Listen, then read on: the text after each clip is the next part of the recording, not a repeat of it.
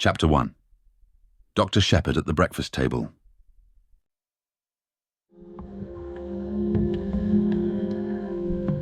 Mrs. Ferrars died on the night of the 16th to 17th of September, a Thursday. I was sent for at 8 o'clock on the morning of Friday the 17th. There was nothing to be done. She had been dead some hours.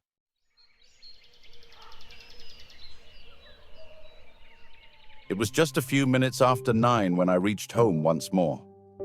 I opened the front door with my latch key and purposely delayed a few moments in the hall, hanging up my hat and the light overcoat that I had deemed a wise precaution against the chill of an early autumn morning. To tell the truth, I was considerably upset and worried. I am not going to pretend that at that moment I foresaw the events of the next few weeks. I emphatically did not do so, but my instinct told me that there were stirring times ahead. From the dining room on my left, there came the rattle of teacups and the short, dry cough of my sister Caroline. "Is that you, James?" she called. An unnecessary question, since who else could it be? To tell the truth, it was precisely my sister Caroline who was the cause of my few minutes' delay. The motto of the mongoose family, so Mr. Kipling tells us, is, "Go and find out." If Caroline ever adopts a crest, I should certainly suggest a mongoose rampant. One might omit the first part of the motto. Caroline can do any amount of finding out by sitting placidly at home. I don't know how she manages it, but there it is. I suspect that the servants and the tradesmen constitute her intelligence corps. When she goes out, it is not to gather in information, but to spread it. At that, too, she is amazingly expert. It was really this last-named trait of hers which was causing me these pangs of indecision. Whatever I told Caroline now concerning the demise of Mrs. Ferrars would be common knowledge all over the village within the space of 1 hour and 30 minutes. As a professional man, I naturally aim at discretion. Therefore, I have got into the habit of continually withholding all information possible from my sister. She usually finds out just the same, but I have the moral satisfaction of knowing that I am in no way to blame. Mrs. Ferrars' husband died just over a year ago, and Caroline has constantly asserted, without the least foundation for the assertion, that his wife poisoned him. She scorns my invariable rejoinder that Mr. Ferrars died of acute gastritis, helped on by habitual overindulgence in alcoholic beverages. The symptoms of gastritis and arsenical poisoning are not, I agree, unlike, but Caroline bases her accusation on quite different lines. "You've only got to look at her," I have heard her say. Mrs. Ferrars, though not in her first youth, was a very attractive woman, and her clothes, though simple, always seemed to fit her very well. But all the same, lots of women buy their clothes in Paris, and have not, on that account, necessarily poisoned their husbands. As I stood hesitating in the hall with all this passing through my mind, Caroline's voice came again, with a sharper note in it. "What on earth are you doing out there, James? Why don't you come and get your breakfast?" "Just coming, my dear," I said hastily. "I've been hanging up my overcoat." "You could have hung up 6 overcoats in this time." She was quite right. I could have. I walked into the dining room, gave Caroline the accustomed peck on the cheek, and sat down to eggs and bacon. The bacon was rather cold. "You've had an early call," remarked Caroline. "Yes," I said. "King's Paddock, Mrs. Ferrars." "I know," said my sister. "How did you know?" "Annie told me." Annie is the house parlourmaid. A nice girl, but an inveterate talker. There was a pause. I continued to eat eggs and bacon. My sister's nose, which is long and thin, quivered a little at the tip, as it always does when she's interested or excited over anything. "Well?" she demanded. "A bad business. Nothing to be done. Must have died in her sleep." "I know," said my sister again. This time I was annoyed. "You can't know," I snapped. "I didn't know myself until I got there, and I haven't mentioned it to a soul yet. If that girl Annie knows, she must be a clairvoyant." "It wasn't Annie who told me, it was the milkman. He had it from the Ferrars cook." As I say, there is no need for Caroline to go out to get information. She sits at home and it comes to her. My sister continued. What did she die of? Heart failure? Didn't the milkman tell you that? I inquired sarcastically. Sarcasm is wasted on Caroline. She takes it seriously and answers accordingly. He didn't know. She explained. After all, Caroline was bound to hear sooner or later. She might as well hear from me. She died of an overdose of veronal. She's been taking it lately for sleeplessness. Must have taken too much. Nonsense, said Caroline immediately. She took it on purpose. Don't tell me. It is odd how, when you have a secret belief of your own which you do not wish to acknowledge, the voicing of it by someone else will rouse you to a fury of denial. I burst immediately into indignant speech. There you go again, I said, rushing along without rhyme or reason. Why on earth should Mrs. Ferrars wish to commit suicide? A widow, fairly young still, very well off, good health, and nothing to do but enjoy life. It's absurd. Not at all. Even you must have noticed how different she has been looking lately. It's been coming on for the last 6 months. She's looked positively hag-ridden. And you have just admitted that she hasn't been able to sleep. What is your diagnosis? I demanded coldly. An unfortunate love affair, I suppose? My sister shook her head. Remorse? She said with great gusto. Remorse? Yes. You never would believe me when I told you she poisoned her husband. I'm more than ever convinced of it now. I don't think you're very logical, I objected. Surely if a woman committed a crime like murder, she'd be sufficiently cold-blooded to enjoy the fruits of it without any weak-minded sentimentality such as repentance. Caroline shook her head. There probably are women like that. But Mrs. Ferrars wasn't one of them. She was a mass of nerves. An overmastering impulse drove her on to get rid of her husband because she was the sort of person who simply can't endure suffering of any kind. And there's no doubt that the wife of a man like Ashley Ferrars must have had to suffer a good deal. I nodded. And ever since she's been haunted by what she did, I can't help feeling sorry for her. I don't think Caroline ever felt sorry for Mrs. Ferrars while she was alive. Now that she has gone where, presumably, Paris frocks can no longer be worn, Caroline is prepared to indulge in the softer emotions of pity and comprehension. I told her firmly that her whole idea was nonsense. I was all the more firm because I secretly agreed with some part, at least, of what she had said. But it is all wrong that Caroline should arrive at the truth simply by a kind of inspired guesswork. I wasn't going to encourage that sort of thing. She will go round the village airing her views, and everyone will think that she is doing so on medical data supplied by me. Life is very trying. Nonsense, said Caroline, in reply to my strictures. You'll see. 10 to 1, she's left a letter confessing everything. She didn't leave a letter of any kind, I said sharply, and not seeing where the admission was going to land me. Oh, said Caroline. So you did inquire about that, did you? I believe, James, that in your heart of hearts, you think very much as I do. You're a precious old humbug. One always has to take the possibility of suicide into consideration, I said repressively. Will there be an inquest? There may be. It all depends. If I am able to declare myself absolutely satisfied that the overdose was taken accidentally, an inquest might be dispensed with. And are you absolutely satisfied? Asked my sister shrewdly. I did not answer, but got up from the table.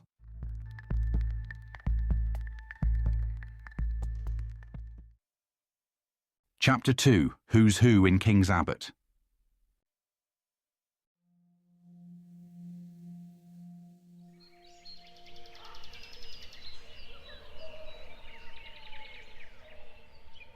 Before I proceed further with what I said to Caroline and what Caroline said to me, it might be as well to give some idea of what I should describe as our local geography. Our village, King's Abbot, is, I imagine, very much like any other village. Our big town is Cranchester, 9 miles away. We have a large railway station, a small post office, and 2 rival general stores. Able-bodied men are apt to leave the place early in life, but we are rich in unmarried ladies and retired military officers. Our hobbies and recreations can be summed up in the one word, gossip. There are only two houses of any importance in King's Abbot. One is King's Paddock, left to Mrs. Ferrars by her late husband. The other, Fernley Park, is owned by Roger Ackroyd. Ackroyd has always interested me by being a man more impossibly like a country squire than any country squire could really be. He reminds one of the red-faced sportsmen who always appeared early in the first act of an old-fashioned musical comedy, the setting being the village green. They usually sang a song about going up to London. Nowadays we have reviews, and the country squire has died out of musical fashion. Of course, Ackroyd is not really a country squire. He is an immensely successful manufacturer of, I think, wagon wheels. He is a man of nearly 50 years of age, rubicund of face and genial of manner. He is hand and glove with the vicar, subscribes liberally to parish funds, though rumour has it that he is extremely mean in personal expenditure, encourages cricket matches, lads' clubs, and disabled soldiers' institutes. He is, in fact, the life and soul of our peaceful village of King's Abbot. Now, when Roger Ackroyd was a lad of 21, he fell in love with and married a beautiful woman some 5 or 6 years his senior.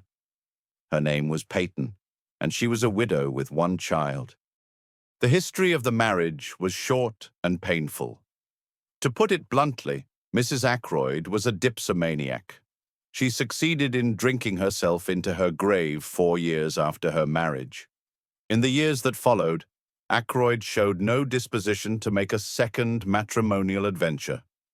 His wife's child by her first marriage was only 7 years old when his mother died. He is now 25. Ackroyd has always regarded him as his own son, and has brought him up accordingly. But he has been a wild lad and a continual source of worry and trouble to his stepfather. Nevertheless, we are all very fond of Ralph Paton in King's Abbot. He is such a good-looking youngster for one thing. As I said before, we are ready enough to gossip in our village. Everybody noticed from the first that Ackroyd and Mrs. Ferrars got on very well together. After her husband's death, the intimacy became more marked. They were always seen about together, and it was freely conjectured that at the end of her period of mourning, Mrs. Ferrars would become Mrs. Roger Ackroyd. It was felt, indeed, that there was a certain fitness in the thing. Roger Ackroyd's wife had admittedly died of drink. Ashley Ferrars had been a drunkard for many years before his death. It was only fitting that these two victims of alcoholic excess should make up to each other for all that they had previously endured at the hands of their former spouses. The Ferrars only came to live here just over 1 year ago, but a halo of gossip has surrounded Ackroyd for many years past.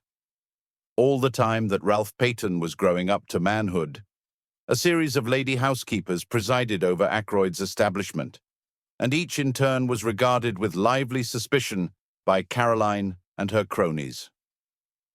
It is not too much to say that for at least 15 years, the whole village has confidently expected Ackroyd to marry one of his housekeepers. The last of them, a redoubtable lady called Miss Russell, has reigned undisputed for 5 years, twice as long as any of her predecessors.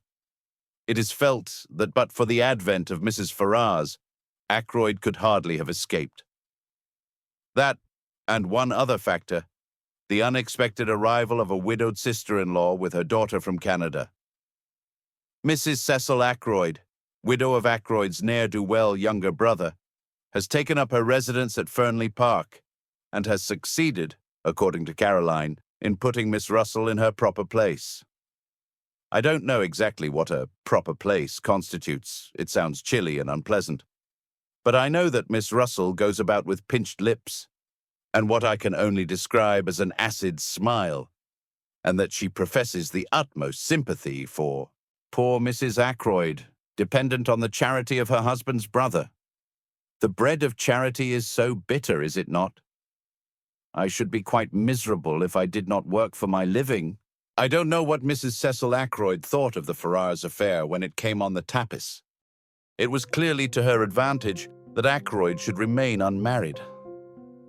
She was always very charming, not to say gushing, to Mrs. Ferrars when they met. Caroline says that proves less than nothing. Such have been our preoccupations in King's Abbot for the last few years. We have discussed Ackroyd and his affairs from every standpoint. Mrs. Ferrars has fitted into her place in the scheme. Now there has been a rearrangement of the kaleidoscope. From a mild discussion of probable wedding presents, we have been jerked into the midst of tragedy.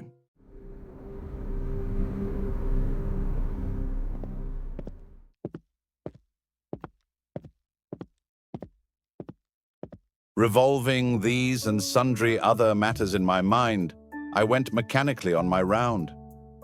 I had no cases of special interest to attend, which was perhaps as well, for my thoughts returned again and again to the mystery of Mrs. Ferrars's death. Had she taken her own life? Surely if she had done so, she would have left some word behind to say what she contemplated doing. Women, in my experience, if they once reach the determination to commit suicide, usually wish to reveal the state of mind that led to the fatal action. They covet the limelight. When had I last seen her? Not for over a week. Her manner then had been normal enough considering everything. Then I suddenly remembered that I had seen her, though not to speak to, only yesterday.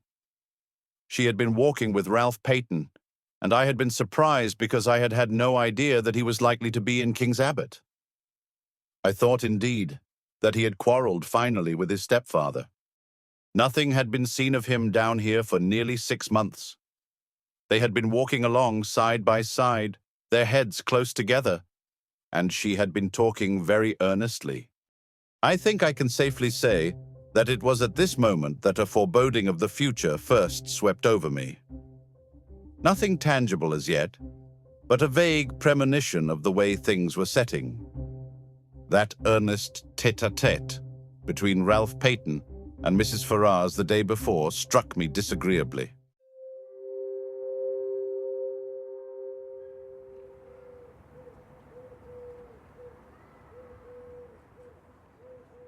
I was still thinking of it when I came face to face with Roger Ackroyd. "Shepherd!" He exclaimed. "Just the man I wanted to get hold of. This is a terrible business." "You've heard, then?" He nodded. He had felt the blow keenly, I could see.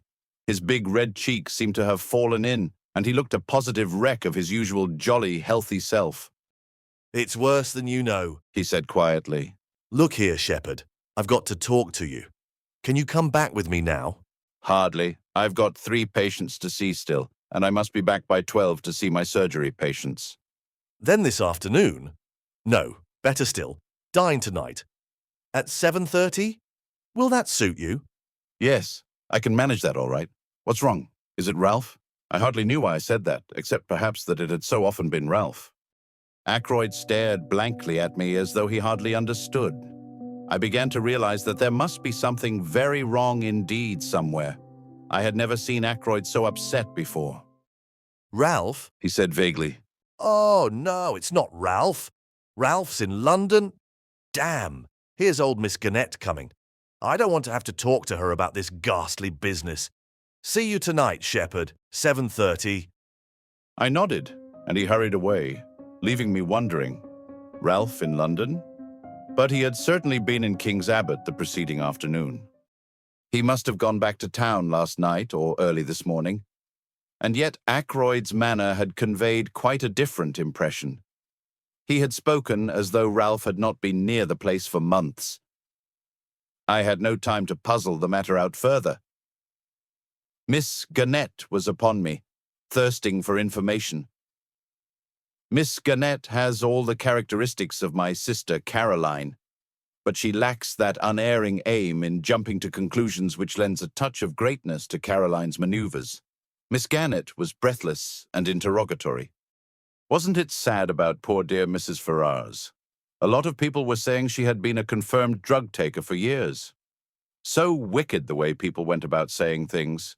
And yet, the worst of it was, there was usually a grain of truth somewhere in these wild statements. No smoke without fire.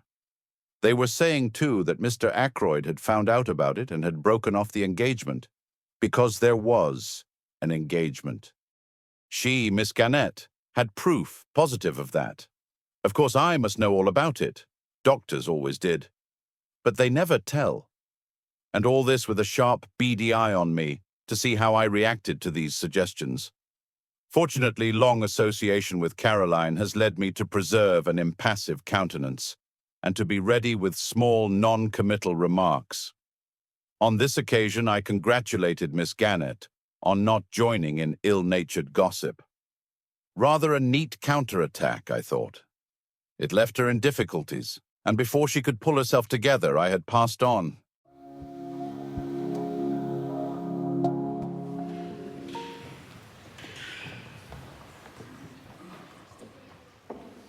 I went home thoughtful to find several patients waiting for me in the surgery. I had dismissed the last of them, as I thought, and was just contemplating a few minutes in the garden before lunch when I perceived one more patient waiting for me. She rose and came towards me as I stood somewhat surprised. I don't know why I should have been, except that there is a suggestion of cast iron about Miss Russell, as something that is above the ills of the flesh. Ackroyd's housekeeper is a tall woman, handsome but forbidding in appearance. She has a stern eye and lips that shut tightly, and I feel that if I were an under-housemaid or a kitchen maid, I should run for my life whenever I heard her coming. "Good morning, Dr. Shepherd," said Miss Russell. "I should be much obliged if you would take a look at my knee." I took a look, but, truth to tell, I was very little wiser when I had done so. Miss Russell's account of vague pains was so unconvincing that with a woman of less integrity of character, I should have suspected a trumped-up tale. It did cross my mind for one moment that Miss Russell might have deliberately invented this affection of the knee in order to pump me on the subject of Mrs. Ferrars's death. But I soon saw that there, at least, I had misjudged her. She made a brief reference to the tragedy, nothing more, yet she certainly seemed disposed to linger and chat. "Well, thank you very much for this bottle of liniment, Doctor," she said at last. "Not that I believe it will do the least good." I didn't think it would either, but I protested in duty bound. After all, it couldn't do any harm, and one must stick up for the tools of one's trade. "I don't believe in all these drugs," said Miss Russell, her eyes sweeping over my array of bottles disparagingly. "Drugs do a lot of harm. Look at the cocaine habit. Well, as far as that goes, It's very prevalent in high society." I'm sure Miss Russell knows far more about high society than I do. I didn't attempt to argue with her. "Just tell me this, Doctor. Said Miss Russell. Suppose you are really a slave of the drug habit. Is there any cure?" One cannot answer a question like that offhand. I gave her a short lecture on the subject, and she listened with close attention. I still suspected her of seeking information about Mrs. Ferrars. Now Veronal, for instance. I proceeded. But, strangely enough, she didn't seem interested in Veronal. Instead, she changed the subject and asked me if it was true that there were certain poisons so rare as to baffle detection. "Ah," I said, "you've been reading detective stories." She admitted that she had. "The essence of a detective story," I said, "is to have a rare poison. If possible, something from South America that nobody has ever heard of. Something that one obscure tribe of savages used to poison their arrows with. Death is instantaneous, and Western science is powerless to detect it. That is the kind of thing you mean?" "Yes. Is there really such a thing?" I shook my head regretfully. "I'm afraid there isn't. There's curare, of course." I told her a good deal about curare, but she seemed to have lost interest once more. She asked me if I had any in my poison cupboard, and when I replied in the negative, I fancy I fell in her estimation. She said she must be getting back, and I saw her out at the surgery door just as the luncheon gong went. I should never have suspected Miss Russell of a fondness for detective stories. It pleases me very much to think of her stepping out of the housekeeper's room to rebuke a delinquent housemaid, and then returning to a comfortable perusal of The Mystery of the Seventh Death, or something of the kind.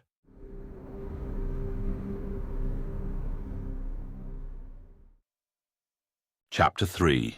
The Man Who Grew Vegetable Marrows.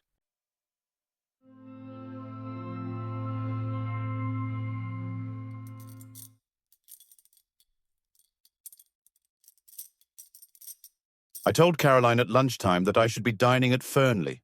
She expressed no objection. On the contrary. Excellent, She said. You'll hear all about it. By the way, what is the trouble with Ralph? With Ralph? I said, surprised. There's isn't any. Then why is he staying at the Three Boars instead of at Fernley Park? I did not for a minute question Caroline's statement that Ralph Paton was staying at the local inn. That Caroline said so was enough for me. Ackroyd told me he was in London, I said. In the surprise of the moment, I departed from my valuable rule of never parting with information. Oh, Said Caroline. I could see her nose twitching as she worked on this. he arrived at the Three Boars yesterday morning. She said. And he's still there. Last night he was out with a girl. That did not surprise me in the least. Ralph, I should say, is out with a girl most nights of his life. But I did rather wonder that he chose to indulge in the pastime in King's Abbot instead of in the gay metropolis. One of the barmaids? I asked. No, that's just it. He went out to meet her. I don't know who she is. Bitter for Caroline to have to admit such a thing. But I can guess. Continued my indefatigable sister. I waited patiently. His cousin. Flora Ackroyd, I exclaimed in surprise. Flora Ackroyd is, of course, no relation whatever really to Ralph Paton. But Ralph has been looked upon for so long as practically Ackroyd's own son. That cousinship is taken for granted. Flora Ackroyd. Said my sister. But why not go to Fernley if he wanted to see her? Secretly engaged. Said Caroline with immense enjoyment. Old Ackroyd won't hear of it, and they have to meet this way. I saw a good many flaws in Caroline's theory, but I forbore to point them out to her. An innocent remark about our new neighbor created a diversion.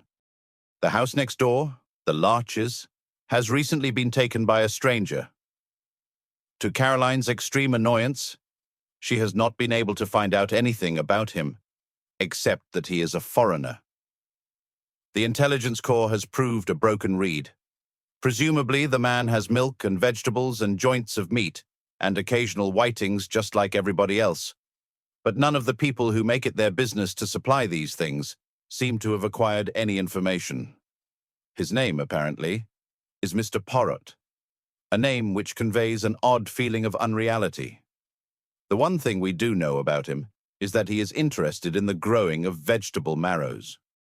But that is certainly not the sort of information that Caroline is after.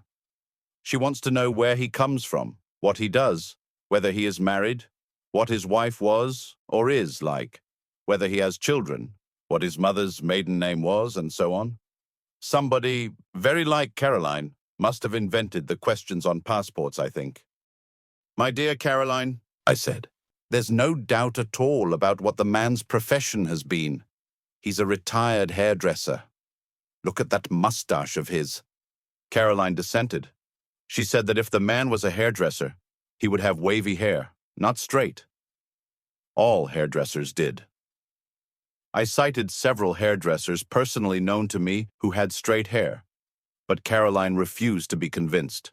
I can't make him out at all, She said in an aggrieved voice. I borrowed some garden tools the other day, and he was most polite, but I couldn't get anything out of him.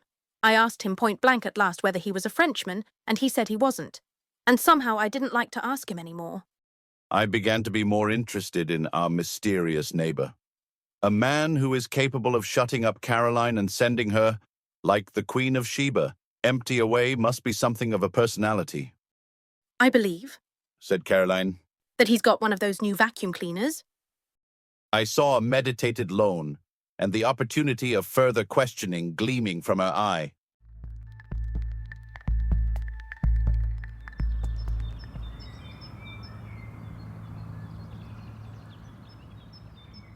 I seized the chance to escape into the garden. I am rather fond of gardening. I was busily exterminating dandelion roots when a shout of warning sounded from close by, and a heavy body whizzed by my ear and fell at my feet with a repellent squelch. It was a vegetable marrow. I looked up angrily. Over the wall to my left, there appeared a face, an egg-shaped head, partially covered with suspiciously black hair, 2 immense moustaches, and a pair of watchful eyes. It was our mysterious neighbor, Mr. Poirot. He broke at once into fluent apologies. I demand of you 1,000 pardons, monsieur. I am without defense. For some months now I cultivate the marrows. This morning suddenly I enrage myself with these marrows. I send them to promenade themselves. Alas, not only mentally but physically. I seize the biggest. I hurl him over the wall. Monsieur, I am ashamed. I prostrate myself. Before such profuse apologies, my anger was forced to melt. After all, the wretched vegetable hadn't hit me. But I sincerely hoped that throwing large vegetables over walls was not our new friend's hobby. Such a habit could hardly endear him to us as a neighbor. The strange little man seemed to read my thoughts. Ah, no, He exclaimed. do not disquiet yourself. It is not with me a habit. But can you figure to yourself, monsieur, that a man may work towards a certain object, may labor and toil to attain a certain kind of leisure and occupation, and then find that, after all, he yearns for the old busy days and the old occupations that he thought himself so glad to leave? Yes, I said slowly. I fancy that that is a common enough occurrence. I myself am perhaps an instance. A year ago I came into a legacy, enough to enable me to realize a dream. I have always wanted to travel, to see the world. Well, that was a year ago, as I said, and I am still here. My little neighbor nodded. The chains of habit. We work to attain an object, and the object gained, we find that what we miss is the daily toil. And mark you, monsieur, my work was interesting work. The most interesting work there is in the world. Yes, I said encouragingly. For the moment, the spirit of Caroline was strong within me. The study of human nature, monsieur. Just so, I said kindly. Clearly a retired hairdresser. Who knows the secrets of human nature better than a hairdresser? Also, I had a friend who for many years never left my side. Occasionally of an imbecility to make one afraid, nevertheless, he was very dear to me. Figure to yourself that I miss even his stupidity, his naivete, his honest outlook, the pleasure of delighting and surprising him by my superior gifts. All these I miss more than I can tell you. He died, I asked sympathetically. Not so. He lives and flourishes, but on the other side of the world. He is now in the Argentine. In the Argentine, I said enviously. I have always wanted to go to South America. I sighed, and then looked up to find Mr. Poirot eyeing me sympathetically. He seemed an understanding little man. You will go there, yes? He asked. I shook my head with a sigh. I could have gone, I said, a year ago. But I was foolish, and worse than foolish, greedy. I risked the substance for the shadow, I comprehend. said Mr. Poirot. You speculated. I nodded mournfully, but in spite of myself I felt secretly entertained. This ridiculous little man was so portentously solemn. Not the porcupine oil fields? He asked suddenly. I stared. I thought of them, as a matter of fact, but in the end I plumped for a gold mine in Western Australia. My neighbor was regarding me with a strange expression which I could not fathom. It is fate. He said at last. What is fate? I asked irritably. That I should live next to a man who seriously considers porcupine oil fields and also West Australian gold mines. Tell me, have you also a penchant for auburn hair? I stared at him open-mouthed, and he burst out laughing. No, it is not the insanity that I suffer from. Make your mind easy. It was a foolish question that I put to you there, for, see you, my friend of whom I spoke was a young man. A man who thought all women good, and most of them beautiful. But you are a man of middle age, a doctor, a man who knows the folly and the vanity of most things in this life of ours. Well, well, we are neighbors. I beg of you to accept and present to your excellent sister my best marrow. He stooped, and with a flourish produced an immense specimen of the tribe, which I duly accepted in the spirit in which it was offered. Indeed, Said the little man cheerfully. this has not been a wasted morning. I have made the acquaintance of a man who in some ways resembles my far-off friend. By the way, I should like to ask you a question. You doubtless know everyone in this tiny village. Who is the young man with the very dark hair and eyes and the handsome face? He walks with his head flung back and an easy smile on his lips. The description left me in no doubt. That must be Captain Ralph Paton, I said slowly. I have not seen him about here before. No, he has not been here for some time. But he is the son, adopted son rather, of Mr. Ackroyd of Fernley Park. My neighbor made a slight gesture of impatience. Of course. I should have guessed. Mr. Ackroyd spoke of him many times. You know Mr. Ackroyd? I said, slightly surprised. Mr. Ackroyd knew me in London when I was at work there. I have asked him to say nothing of my profession down here. I see, I said, rather amused by this patent snobbery as I thought it. But the little man went on with an almost grandiloquent smirk. One prefers to remain incognito. I am not anxious for notoriety. I have not even troubled to correct the local version of my name. Indeed, I said, not knowing quite what to say. Captain Ralph Paton. Mused Mr. Poirot. And so he is engaged to Mr. Ackroyd's niece, the charming Miss Flora. Who told you so? I asked, very much surprised. Mr. Ackroyd. About a week ago. He is very pleased about it. Has long desired that such a thing should come to pass, or so I understood from him. I even believe that he brought some pressure to bear upon the young man. That is never wise. A young man should marry to please himself, not to please a stepfather from whom he has expectations. My ideas were completely upset. I could not see Ackroyd taking a hairdresser into his confidence and discussing the marriage of his niece and stepson with him. Ackroyd extends a genial patronage to the lower orders, but he has a very great sense of his own dignity. I began to think that Poirot couldn't be a hairdresser after all.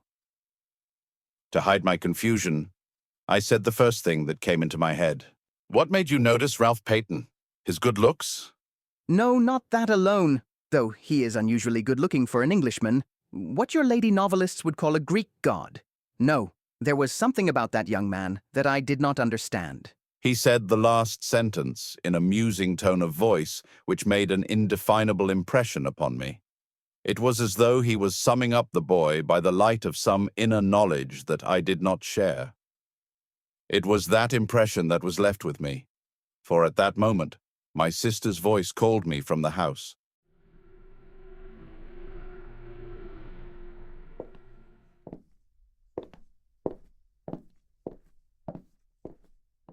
I went in. Caroline had her hat on and had evidently just come in from the village. She began without preamble. I met Mr. Ackroyd. Yes, I said. I stopped him, of course, but he seemed in a great hurry and anxious to get away. I have no doubt but that was the case. He would feel towards Caroline much as he had felt towards Miss Gannett earlier in the day. Perhaps more so. Caroline is less easy to shake off. I asked him at once about Ralph. He was absolutely astonished. Had no idea the boy was down here.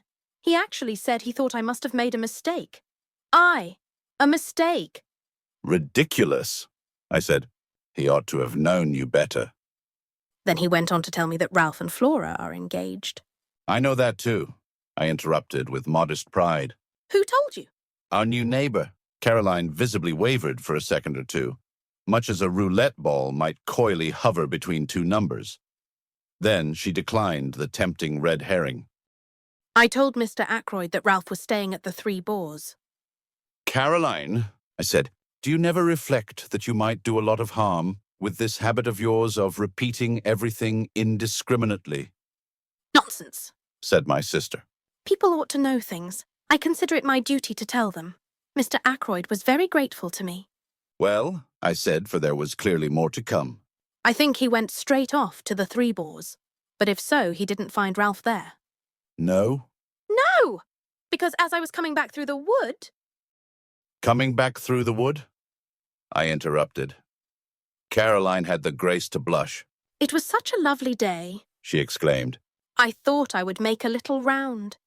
The woods with their autumnal tints are so perfect at this time of year. Caroline does not care a hang for woods at any time of year. Normally, she regards them as places where you get your feet damp and where all kinds of unpleasant things may drop on your head. No? It was good sound mongoose instinct which took her to our local wood. It is the only place adjacent to the village of King's Abbot where you can talk with a young woman unseen by the whole of the village. It adjoins the park of FERNLY. Well, I said, go on. As I say, I was just coming back through the wood when I heard voices. Caroline paused. Yes? One was Ralph Paton's. I knew it at once. The other was a girl's. Of course I didn't mean to listen. Of course not, I interjected with patent sarcasm, which was, however, wasted on Caroline. But I simply couldn't help overhearing. The girl said something. I didn't quite catch what it was, and Ralph answered. He sounded very angry. My dear girl, he said, don't you realize that it is quite on the cards the old man will cut me off with 1 shilling? He's been pretty fed up with me for the last few years.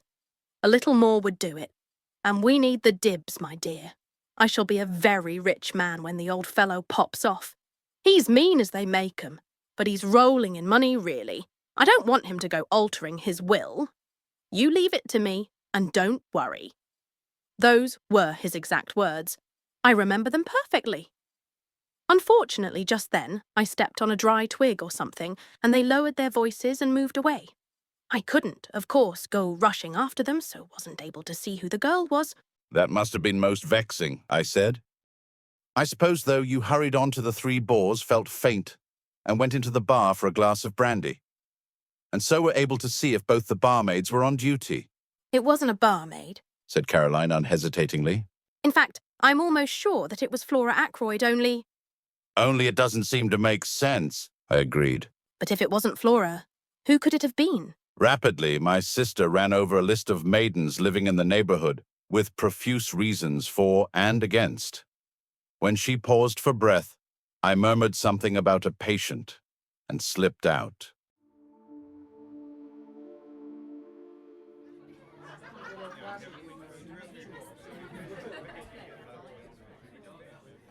I proposed to make my way to the Three Boars.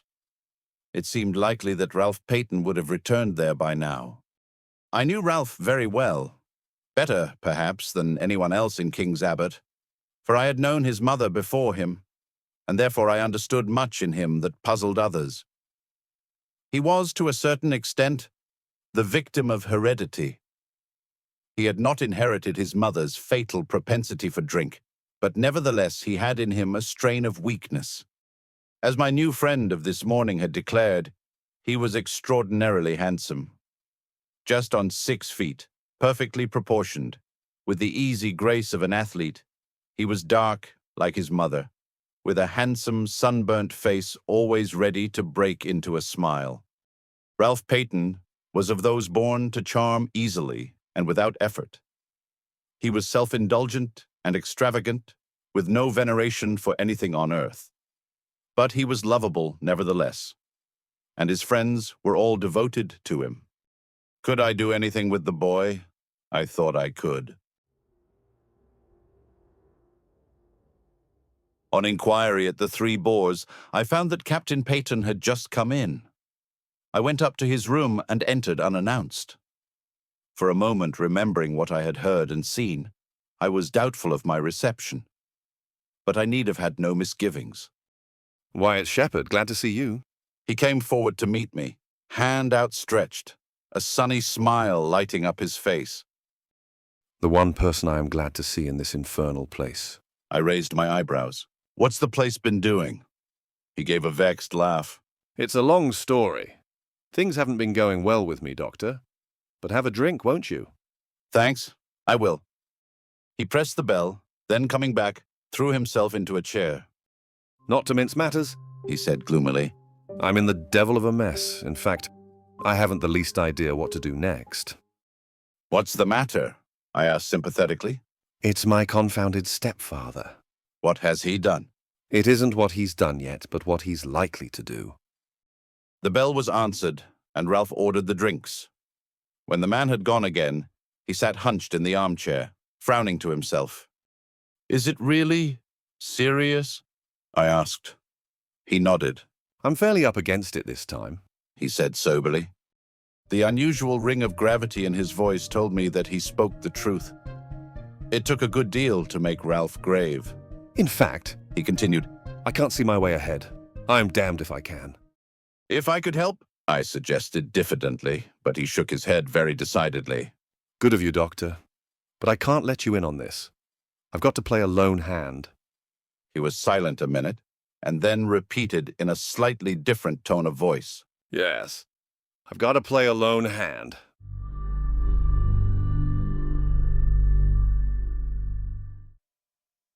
Chapter 4. Dinner at Fernley.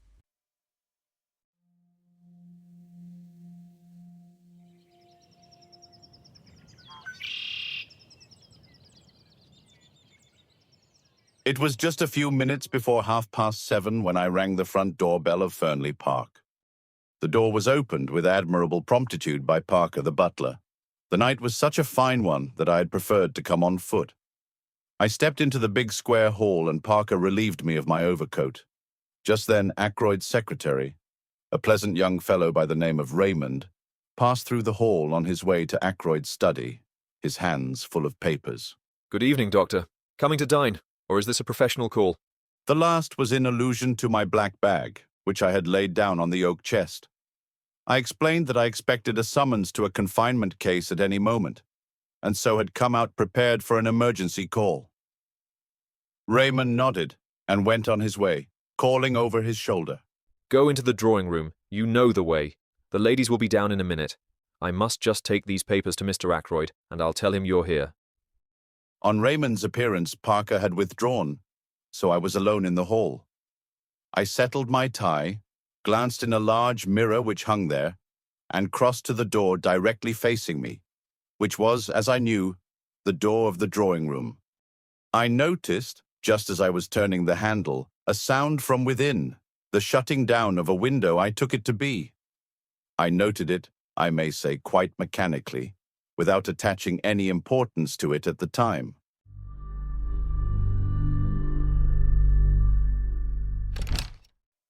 I opened the door and walked in. As I did so, I almost collided with Miss Russell, who was just coming out. We both apologized. For the first time, I found myself appraising the housekeeper and thinking what a handsome woman she must once have been. Indeed, as far as that goes, still was. Her dark hair was unstreaked with grey, and when she had a colour, as she had at this minute, the stern quality of her looks was not so apparent. Quite subconsciously I wondered whether she had been out, for she was breathing hard, as though she had been running. "I'm afraid I'm a few minutes early," I said. Oh, I don't think so. It's gone 7:30, Dr. Shepherd. She paused a minute before saying, I didn't know you were expected to dinner tonight. Mr. Ackroyd didn't mention it. I received a vague impression that my dining there displeased her in some way, but I couldn't imagine why. "How's the knee?" I inquired. Much the same, thank you, Doctor. I must be going now. Mrs. Ackroyd will be down in a moment. I only came in here to see if the flowers were all right. She passed quickly out of the room. I strolled to the window, wondering at her evident desire to justify her presence in the room. As I did so, I saw what, of course, I might have known all the time had I troubled to give my mind to it, namely that the windows were long French ones opening on the terrace. The sound I had heard, therefore, could not have been that of a window being shut down. Quite idly, and more to distract my mind from painful thoughts than for any other reason, I amused myself by trying to guess what could have caused the sound in question. Coals on the fire. No, that was not the kind of noise at all. A drawer of the bureau pushed in. No, not that. Then my eye was caught by what I believe is called a silver table, the lid of which lifts, and through the glass of which you can see the contents. I crossed over to it, studying the things. There were 1 or 2 pieces of old silver, a baby shoe belonging to King Charles I, some Chinese jade figures, and quite a number of African implements and curios. Wanting to examine one of the jade figures more closely, I lifted the lid. It slipped through my fingers and fell. At once, I recognized the sound I had heard. It was this same table lid being shut down gently and carefully. I repeated the action once or twice for my own satisfaction. Then I lifted the lid to scrutinize the contents more closely. I was still bending over the open silver table when Flora Ackroyd came into the room. Quite a lot of people do not like Flora Ackroyd, but nobody can help admiring her.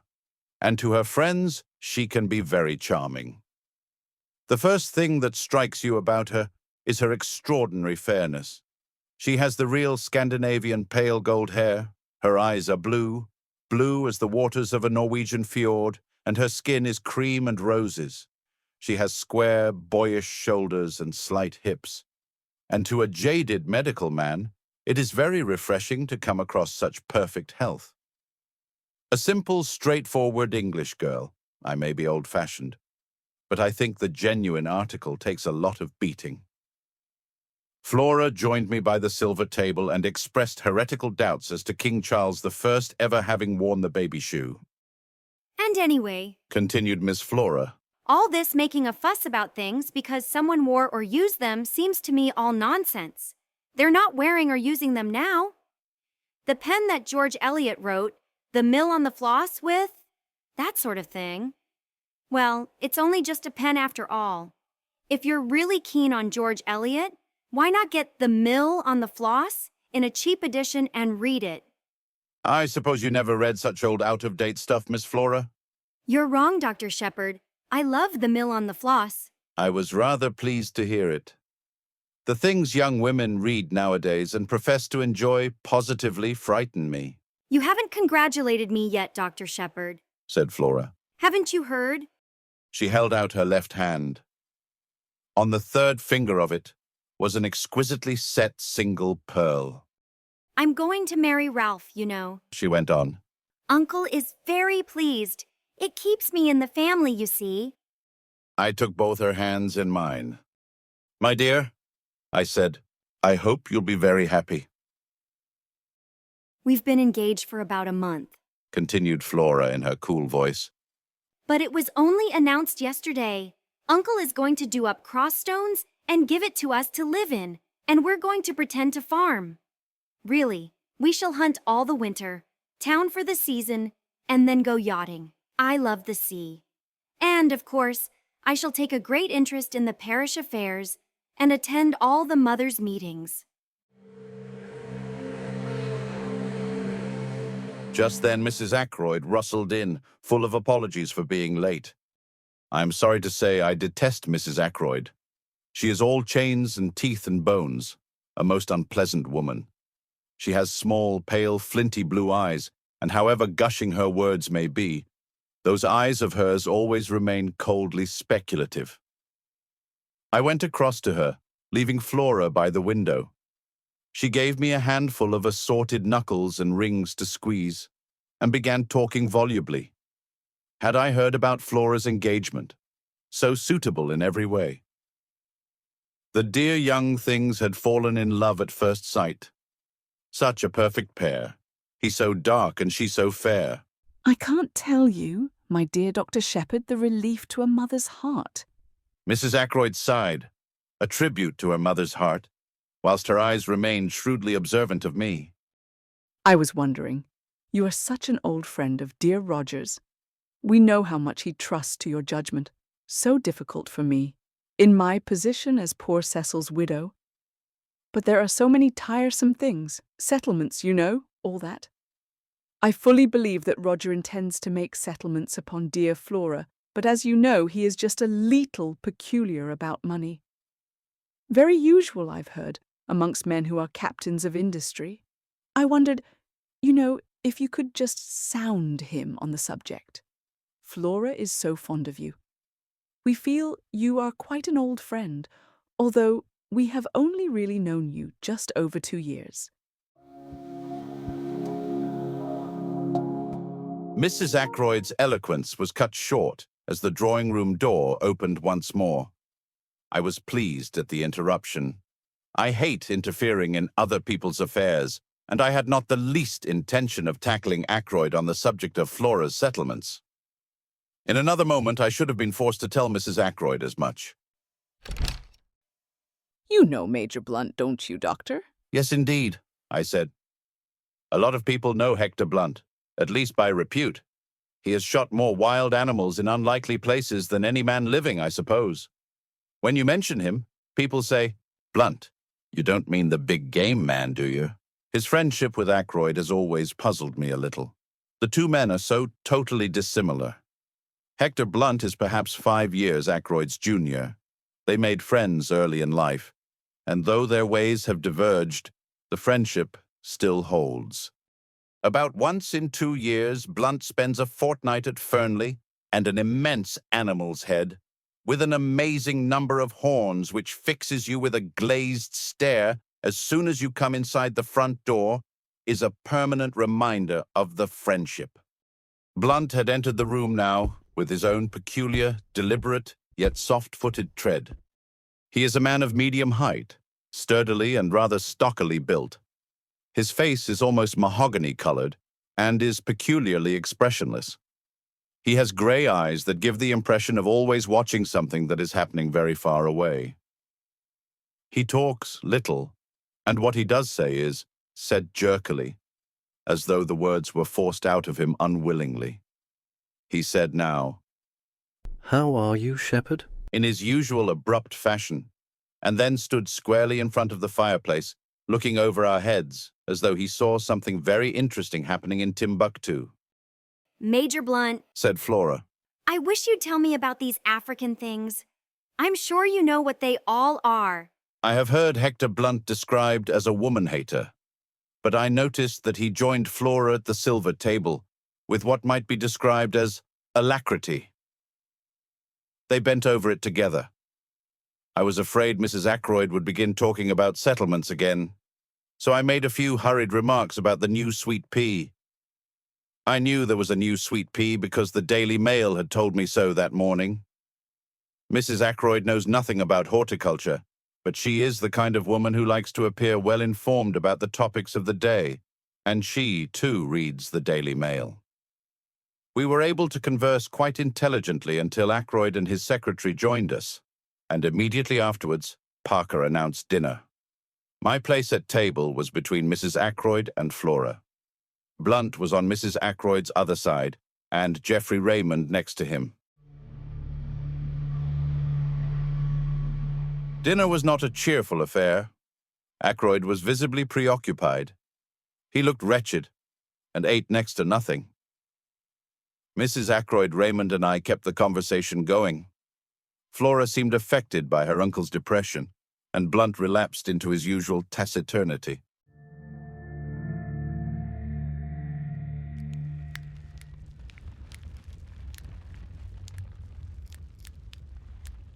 Immediately after dinner, Ackroyd slipped his arm through mine and led me off to his study. Once we've had coffee, we shan't be disturbed again, He explained. I told Raymond to see to it that we shouldn't be interrupted. I studied him quietly, without appearing to do so. He was clearly under the influence of some strong excitement. For a minute or two, he paced up and down the room. Then, as Parker entered with the coffee tray, he sank into an armchair in front of the fire. The study was a comfortable apartment. Bookshelves lined one wall of it. The chairs were big and covered in dark blue leather. A large desk stood by the window and was covered with papers neatly docketed and filed. On a round table were various magazines and sporting papers. I've had a return of that pain after food lately, remarked Ackroyd casually as he helped himself to coffee. You must give me some more of those tablets of yours. It struck me that he was anxious to convey the impression that our conference was a medical one. I played up accordingly. I thought as much. I brought some up with me. Good man, hand them over now.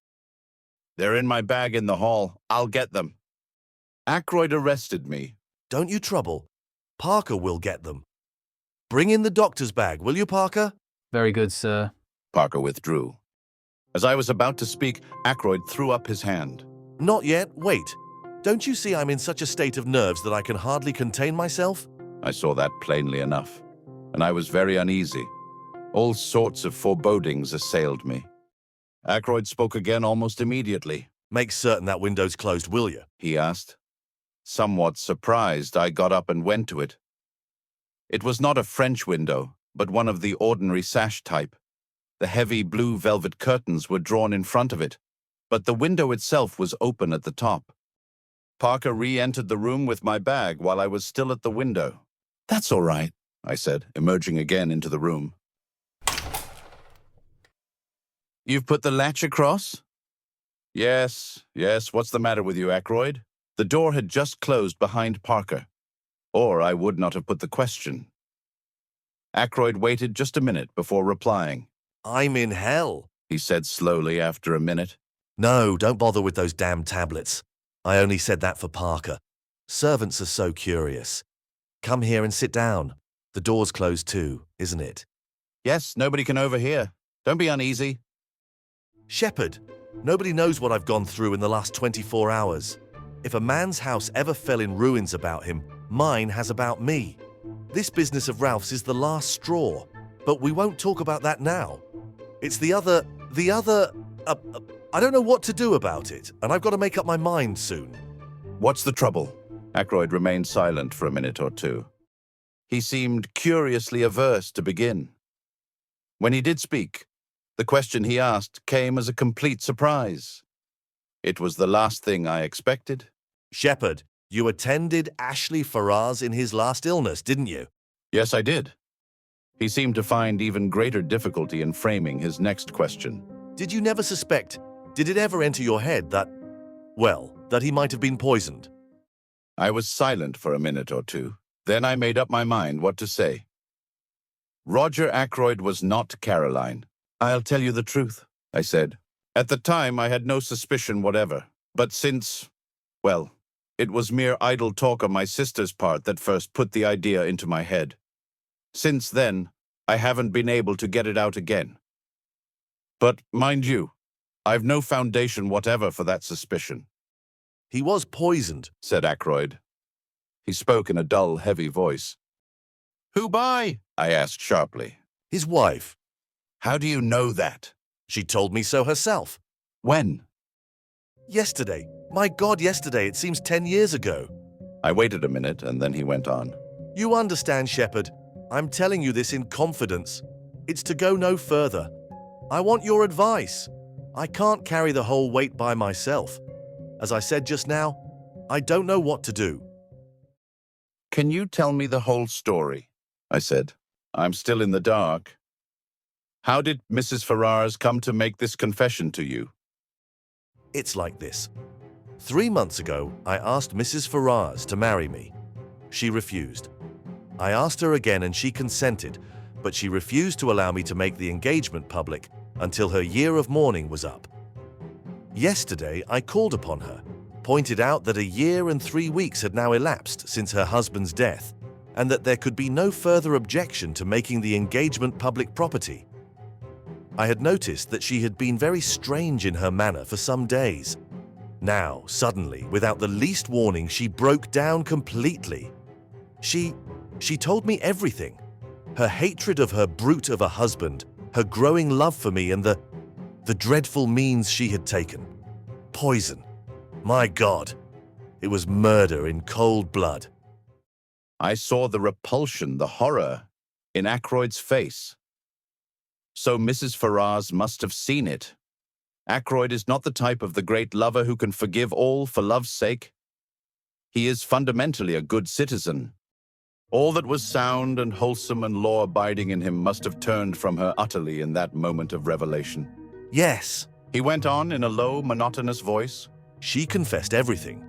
It seems that there is one person who has known all along, who has been blackmailing her for huge sums. It was the strain of that drove her nearly mad. Who was the man? Suddenly, before my eyes, there arose the picture of Ralph Paton and Mrs. Farrar's side by side, their heads so close together. I felt a momentary throb of anxiety. Supposing... Oh, but surely that was impossible. I remembered the frankness of Ralph's greeting that very afternoon. Absurd, She wouldn't tell me his name, said Ackroyd slowly. As a matter of fact, she didn't actually say that it was a man. But of course... Of course, I agreed. It must have been a man. And you've no suspicion at all. For answer, Ackroyd groaned and dropped his head into his hands. It can't be, He said. I'm mad even to think of such a thing. No, I won't even admit to you the wild suspicion that crossed my mind. I'll tell you this much, though. Something she said made me think that the person in question might be actually among my household, but that can't be so. I must have misunderstood her. What did you say to her? I asked. What could I say? She saw, of course, the awful shock it had been to me. And then there was the question, what was my duty in the matter? She had made me, you see, an accessory after the fact. She saw all that, I think, quicker than I did. I was stunned, you know. She asked me for 24 hours, made me promise to do nothing till the end of that time, and she steadfastly refused to give me the name of the scoundrel who had been blackmailing her. I suppose she was afraid that I might go straight off and hammer him, and then the fat would have been in the fire as far as she was concerned. She told me that I should hear from her before 24 hours had passed. My God, I swear to you, Shepherd, that it never entered my head what she meant to do. Suicide, and I drove her to it. No, I said. Don't take an exaggerated view of things. The responsibility for her death doesn't lie at your door. The question is, what am I to do now? The poor lady is dead. Why rake up past trouble? I rather agree with you, I said. But there's another point. How am I to get hold of that scoundrel who drove her to death as surely as if he'd killed her? He knew of the first crime, and he fastened onto it like some obscene vulture. She's paid the penalty. Is he to go scot-free? I see, I said slowly. You want to hunt him down. It will mean a lot of publicity, you know. Yes, I've thought of that. I've zigzagged to and fro in my mind. I agree with you that the villain ought to be punished, but the cost has got to be reckoned. Ackroyd rose and walked up and down. Presently he sank into the chair again. Look here, Shepherd. Suppose we leave it like this. If no word comes from her, we'll let the dead things lie. What do you mean by word coming from her? I asked curiously. I have the strongest impression that somewhere or somehow she must have left a message for me before she went. I can't argue about it, but there it is. I shook my head. She left no letter or word of any kind. I asked. Shepherd, I'm convinced that she did. And more, I've a feeling that by deliberately choosing death, she wanted the whole thing to come out, if only to be revenged on the man who drove her to desperation. I believe that if I could have seen her then, she would have told me his name and bid me go for him for all I was worth. He looked at me. You don't believe in impressions? Oh, yes, I do in a sense. If, as you put it, word should come from her. I broke off. The door opened noiselessly, and Parker entered with a salver on which were some letters. The Evening Post, sir, he said, handing the salver to Ackroyd. Then he collected the coffee cups and withdrew. My attention, diverted for a moment, came back to Ackroyd. He was staring like a man turned to stone at a long blue envelope. The other letters he had let drop to the ground. Her writing, he said in a whisper. She must have gone out and posted it last night, just before. He ripped open the envelope and drew out a thick enclosure. Then he looked up sharply. You're sure you shut the window? He said. Quite sure, I said, surprised. Why? All this evening I've had a queer feeling of being watched, spied upon. What's that? He turned sharply. So did I. We both had the impression of hearing the latch of the door give ever so slightly. I went across to it and opened it. There was no one there. Nerves, murmured Ackroyd to himself. He unfolded the thick sheets of paper and read aloud in a low voice. My dear, my very dear Roger, a life calls for a life. I see that. I saw it in your face this afternoon, so I am taking the only road open to me. I leave to you the punishment of the person who has made my life a hell upon earth for the last year. I would not tell you the name this afternoon, but I propose to write it to you now. I have no children or near relations to be spared, so do not fear publicity. If you can, Roger, my very dear Roger, forgive me the wrong I meant to do you, since when the time came, I could not do it after all. Ackroyd, his finger on the sheet to turn it over, paused. Shepherd, forgive me, but I must read this alone, He said unsteadily. It was meant for my eyes, and my eyes only. He put the letter in the envelope and laid it on the table. Later, when I am alone.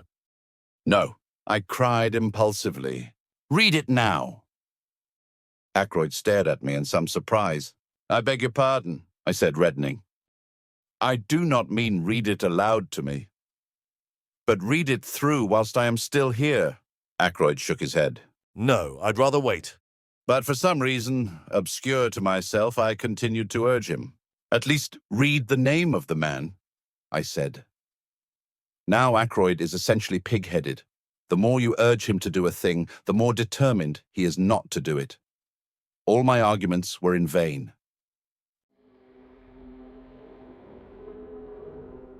The letter had been brought in at 20 minutes to 9. It was just on 10 minutes to 9 when I left him, the letter still unread. I hesitated with my hand on the door handle, looking back and wondering if there was anything I had left undone. I could think of nothing. With a shake of the head, I passed out and closed the door behind me.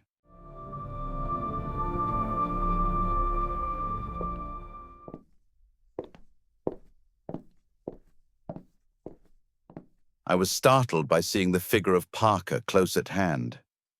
He looked embarrassed, and it occurred to me that he might have been listening at the door. What a fat, smug, oily face the man had, and surely there was something decidedly shifty in his eye. Mr. Ackroyd particularly does not want to be disturbed, I said coldly. He told me to tell you so. Quite so, sir. I fancied I heard the bell ring. This was such a palpable untruth that I did not trouble to reply. Preceding me to the hall, Parker helped me on with my overcoat, and I stepped out into the night.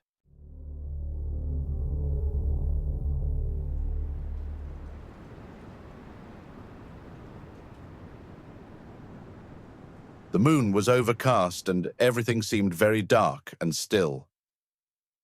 The village church clock chimed 9 o'clock as I passed through the lodge gates. I turned to the left towards the village and almost cannoned into a man coming in the opposite direction. "This the way to Fernley Park, mister?" asked the stranger in a hoarse voice. I looked at him. He was wearing a hat pulled down over his eyes and his coat collar turned up. I could see little or nothing of his face, but he seemed a young fellow. The voice was rough and uneducated. "These are the lodge gates here," I said. "Thank you, mister." He paused and then added, quite unnecessarily, "I'm a stranger in these parts, you see." He went on, passing through the gates as I turned to look after him. The odd thing was that his voice reminded me of someone's voice that I knew, but whose it was I could not think.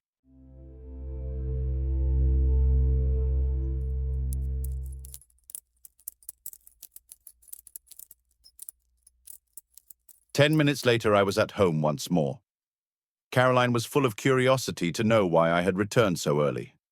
I had to make up a slightly fictitious account of the evening in order to satisfy her, and I had an uneasy feeling that she saw through the transparent device. At 10 o'clock, I rose, yawned, and suggested bed. Caroline acquiesced. It was Friday night, and on Friday night I wind the clocks. I did it as usual, whilst Caroline satisfied herself that the servants had locked up the kitchen properly. It was 10:15 as we went up the stairs. I had just reached the top when the telephone rang in the hall below. Mrs. Bates, said Caroline immediately. "I'm afraid so," I said ruefully. I ran down the stairs and took up the receiver. "What?" I said. "What? Certainly, I'll come at once." I ran upstairs, caught up my bag, and stuffed a few extra dressings into it. Parker telephoning. I shouted to Caroline. From Fernley. They've just found Roger Ackroyd murdered.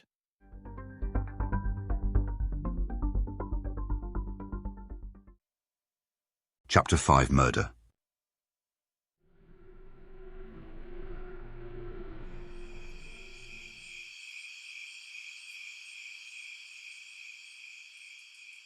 I got out the car in next to no time and drove rapidly to Fernley. Jumping out, I pulled the bell impatiently. There was some delay in answering, and I rang again. Then I heard the rattle of the chain, and Parker, his impassivity of countenance quite unmoved, stood in the open doorway. I pushed past him into the hall. "Where is he?" I demanded sharply. I beg your pardon, sir? "Your master, Mr. Ackroyd. Don't stand there staring at me, man. Have you notified the police?" The police, sir. Did you say the police? Parker stared at me as though I were a ghost. "What's the matter with you, Parker? If, as you say, your master has been murdered..." A gasp broke from Parker. The master, murdered. Impossible, sir. It was my turn to stare. "Didn't you telephone to me not 5 minutes ago and tell me that Mr. Ackroyd had been found murdered?" Me, sir? Oh, no indeed, sir. I wouldn't dream of doing such a thing. "Do you mean to say it's all a hoax? That there's nothing the matter with Mr. Ackroyd?" Excuse me, sir, did the person telephoning use my name? "I'll give you the exact words I heard. Is that Dr. Shepherd? Parker, the butler at Fernley, speaking. Will you please come at once, sir? Mr. Ackroyd has been murdered." Parker and I stared at each other blankly. A very wicked joke to play, sir, he said at last in a shocked tone. Fancy saying a thing like that. "Where is Mr. Ackroyd?" I asked suddenly. Still in the study, I fancy, sir. The ladies have gone to bed, and Major Blunt and Mr. Raymond are in the billiard room. "I think I'll just look in and see him for a minute," I said. I know he didn't want to be disturbed again, but this odd practical joke has made me uneasy. I'd just like to satisfy myself that he's all right. Quite so, sir. It makes me feel quite uneasy myself. If you don't object to my accompanying you as far as the door, sir. "Not at all," I said. "Come along."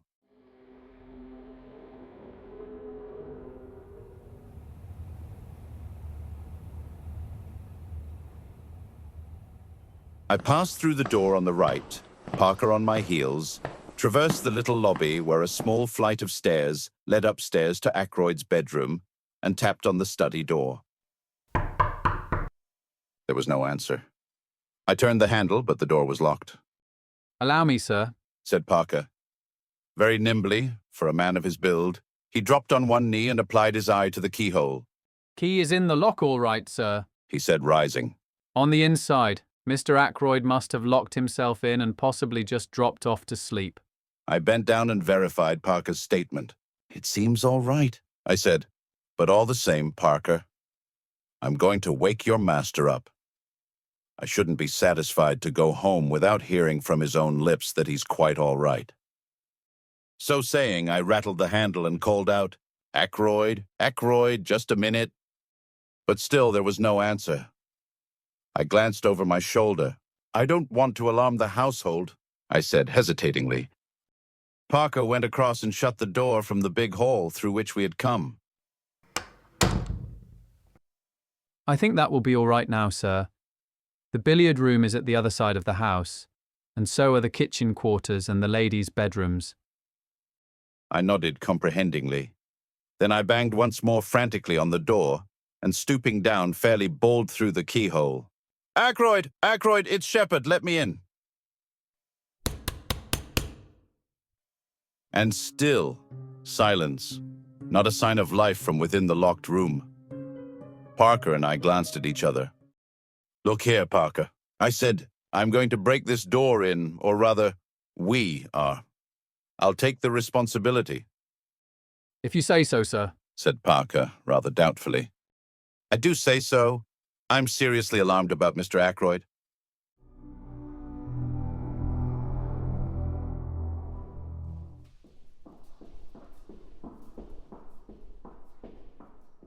I looked round the small lobby and picked up a heavy oak chair.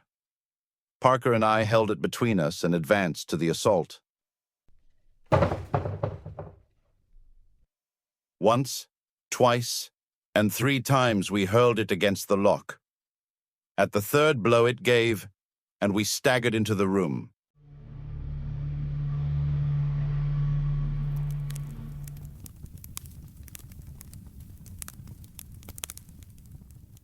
Ackroyd was sitting as I had left him in the armchair before the fire. His head had fallen sideways, and clearly visible, just below the collar of his coat, was a shining piece of twisted metalwork. Parker and I advanced till we stood over the recumbent figure. I heard the butler draw in his breath with a sharp hiss. Stabbed from behind. He murmured. Horrible. He wiped his moist brow with his handkerchief, then stretched out a hand gingerly towards the hilt of the dagger. "You mustn't touch that," I said sharply. "Go at once to the telephone and ring up the police station. Inform them of what has happened. Then tell Mr. Raymond and Major Blunt." Very good, sir. Parker hurried away, still wiping his perspiring brow. I did what little had to be done. I was careful not to disturb the position of the body, and not to handle the dagger at all. No object was to be attained by moving it. Ackroyd had clearly been dead some little time.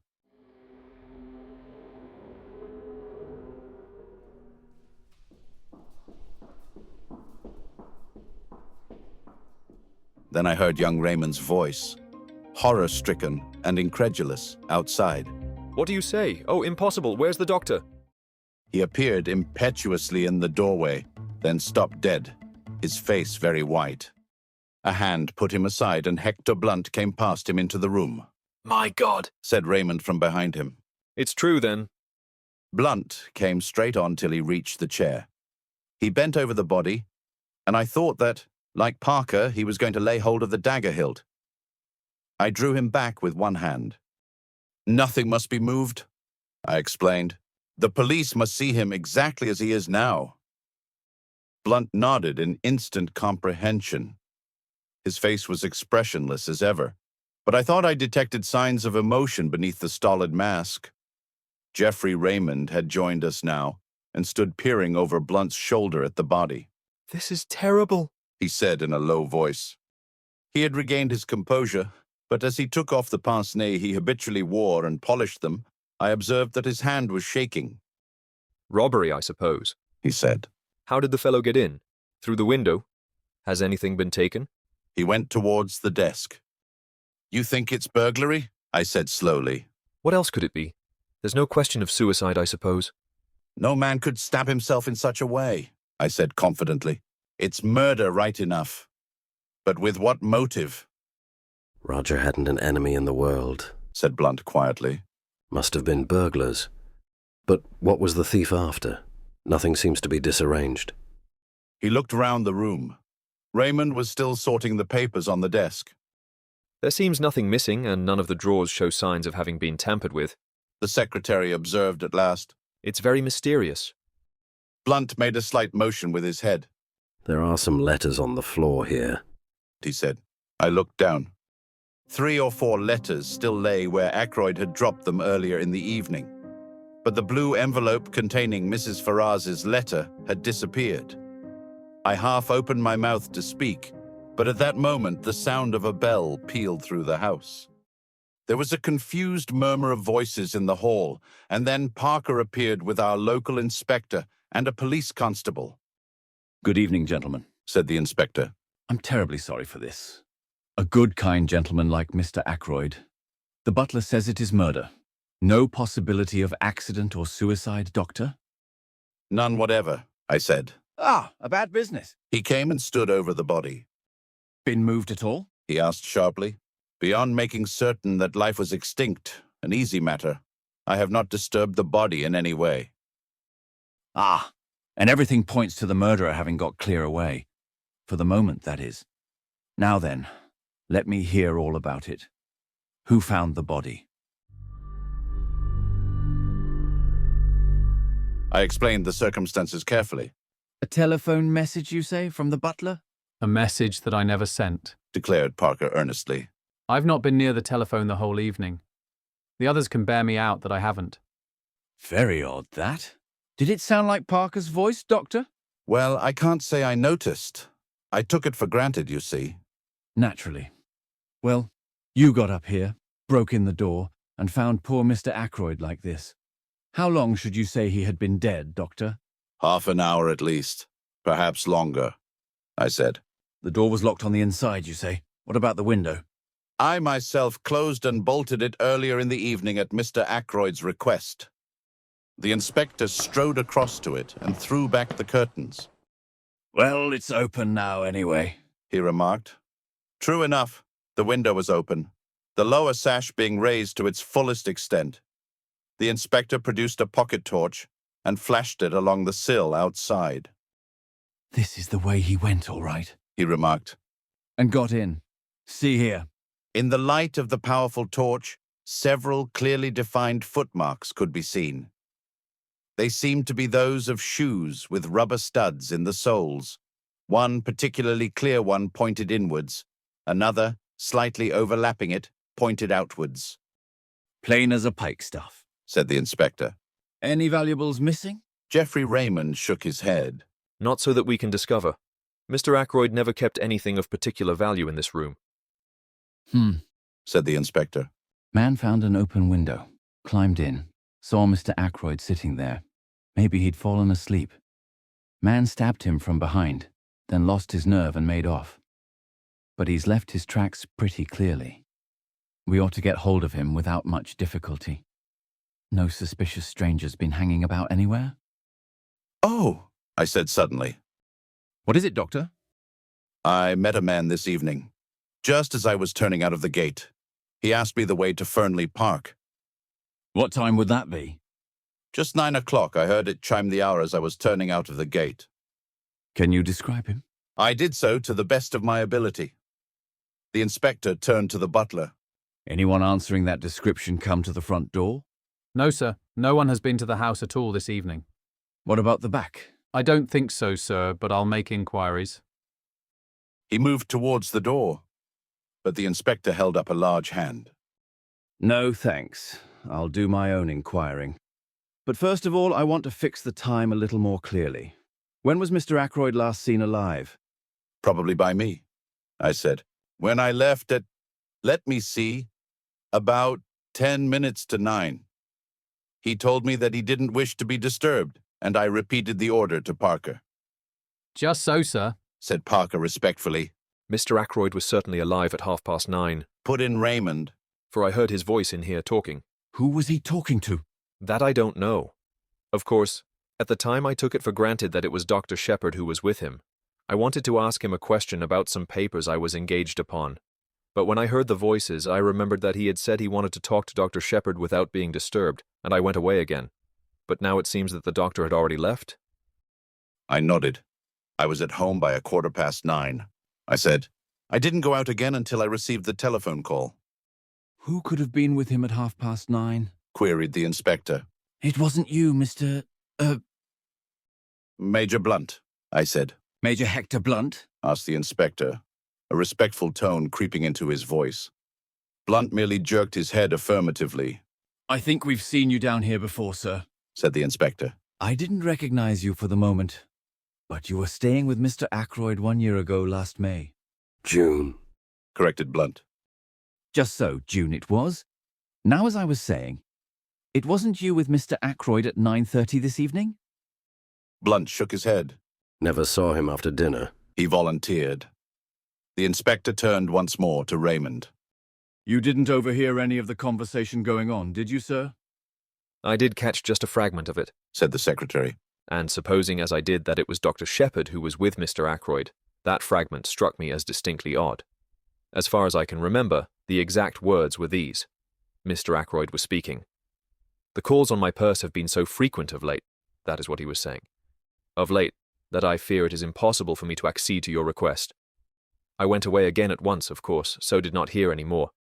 But I rather wondered because Dr. Shepherd does not ask for loans for himself or subscriptions for others, I finished. A demand for money? Said the inspector musingly.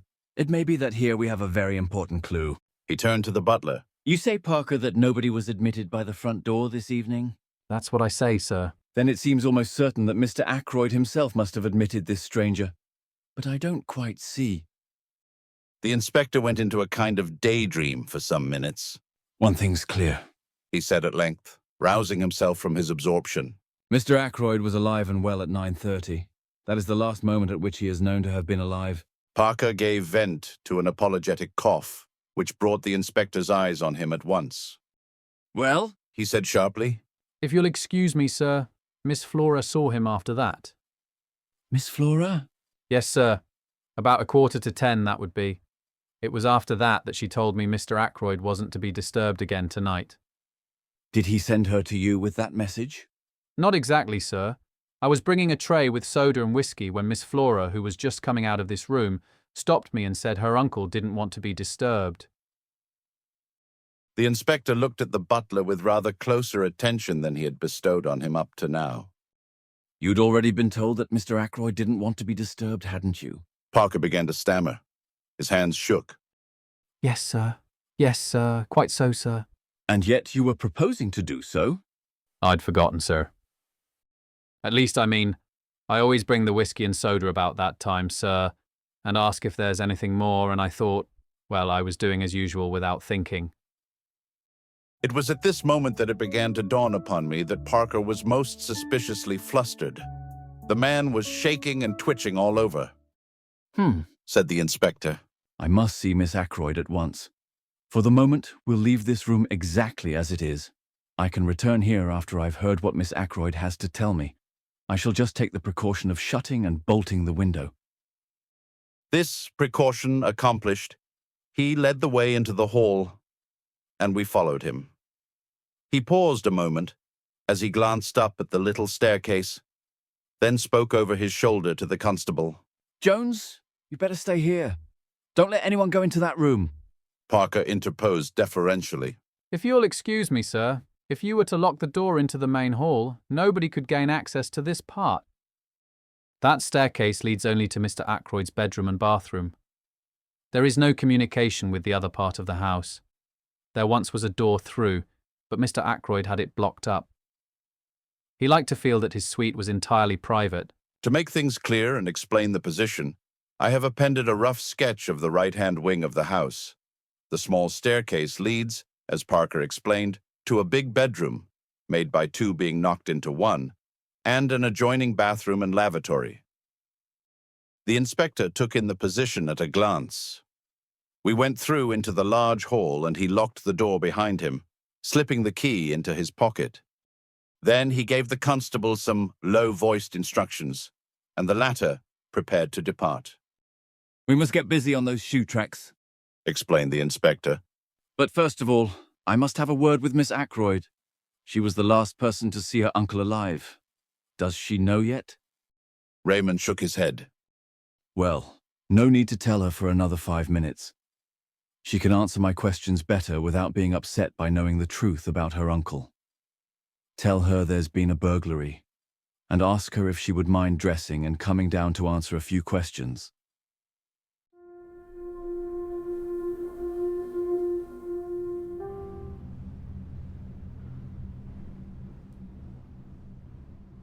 It was Raymond who went upstairs on this errand. Miss Ackroyd will be down in a minute, he said when he returned. I told her just what you suggested. In less than 5 minutes, Flora descended the staircase. She was wrapped in a pale pink silk kimono. She looked anxious and excited. The inspector stepped forward. Good evening, Miss Ackroyd, he said civilly. We're afraid there's been an attempt at robbery, and we want you to help us. What's this room? The billiard room? Come in here and sit down. Flora sat down composedly on the wide divan which ran the length of the wall, and looked up at the inspector. I don't quite understand. What has been stolen? What do you want me to tell you? It's just this, Miss Ackroyd. Parker here says you came out of your uncle's study at about 9:45. Is that right? Quite right. I had been to say goodnight to him. And the time is correct?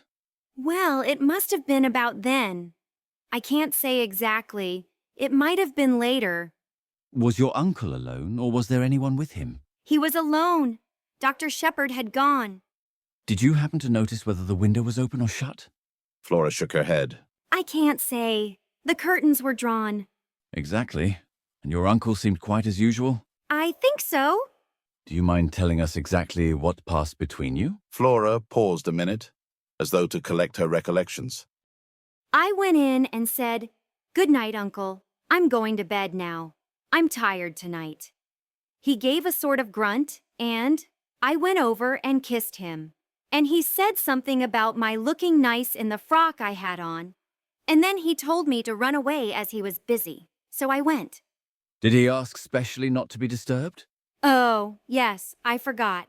He said, "Tell Parker I don't want anything more tonight, and that he's not to disturb me." I met Parker just outside the door and gave him Uncle's message. Just so, said the inspector. Won't you tell me what it is that has been stolen? We're not quite certain, said the inspector hesitatingly. A wide look of alarm came into the girl's eyes. She started up. What is it? You're hiding something from me? Moving in his usual unobtrusive manner, Hector Blunt came between her and the inspector. She half stretched out her hand, and he took it in both of his, patting it as though she were a very small child, and she turned to him as though something in his stolid, rock-like demeanor promised comfort and safety. It's bad news, Flora, he said quietly. Bad news for all of us. Your Uncle Roger. Yes? It will be a shock to you, bound to be. Poor Roger's dead. Flora drew away from him, her eyes dilating with horror. When? She whispered. When? Very soon after you left him, I'm afraid, said Blunt gravely. Flora raised her hand to her throat, gave a little cry, and I hurried to catch her as she fell. She had fainted, and Blunt and I carried her upstairs and laid her on her bed. Then I got him to wake Mrs. Ackroyd and tell her the news. Flora soon revived, and I brought her mother to her, telling her what to do for the girl. Then I hurried downstairs again.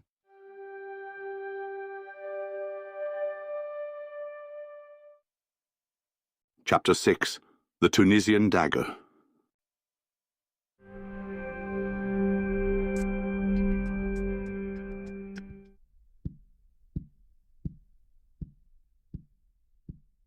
I met the inspector just coming from the door, which led into the kitchen quarters. How's the young lady, Doctor? Coming round nicely, her mother's with her. That's good. I've been questioning the servants. They all declare that no one has been to the back door tonight. Your description of that stranger was rather vague. Can't you give us something more definite to go upon? I'm afraid not, I said regretfully. It was a dark night, you see, and the fellow had his coat collar well pulled up and his hat squashed down over his eyes. Said the inspector. Looked as though he wanted to conceal his face. Sure it was no one you know? I replied in the negative, but not as decidedly as I might have done. I remembered my impression that the stranger's voice was not unfamiliar to me. I explained this rather haltingly to the inspector. It was a rough, uneducated voice, you say? I agreed, but it occurred to me that the roughness had been of an almost exaggerated quality. If, as the inspector thought, the man had wished to hide his face, he might equally well have tried to disguise his voice. Do you mind coming into the study with me again, Doctor?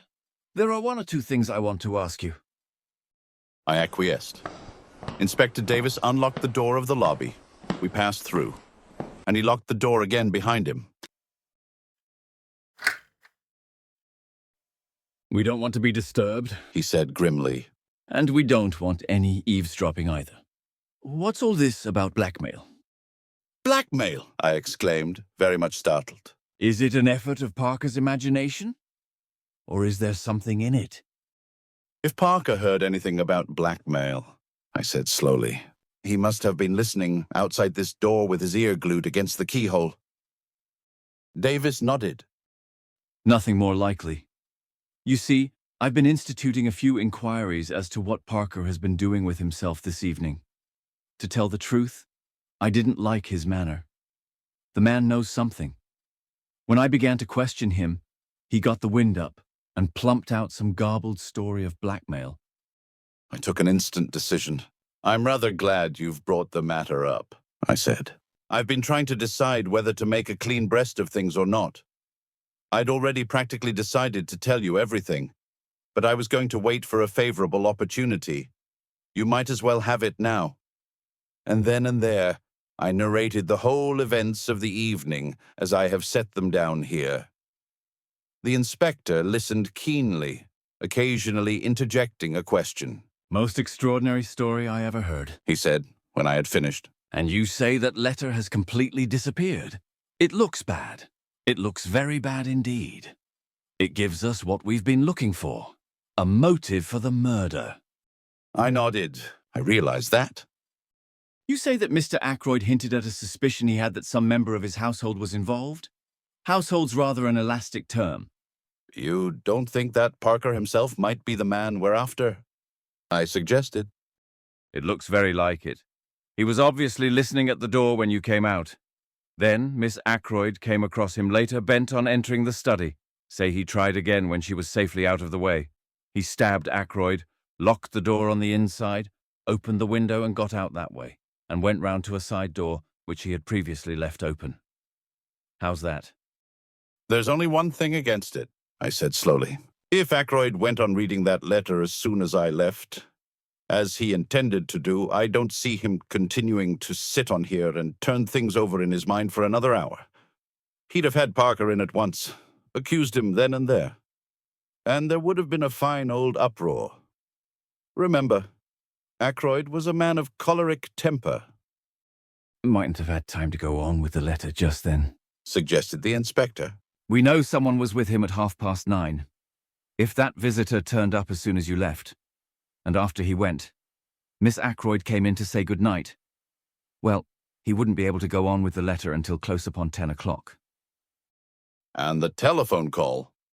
Parker sent that all right, perhaps before he thought of the locked door and open window. Then he changed his mind, or got in a panic, and decided to deny all knowledge of it. That was it. Depend upon it.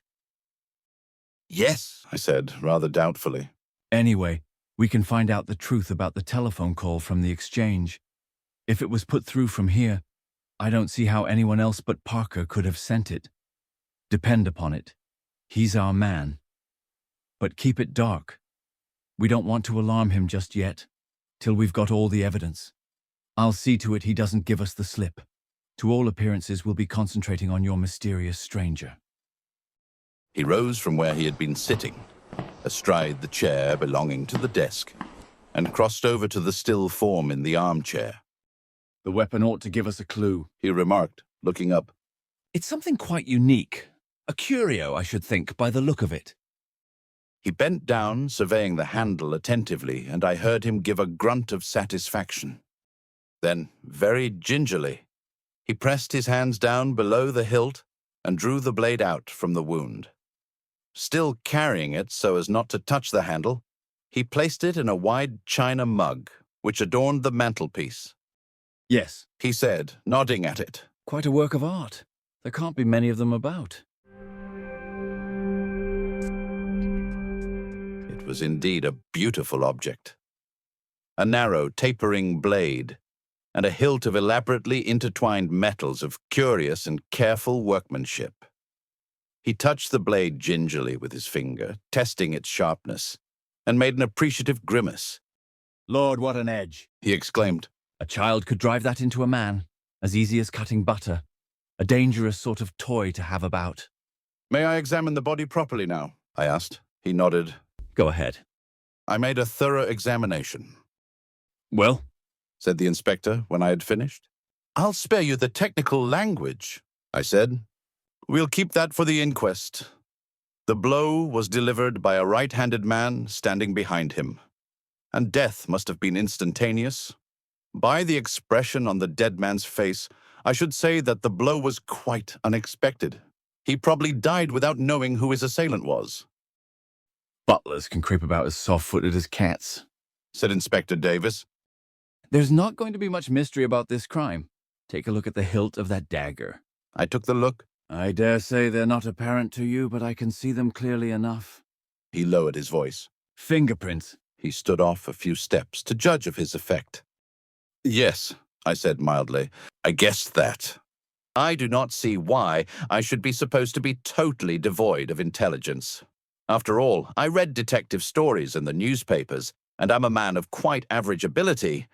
If there had been toe marks on the dagger handle, now, that would have been quite a different thing. I would then have registered any amount of surprise and awe. I think the inspector was annoyed with me for declining to get thrilled. He picked up the china mug and invited me to accompany him to the billiard room. I want to see if Mr. Raymond can tell us anything about this dagger, he explained. Locking the outer door behind us again, we made our way to the billiard room, where we found Geoffrey Raymond. The inspector held up his exhibit. Ever seen this before, Mr. Raymond? Why, I believe, I'm almost sure that is a curio given to Mr. Ackroyd by Major Blunt. It comes from Morocco. No, Tunis. So, the crime was committed with that. What an extraordinary thing. It seems almost impossible, and yet there could hardly be two daggers the same. May I fetch Major Blunt? Without waiting for an answer, he hurried off. Nice young fellow that, said the inspector. Something honest and ingenuous about him. I agreed.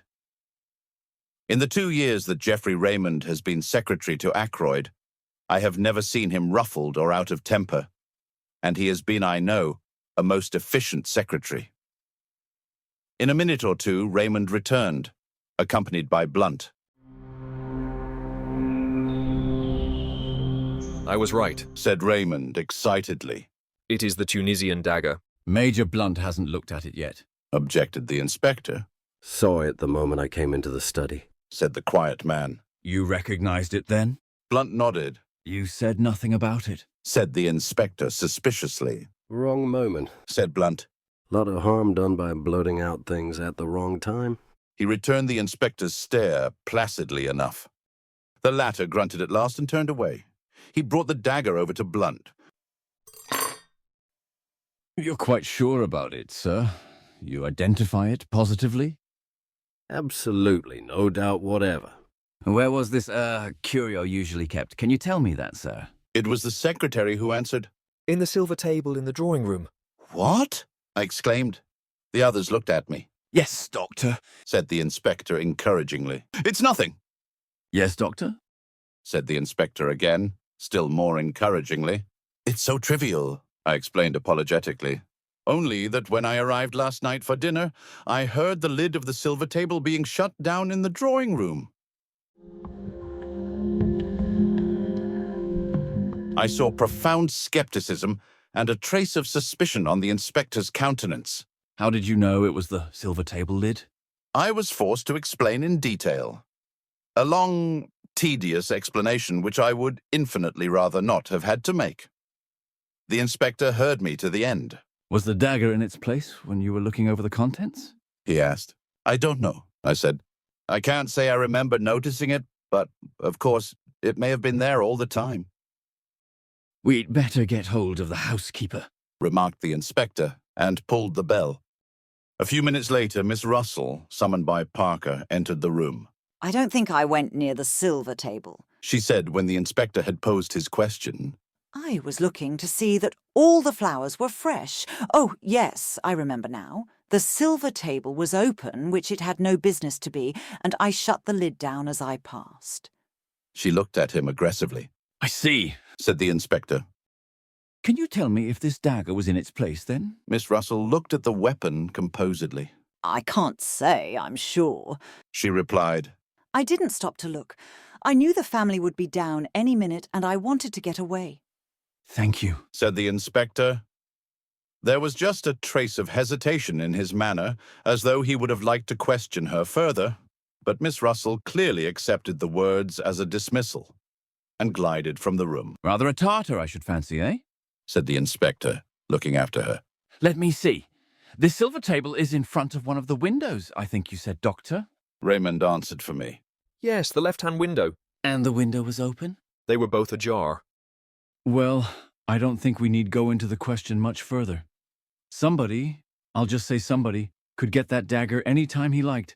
and exactly when he got it doesn't matter in the least. I'll be coming up in the morning with the Chief Constable, Mr. Raymond. Until then, I'll keep the key of that door. I want Colonel Melrose to see everything exactly as it is. I happen to know that he's dining out the other side of the county and, I believe, staying the night. We watched the inspector take up the jar. I shall have to pack this carefully, He observed. It's going to be an important piece of evidence in more ways than one. A few minutes later, as I came out of the billiard room with Raymond, the latter gave a low chuckle of amusement. I felt the pressure of his hand on my arm and followed the direction of his eyes. Inspector Davis seemed to be inviting Parker's opinion of a small pocket diary.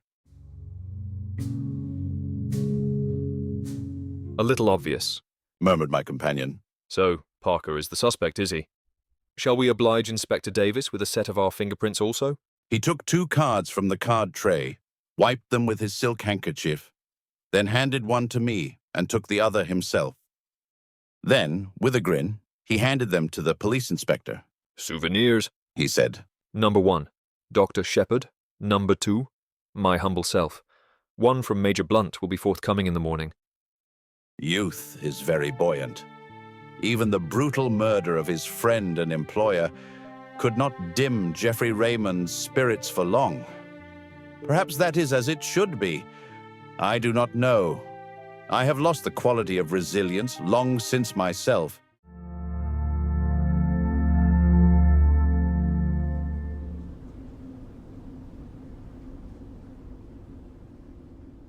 It was very late when I got back, and I hoped that Caroline would have gone to bed. I might have known better. She had hot cocoa waiting for me, and whilst I drank it, she extracted the whole history of the evening from me. I said nothing of the blackmailing business, but contented myself with giving her the facts of the murder. "The police suspect Parker," I said as I rose to my feet and prepared to ascend to bed. "There seems a fairly clear case against him." Parker, said my sister. Fiddlesticks. That inspector must be a perfect fool. Parker indeed, don't tell me. With which obscure pronouncement, we went up to bed.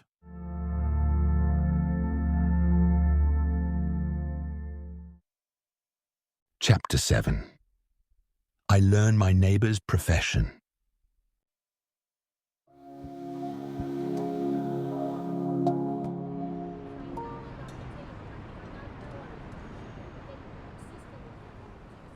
On the following morning, I hurried unforgivably over my round.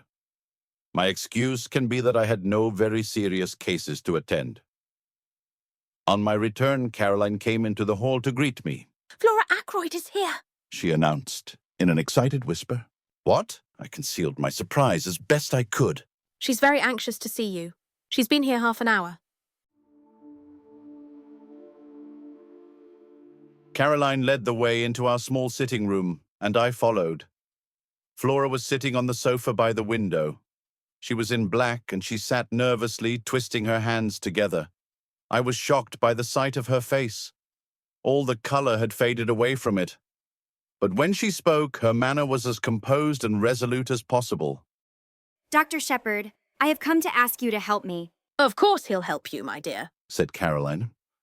I don't think Flora really wished Caroline to be present at the interview. She would, I am sure, have infinitely preferred to speak to me privately. But she also wanted to waste no time, so she made the best of it. I want you to come to the Larches with me. The Larches? I queried, surprised. To see that funny little man? Exclaimed Caroline. Yes, you know who he is, don't you? We fancied, I said, that he might be a retired hairdresser. Flora's blue eyes opened very wide. Why, he's Hercule Poirot. You know who I mean, the private detective. They say he's done the most wonderful things, just like detectives do in books. A year ago, he retired and came to live down here. Uncle knew who he was, but he promised not to tell anyone because Monsieur Poirot wanted to live quietly, without being bothered by people. So that's who he is, I said slowly. You've heard of him, of course? I'm rather an old fogey, as Caroline tells me, I said, but I have just heard of him. Extraordinary. commented Caroline. I don't know what she was referring to, possibly her own failure to discover the truth. You want to go and see him? I asked slowly. Now why? To get him to investigate this murder, of course, Said Caroline sharply. Don't be so stupid, James. I was not really being stupid. Caroline does not always understand what I'm driving at. You haven't got confidence in Inspector Davis? I went on. Of course she hasn't, Said Caroline. I haven't either. Anyone would have thought it was Caroline's uncle who had been murdered. And how do you know he would take up the case? I asked. Remember, he has retired from active work. That's just it, Said Flora simply. I've got to persuade him. You are sure you are doing wisely? I asked gravely. Of course she is, Said Caroline. I'll go with her myself if she likes. I'd rather the doctor came with me if you don't mind, Miss Shepherd, Said Flora. She knows the value of being direct on certain occasions. Any hints would certainly have been wasted on Caroline. You see, She explained, following directness with tact. Dr. Shepherd being the doctor and having found the body, he would be able to give all the details to Monsieur Poirot. Yes, Said Caroline grudgingly. I see that. I took a turn or two up and down the room. Flora, I said gravely, be guided by me. I advise you not to drag this detective into the case. Flora sprang to her feet. The color rushed into her cheeks. I know why you say that. She cried. But it's exactly for that reason I'm so anxious to go. You're afraid, but I'm not. I know Ralph better than you do. Ralph? Said Caroline. What has Ralph got to do with it? Neither of us heeded her, Ralph may be weak. Continued Flora. He may have done foolish things in the past. Wicked things even. But he wouldn't murder anyone. No, no, I exclaimed. I never thought it of him, Then why did you go to the Three Boars last night? demanded Flora. On your way home after Uncle's body was found? I was momentarily silenced. I had hoped that that visit of mine would remain unnoticed. How did you know about that? I countered, I went there this morning. said Flora. I heard from the servants that Ralph was staying there. I interrupted her. You had no idea that he was in King's Abbot? No. I was astounded. I couldn't understand it. I went there and asked for him. They told me, what I suppose they told you last night, that he went out at about 9 o'clock yesterday evening, and never came back. Her eyes met mine defiantly, and as though answering something in my look, she burst out. Well, why shouldn't he? He might have gone anywhere. He may even have gone back to London. Leaving his luggage behind? I asked gently. Flora stamped her foot. I don't care. There must be a simple explanation. And that's why you want to go to Hercule Poirot? Isn't it better to leave things as they are? The police don't suspect Ralph in the least, remember. They're working on quite another tack, But that's just it. cried the girl. They do suspect him. A man from Cranchester turned up this morning. Inspector Raglan, a horrid, weaselly little man. I found he had been to the Three Boars this morning before me. They told me all about his having been there and the questions he had asked. He must think Ralph did it. That's a change of mind from last night, if so, I said slowly. He doesn't believe in Davis's theory that it was Parker, then? Parker, indeed, Said my sister, and snorted. Flora came forward and laid her hand on my arm. Oh, Dr. Shepherd, let us go at once to this Monsieur Poirot. He will find out the truth. My dear Flora, I said gently, laying my hand on hers. Are you quite sure it is the truth we want? She looked at me, nodding her head gravely.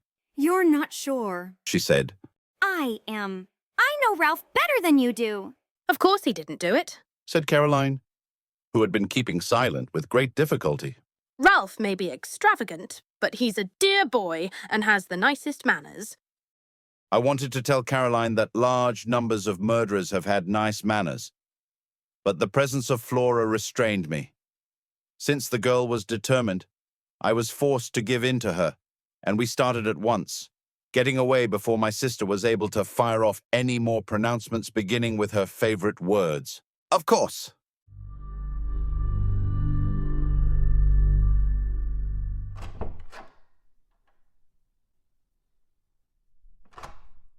An old woman with an immense Breton cap opened the door of the Larches to us. Monsieur Poirot was at home, it seemed. We were ushered into a little sitting room arranged with formal precision.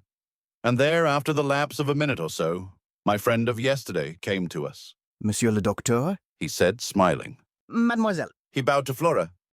Perhaps, I began, you have heard of the tragedy which occurred last night. His face grew grave. But certainly I have heard it is horrible. I offer Mademoiselle all my sympathy. In what way can I serve you? Miss Ackroyd, I said, wants you to... To find the murderer, said Flora in a clear voice. I see, said the little man. But the police will do that, will they not? they might make a mistake. Said Flora. They are on their way to make a mistake now, I think. Please, Monsieur Poirot, won't you help us? If it is a question of money... Poirot held up his hand. Not that I beg of you, mademoiselle. Not that I do not care for money. His eyes showed a momentary twinkle. Money? It means much to me and always has done. No, if I go into this, you must understand one thing clearly. I shall go through with it to the end. The good dog, he does not leave the scent, remember. You may wish that, after all, you had left it to the local police. I want the truth. Said Flora, looking him straight in the eyes. All the truth? All the truth. Then I accept, said the little man quietly. And I hope you will not regret those words. Now, tell me all the circumstances. Dr. Shepherd had better tell you, said Flora. He knows more than I do.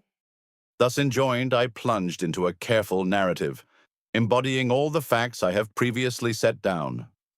Poirot listened carefully, inserting a question here and there, but for the most part sitting in silence, his eyes on the ceiling.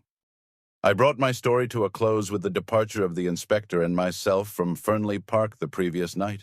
And now, said Flora as I finished. Tell him all about Ralph. I hesitated, but her imperious glance drove me on. You went to this inn, this Three Boars, last night on your way home? Asked Poirot, as I brought my tale to a close. Now exactly why was that? I paused a moment to choose my words carefully. I thought someone ought to inform the young man of his uncle's death. It occurred to me after I had left Fernley that possibly no one but myself and Mr. Ackroyd were aware that he was staying in the village. Poirot nodded. Quite so. That was your only motive in going there, eh? That was my only motive, I said stiffly. It was not to, shall we say, reassure yourself about ce jeune homme. Reassure myself? I think, Monsieur le Docteur, that you know very well what I mean, though you pretend not to do so.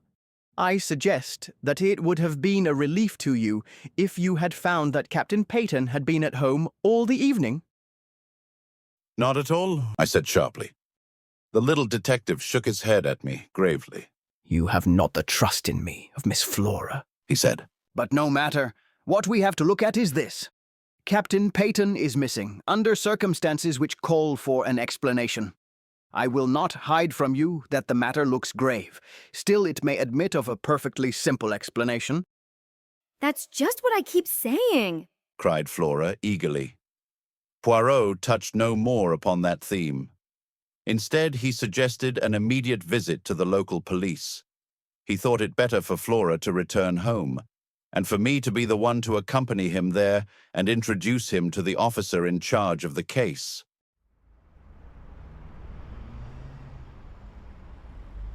We carried out this plan forthwith. We found Inspector Davis outside the police station looking very glum indeed. With him was Colonel Melrose, the chief constable, and another man whom, from Flora's description of Weasley, I had no difficulty in recognizing as Inspector Raglan from Cranchester. I know Melrose fairly well. And I introduced Poirot to him and explained the situation. The chief constable was clearly vexed, and Inspector Raglan looked as black as thunder. Davis, however, seemed slightly exhilarated by the sight of his superior officer's annoyance. The case is going to be plain as a pikestaff, said Raglan. Not the least need for amateurs to come butting in. You'd think any fool would have seen the way things were last night, and then we shouldn't have lost 12 hours. He directed a vengeful glance at poor Davis, who received it with perfect stolidity. Mr. Ackroyd's family must, of course, do what they see fit, said Colonel Melrose. But we cannot have the official investigation hampered in any way.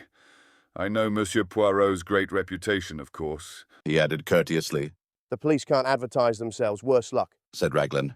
It was Poirot who saved the situation. It is true that I have retired from the world, he said.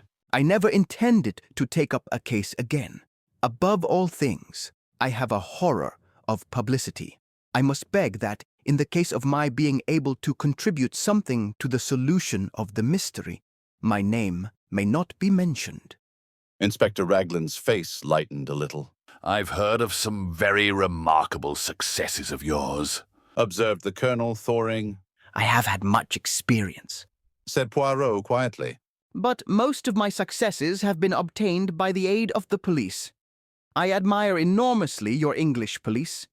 If Inspector Raglan permits me to assist him, I shall be both honored and flattered.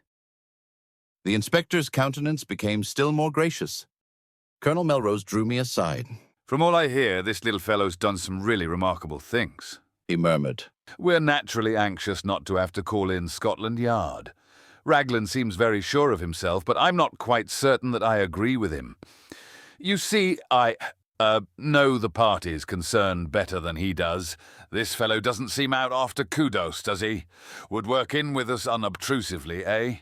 To the greater glory of Inspector Raglan, I said solemnly. Well, well, said Colonel Melrose breezily in a louder voice. We must put you wise to the latest developments, Monsieur Poirot. I thank you, said Poirot.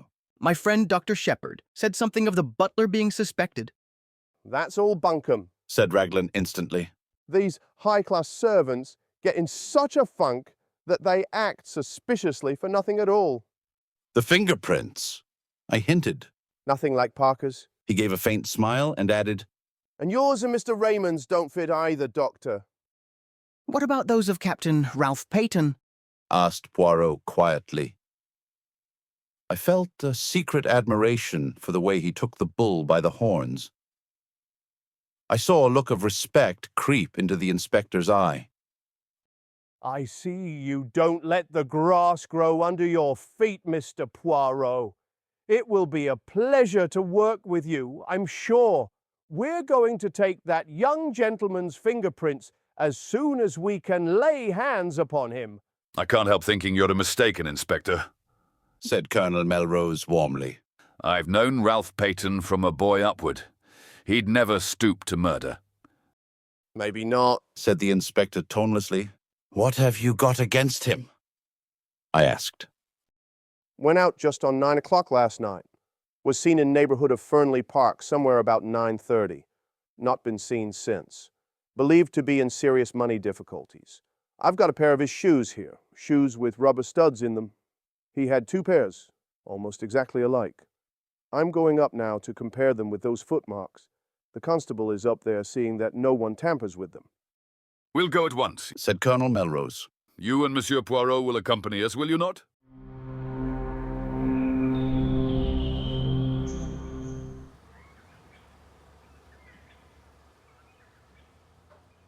We assented and all drove up in the colonel's car. The inspector was anxious to get at once to the footmarks and asked to be put down at the lodge. About halfway up the drive, on the right, a path branched off which led round to the terrace and the window of Ackroyd's study. Would you like to go with the inspector, Monsieur Poirot? Asked the chief constable. Or would you prefer to examine the study? Poirot chose the latter alternative. Parker opened the door to us. His manner was smug and deferential, and he seemed to have recovered from his panic of the night before. Colonel Melrose took a key from his pocket and unlocking the door which led into the lobby, he ushered us through into the study. Except for the removal of the body, Monsieur Poirot, this room is exactly as it was last night. And the body was found where? As precisely as possible, I described Ackroyd's position. The armchair still stood in front of the fire. Poirot went and sat down in it. The blue letter you speak of, where was it when you left the room? Mr. Ackroyd had laid it down on this little table at his right hand. Poirot nodded. Except for that, everything was in its place? Yes, I think so. Colonel Melrose, would you be so extremely obliging as to sit down in this chair a minute? I thank you. Now, Monsieur le Docteur, will you kindly indicate to me the exact position of the dagger? I did so, whilst the little man stood in the doorway. The hilt of the dagger was plainly visible from the door, then. Both you and Parker could see it at once? Yes. Poirot went next to the window. The electric light was on, of course, when you discovered the body? He asked over his shoulder. I assented and joined him where he was studying the marks on the windowsill. The rubber studs are the same pattern as those in Captain PATON'S shoes, he said quietly. Then he came back once more to the middle of the room. His eye traveled round, searching everything in the room with a quick, trained glance. Are you a man of good observation, Dr. Shepherd? He asked at last. I think so, I said, surprised. There was a fire in the grate, I see. When you broke the door down and found Mr. Ackroyd dead, how was the fire? Was it low? I gave a vexed laugh. I really can't say. I didn't notice. Perhaps Mr. Raymond or Major Blunt. The little man opposite me shook his head with a faint smile. One must always proceed with method. I made an error of judgment in asking you that question. To each man his own knowledge. You could tell me the details of the patient's appearance. Nothing there would escape you. If I wanted information about the papers on that desk, Mr. Raymond would have noticed anything there was to see. To find out about the fire, I must ask the man whose business it is to observe such things. You permit. He moved swiftly to the fireplace and rang the bell. After a lapse of a minute or two, Parker appeared. The bell rang, sir, he said hesitatingly. Come in, Parker, said Colonel Melrose. This gentleman wants to ask you something. Parker transferred a respectful attention to Poirot. Parker, said the little man. When you broke down the door with Dr. Shepherd last night and found your master dead, what was the state of the fire? Parker replied without a pause. It had burned very low, sir. It was almost out. Ah, said Poirot. The exclamation sounded almost triumphant. He went on. Look round you. My good Parker, is this room exactly as it was then? The butler's eyes swept round. It came to rest on the windows. The curtains were drawn, sir, and the electric light was on. Poirot nodded approval. Anything else? Yes, sir. This chair was drawn out a little more. He indicated a big grandfather chair to the left of the door between it and the window. I append a plan of the room with the chair in question marked with an X. Just show me, said Poirot. The butler drew the chair in question out a good 2 feet from the wall, turning it so that the seat faced the door. Voilà ce qui est curieux, murmured Poirot. No one would want to sit in a chair in such a position, I fancy. Now, who pushed it back into place again, I wonder? Did you, my friend? No, sir, said Parker. I was too upset with seeing the master and all. Poirot looked across at me. Did you, Doctor? I shook my head. It was back in position when I arrived with the police, sir. Put in Parker. I'm sure of that. Curious, said Poirot again. Raymond or Blunt must have pushed it back, I suggested. Surely it isn't important. It is completely unimportant, said Poirot. That is why it is so interesting, he added softly. Excuse me a minute, said Colonel Melrose. He left the room with Parker. Do you think Parker is speaking the truth? I asked. About the chair, yes. Otherwise I do not know. You will find, Monsieur le Docteur, if you have much to do with cases of this kind, that they all resemble each other in one thing. What is that? I asked curiously. Everyone concerned in them has something to hide. Have I? I asked, smiling. Poirot looked at me attentively. I think you have, he said quietly. But Have you told me everything known to you about this young man, Paton? He smiled as I grew red. Oh, do not fear. I will not press you. I shall learn it in good time. I wish you'd tell me something of your methods, I said hastily to cover my confusion. The point about the fire, for instance. Oh, that was very simple. You leave Mr. Ackroyd at 10 minutes to 9, was it not? Yes, exactly, I should say. The window is then closed and bolted and the door unlocked. At 10:15, when the body is discovered, the door is locked and the window is open. Who opened it? Clearly, only Mr. Ackroyd himself could have done so, and for one of two reasons. Either because the room became unbearably hot, but since the fire was nearly out, and there was a sharp drop in temperature last night, that cannot be the reason. Or because he admitted someone that way. And if he admitted someone that way, it must have been someone well known to him, since he had previously shown himself uneasy on the subject of that same window. It sounds very simple, I said. Everything is simple if you arrange the facts methodically.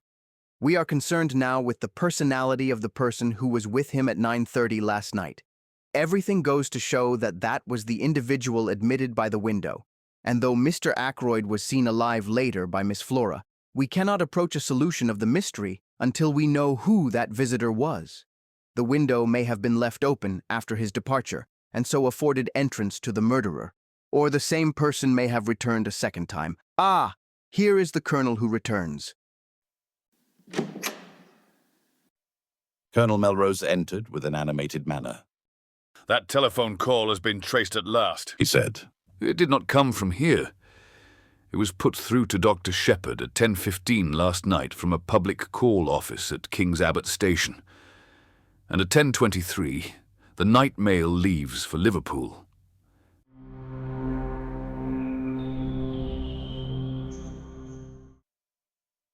Chapter 8. Inspector Raglan is confident.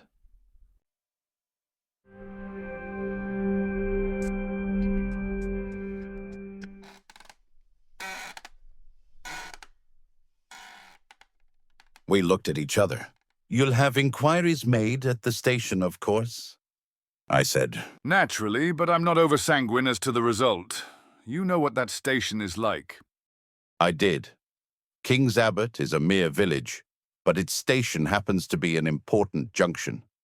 Most of the big expresses stop there, and trains are shunted, resorted and made up.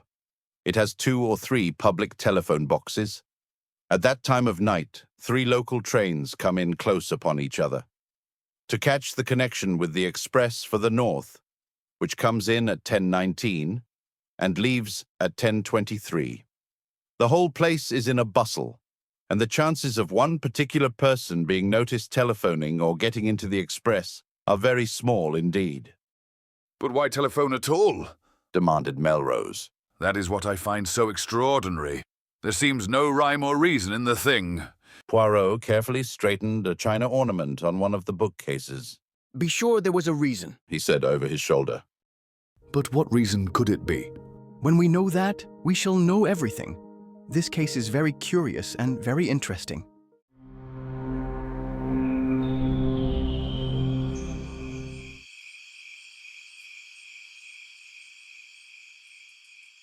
There was something almost indescribable in the way he said those last words.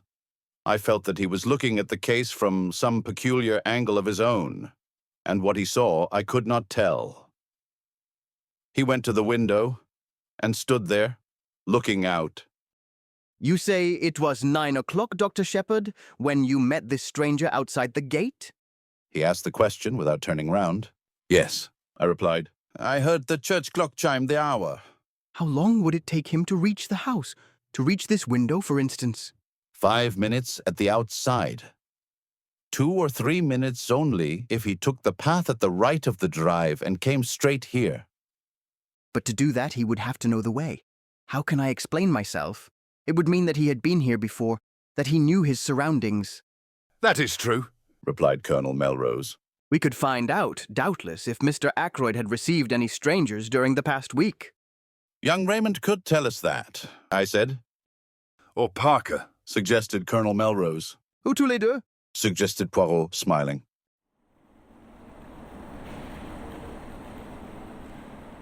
Colonel Melrose went in search of Raymond, and I rang the bell once more for Parker. Colonel Melrose returned almost immediately, accompanied by the young secretary, whom he introduced to Poirot. Geoffrey Raymond was fresh and debonair as ever. He seemed surprised and delighted to make Poirot's acquaintance. No idea you'd been living among us incognito, Monsieur Poirot, he said. It will be a great privilege to watch you at work. Hello, what's this? Poirot had been standing just to the left of the door. Now he moved aside suddenly, and I saw that while my back was turned, he must have swiftly drawn out the armchair till it stood in the position Parker had indicated. Want me to sit in the chair whilst you take a blood test? Asked Raymond good-humoredly. What's the idea? Monsieur Raymond, this chair was pulled out. So last night when Mr. Ackroyd was found killed, someone moved it back again into place. Did you do so? The secretary's reply came without a second hesitation. No, indeed I didn't. I don't even remember that it was in that position, but it must have been if you say so. Anyway, somebody else must have moved it back to its proper place. Have they destroyed a clue in doing so? Too bad. It is of no consequence, said the detective. Of no consequence, whatever. What I really want to ask you is this, Monsieur Raymond. Did any stranger come to see Mr. Ackroyd during this past week? The secretary reflected for a minute or two, knitting his brows, and during the pause, Parker appeared in answer to the bell. No, said Raymond at last. I can't remember anyone. Can you, Parker?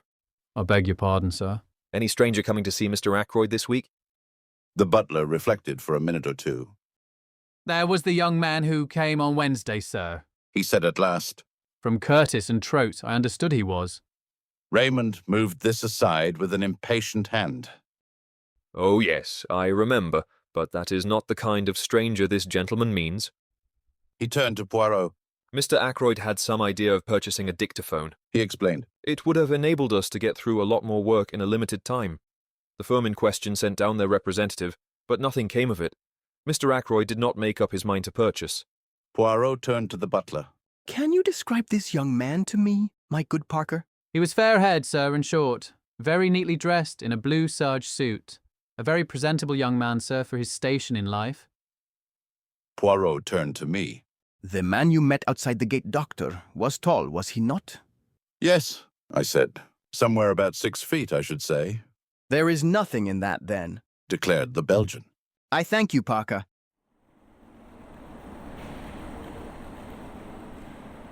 The butler spoke to Raymond.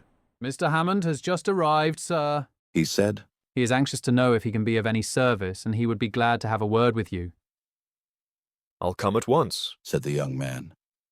He hurried out. Poirot looked inquiringly at the chief constable. The family solicitor, Monsieur Poirot, said the latter. It is a busy time for this young Monsieur Raymond, murmured Monsieur Poirot. He has the air efficient, that one. I believe Mr. Ackroyd considered him a most able secretary. He has been here. How long? Just on 2 years, I fancy. His duties he fulfills punctiliously, of that I am sure. In what manner does he amuse himself? Does he go in for le sport? Private secretaries haven't much time for that sort of thing, said Colonel Melrose, smiling. Raymond plays golf, I believe, and tennis in the summertime. He does not attend the courses. I should say the running of the horses? Race meetings? No, I don't think he's interested in racing.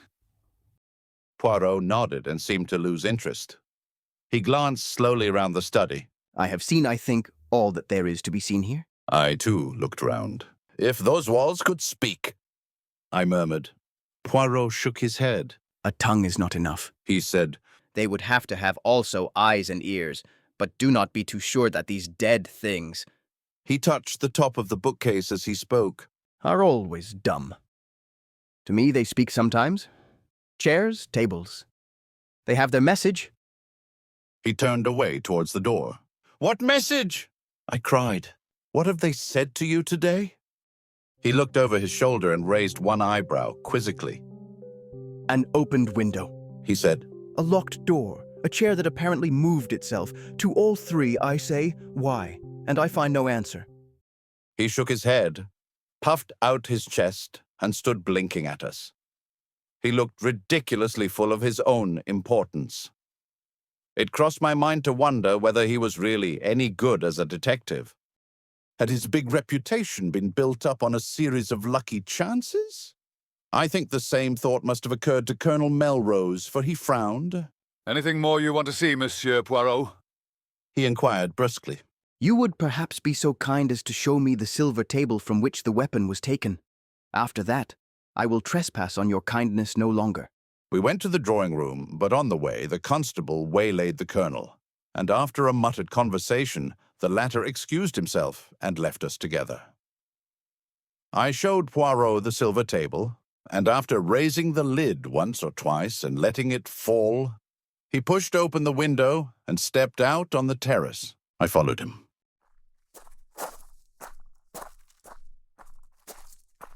Inspector Raglan had just turned the corner of the house and was coming towards us. His face looked grim and satisfied. So there you are, Monsieur Poirot, he said. Well, this isn't going to be much of a case. I'm sorry, too. A nice enough young fellow gone wrong. Poirot's face fell, and he spoke very mildly. I'm afraid I shall not be able to be of much aid to you then? Next time, perhaps? Said the inspector soothingly. Though we don't have murders every day in this quiet little corner of the world. Poirot's gaze took on an admiring quality. You have been of a marvelous promptness, he observed. How exactly did you go to work, if I may ask? Certainly, said the inspector. To begin with, method. That's what I always say. Method. Ah, cried the other. That too is my watchword. Method, order, and the little grey cells. The cells? Said the inspector, staring. The little grey cells of the brain, explained the Belgian. Oh, of course. Well, we all use them, I suppose. In a greater or lesser degree, murmured Poirot. And there are two differences in quality. Then there is the psychology of a crime. One must study that. Ah, said the inspector. You've been bitten with all this psychoanalysis stuff. Now I'm a plain man. Mrs. Raglan would not agree, I am sure, to that, said Poirot, making him a little bow. Inspector Raglan, a little taken aback, bowed. You don't understand, he said, grinning broadly. Lord, what a lot of difference language makes. I'm telling you how I set to work. First of all, method. Mr. Ackroyd was last seen alive at 9:45 by his niece, Miss Flora Ackroyd. That's fact number one, isn't it? If you say so. Well, it is. At 10:30, the doctor here says that Mr. Ackroyd has been dead at least half an hour. You stick to that, doctor? Certainly, I said. Half an hour or longer. Very good. That gives us exactly 15 minutes in which the crime must have been committed. I make a list of everyone in the house and work through it, setting down opposite their names where they were and what they were doing between the hour of 9:45 and 10 p.m. He handed a sheet of paper to Poirot. I read it over his shoulder. It ran as follows, written in a neat script. Major Blunt, in billiard room with Mr. Raymond, latter confirms. Mr. Raymond, billiard room. See above. Mrs. Ackroyd, 9:45 watching billiard match. Went up to bed 9:55. Raymond and Blunt watched her up staircase. Miss Ackroyd went straight from her uncle's room upstairs. Confirmed by Parker, also housemaid Elsie Dale. Servants. Parker went straight to butler's pantry. Confirmed by housekeeper Miss Russell, who came down to speak to him about something at 9:47 and remained at least 10 minutes. Miss Russell, as above, spoke to housemaid Elsie Dale upstairs at 9:45. Ursula Bourne, parlourmaid, in her own room until 9:55, then in servants' hall. Mrs. Cooper, cook, in servants' hall. Gladys Jones, second housemaid, in servants' hall. Elsie Dale, upstairs in bedroom, seen there by Miss Russell and Miss Flora Ackroyd. Mary Thripp, kitchen maid, servants' hall. The cook has been here 7 years, the parlourmaid 18 months, and Parker just over a year. The others are new, except for something fishy about Parker. They all seem quite all right. A very complete list, said Poirot, handing it back to him. I am quite sure that Parker didn't do the murder, he added gravely. So is my sister, I struck in. And she's usually right. Nobody paid any attention to my interpolation. That disposes pretty effectually of the household. Continued the inspector. Now we come to a very grave point. The woman at the lodge, Mary Black, was pulling the curtains last night when she saw Ralph Paton turn in at the gate and go up towards the house. She's sure of that? I asked sharply. Quite sure. She knows him well by sight. He went past very quickly and turned off by the path to the right, which is a shortcut to the terrace. And what time was that? Asked Poirot, who had sat with an immovable face. Exactly 25 minutes past 9, said the inspector gravely. There was a silence. Then the inspector spoke again. It's all clear enough. It fits in without a flaw. At 25 minutes past 9, Captain Paton is seen passing the lodge. At 9:30 or thereabouts, Mr. Geoffrey Raymond hears someone in here asking for money and Mr. Ackroyd refusing. What happens next? Captain Paton leaves the same way, through the window. He walks along the terrace, angry and baffled. He comes to the open drawing-room window. Say it's now 9:45. Miss Flora Ackroyd is saying good night to her uncle. Major Blunt, Mr. Raymond, and Mrs. Ackroyd are in the billiard room. The drawing-room is empty. He steals in, takes the dagger from the silver table, and returns to the study window. He slips off his shoes, climbs in, and, well, I don't need to go into details. Then he slips out again and goes off. Hadn't the nerve to go back to the inn. He makes for the station, rings up from there. Why? Said Poirot softly. I jumped at the interruption. The little man was leaning forward. His eyes shone with a queer green light. For a moment, Inspector Raglan was taken aback by the question. It's difficult to say exactly why he did that, he said at last. But murderers do funny things. You'd know that if you were in the police force. The cleverest of them make stupid mistakes sometimes. But come along and I'll show you those footprints.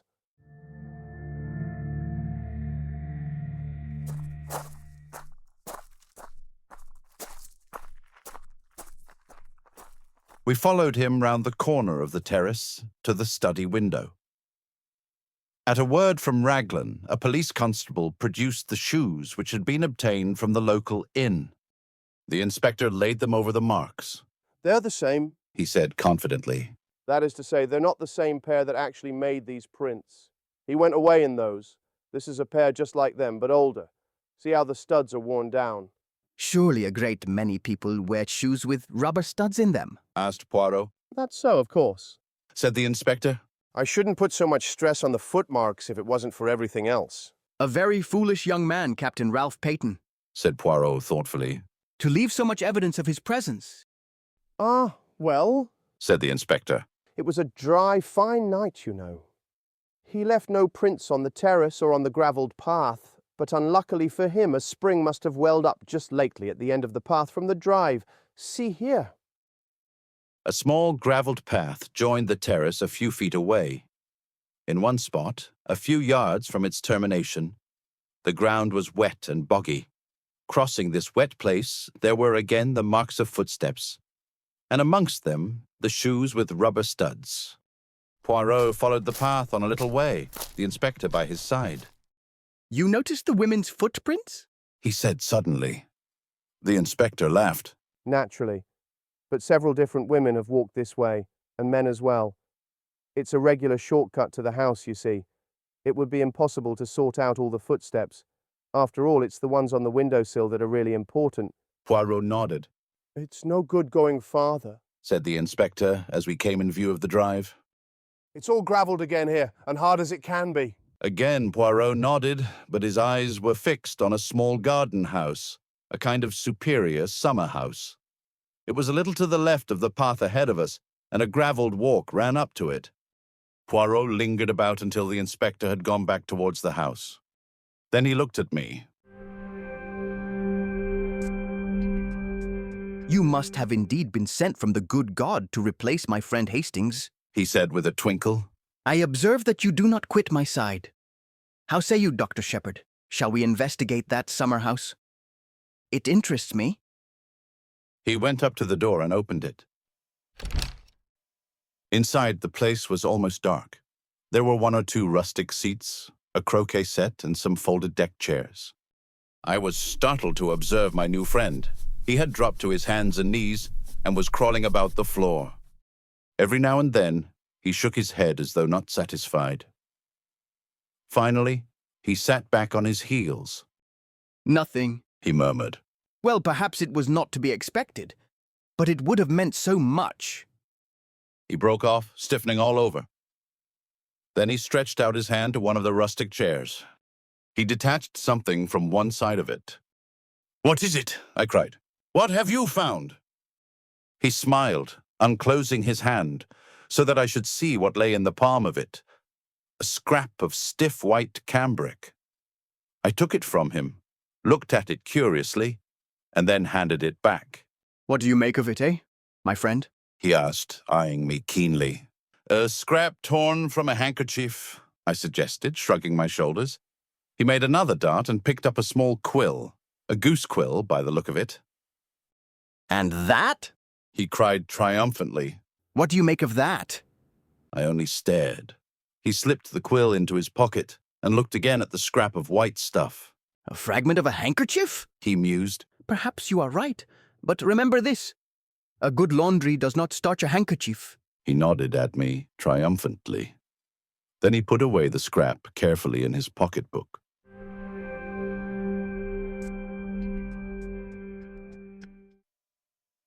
Chapter 9. The Goldfish Pond.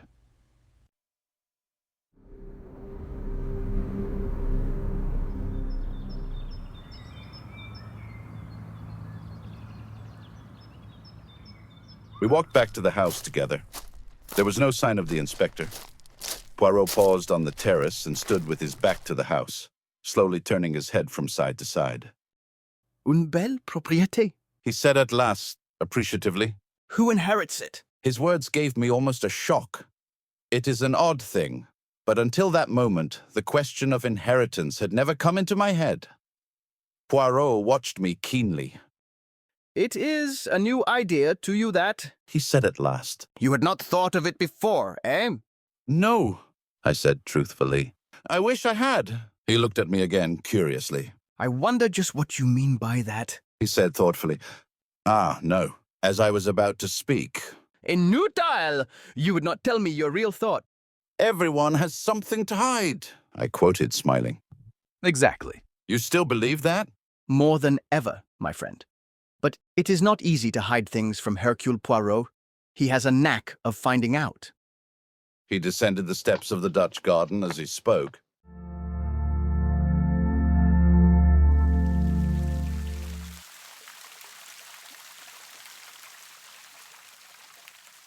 "Let us walk a little," he said over his shoulder. "The air is pleasant today." I followed him. He led me down a path to the left, enclosed in yew hedges. A walk led down the middle, bordered each side with formal flower beds. And at the end was a round paved recess with a seat and a pond of goldfish. Instead of pursuing the path to the end, Poirot took another, which wound up the side of a wooded slope. In one spot the trees had been cleared away, and a seat had been put. Sitting there, one had a splendid view over the countryside, and one looked right down on the paved recess and the goldfish pond. "England is very beautiful," said Poirot, his eyes straying over the prospect. Then he smiled. "And so are English girls," he said in a lower tone. "Hush, my friend, and look at the pretty picture below us." It was then that I saw Flora. She was moving along the path we had just left, and she was humming a little snatch of song. Her step was more dancing than walking, and in spite of her black dress, there was nothing but joy in her whole attitude. She gave a sudden pirouette on her toes, and her black draperies swung out. At the same time, she flung her head back and laughed outright. As she did so, a man stepped out from the trees. It was Hector Blunt. The girl started. Her expression changed a little. How you startled me. I didn't see you. Blunt said nothing, but stood looking at her for a minute or two in silence. What I like about you, said Flora with a touch of malice, is your cheery conversation. I fancy that at that Blunt reddened under his tan. His voice, when he spoke, sounded different. It had a curious sort of humility in it. Never was much of a fellow for talking, not even when I was young. That was a very long time ago, I suppose, said Flora, gravely. I caught the undercurrent of laughter in her voice, but I don't think Blunt did. Yes, he said simply. It was... How does it feel to be Methuselah? Asked Flora. This time the laughter was more apparent, but Blunt was following out an idea of his own. Remember the Johnny who sold his soul to the devil in return for being made young again? There's an opera about it. Faust, you mean? That's the beggar. Rum story. Some of us would do it if we could. Anyone would think you were creaking at the joints to hear you talk, cried Flora, half vexed, half amused. Blunt said nothing for a minute or two. Then he looked away from Flora into the middle distance and observed to an adjacent tree trunk that it was about time he got back to Africa. Are you going on another expedition? Shooting things? Expect so. Usually do, you know. Shoot things, I mean. You shot that head in the hall, didn't you? Blunt nodded. Then he jerked out, going rather red as he did so. Care for some decent skins any time? If so, I could get 'em for you. Oh, please do, cried Flora.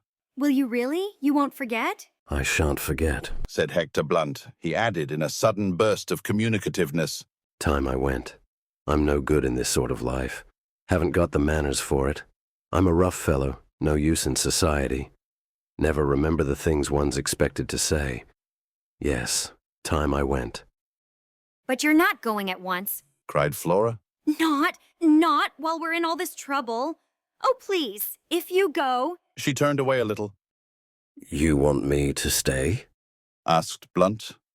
He spoke deliberately, but quite simply. We all... I meant you personally, said Blunt with directness. Flora turned slowly back again and met his eyes. I want you to stay, she said. If that makes any difference. It makes all the difference, said Blunt. There was a moment's silence. They sat down on the stone seat by the goldfish pond. It seemed as though neither of them knew quite what to say next.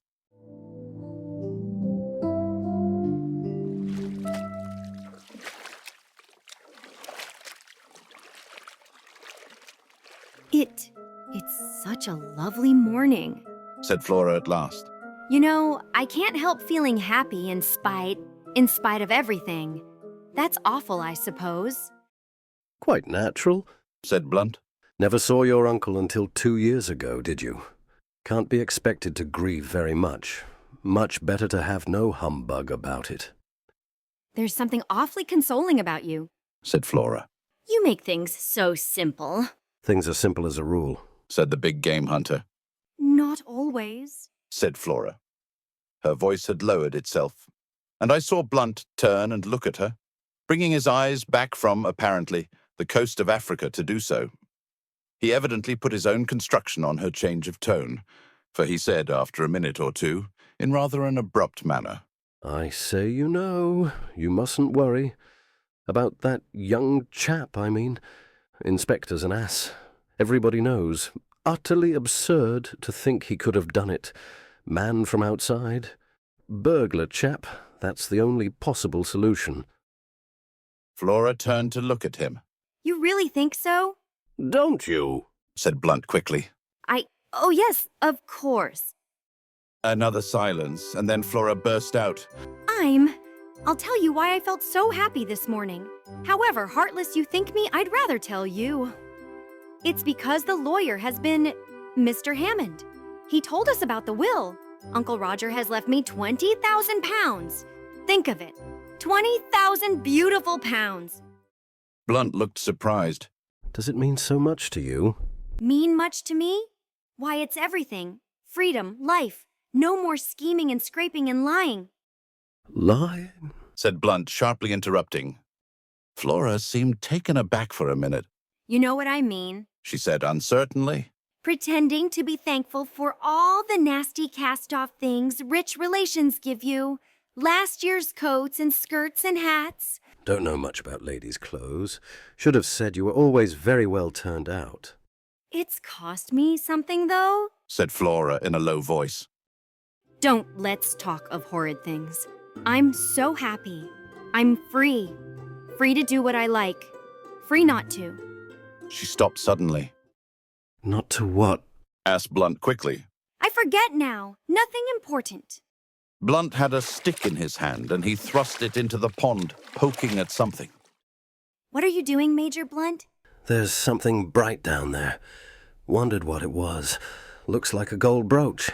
Now I've stirred up the mud, and it's gone. Perhaps it's a crown, suggested Flora. like the one Melisande saw in the water. Melisande, said Blunt reflectively. She's in an opera, isn't she? Yes, you seem to know a lot about operas. People take me sometimes, said Blunt sadly. Funny idea of pleasure. Worse racket than the natives make with their tom-toms. Flora laughed. I remember Melisande, continued Blunt. Married an old chap old enough to be her father. He threw a small piece of flint into the goldfish pond. Then, with a change of manner, he turned to Flora. Miss Ackroyd, can I do anything? About Paton, I mean. I know how dreadfully anxious you must be. Thank you, said Flora in a cold voice. There is really nothing to be done. Ralph will be all right. I've got hold of the most wonderful detective in the world, and he's going to find out all about it. For some time I had felt uneasy as to our position. We were not exactly eavesdropping, since the two in the garden below had only to lift their heads to see us. Nevertheless, I should have drawn attention to our presence before now, had not my companion put a warning pressure on my arm. Clearly he wished me to remain silent, but now he rose briskly to his feet, clearing his throat. I demand pardon, he cried. I cannot allow Mademoiselle thus extravagantly to compliment me and not draw attention to my presence. They say the listener hears no good of himself, but that is not the case this time. To spare my blushes, I must join you and apologize. He hurried down the path with me close behind him and joined the others by the pond. This is Monsieur Hercule Poirot, said Flora. I expect you've heard of him. Poirot bowed. I know Major Blunt by reputation, he said politely. I am glad to have encountered you, monsieur. I am in need of some information that you can give me. Blunt looked at him inquiringly. When did you last see Monsieur Ackroyd alive? At dinner. And you neither saw nor heard anything of him after that? Didn't see him, heard his voice. How was that? I strolled out on the terrace. Pardon me, what time was this? About 9:30. I was walking up and down smoking in front of the drawing-room window. I heard Ackroyd talking in his study. Poirot stooped and removed a microscopic weed. Surely you couldn't hear voices in the study from that part of the terrace, he murmured. He was not looking at Blunt, but I was, and to my intense surprise, I saw the latter flush. Went as far as the corner? He explained unwillingly. Ah, indeed, said Poirot. In the mildest manner, he conveyed an impression that more was wanted. Thought I saw a woman disappearing into the bushes, just a gleam of white, you know. Must have been mistaken. It was while I was standing at the corner of the terrace that I heard Ackroyd's voice speaking to that secretary of his. Speaking to Mr. Geoffrey Raymond? Yes, that's what I supposed at the time. Seems I was wrong. Mr. Ackroyd didn't address him by name. Oh, no. Then, if I may ask, why did you think? Blunt explained laboriously. Took it for granted that it would be Raymond, because he had said just before I came out that he was taking some papers to Ackroyd. Never thought of it being anybody else. Can you remember what the words you heard were? Afraid I can't. Something quite ordinary and unimportant. Only caught a scrap of it. I was thinking of something else at the time. It is of no importance, murmured Poirot. Did you move a chair back against the wall when you went into the study after the body was discovered? Chair? No, why should I? Poirot shrugged his shoulders, but did not answer. He turned to Flora. There is one thing I should like to know from you, mademoiselle. When you were examining the things in the silver table with Dr. Shepherd, was the dagger in its place, or was it not? Flora's chin shot up. Inspector Raglan has been asking me that. She said resentfully. I've told him, and I'll tell you. I'm perfectly certain the dagger was not there. He thinks it was, and that Ralph sneaked it later in the evening. And he doesn't believe me. He thinks I'm saying it to shield Ralph. And aren't you? I asked gravely. Flora stamped her foot. You too, Dr. Shepherd. Oh, it's too bad. Poirot tactfully made a diversion. It is true what I heard you say, Major Blunt. There is something that glitters in this pond. Let us see if I can reach it. He knelt down by the pond, baring his arm to the elbow, and lowered it in very slowly, so as not to disturb the bottom of the pond. But in spite of all his precautions, the mud eddied and swirled, and he was forced to draw his arm out again empty-handed. He gazed ruefully at the mud upon his arm. I offered him my handkerchief, which he accepted with fervent protestations of thanks. Blunt looked at his watch. Nearly lunchtime, he said. We'd better be getting back to the house. You will lunch with us, Monsieur Poirot? Asked Flora. I should like you to meet my mother. She is very fond of Ralph. The little man bowed. I shall be delighted, mademoiselle. And you will stay too, won't you, Dr. Shepherd? I hesitated. Oh, do. I wanted to, so I accepted the invitation without further ceremony. We set out towards the house, Flora and Blunt walking ahead.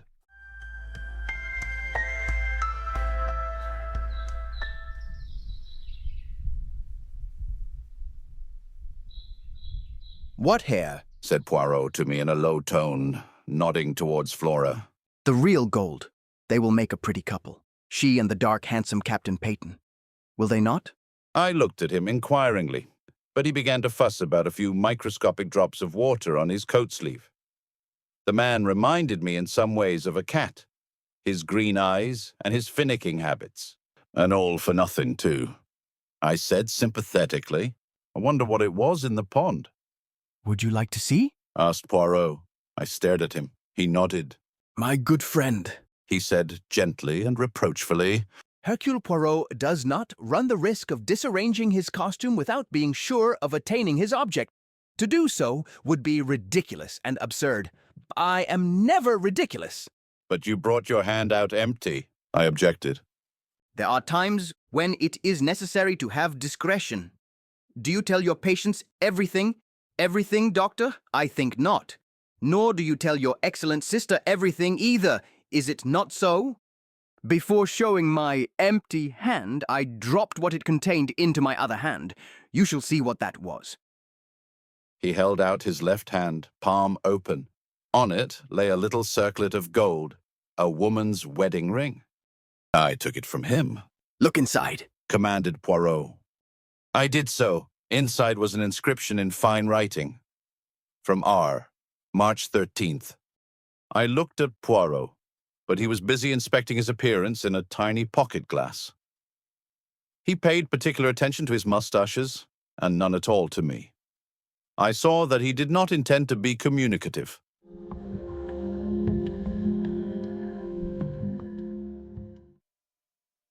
Chapter 10, The Parlourmaid.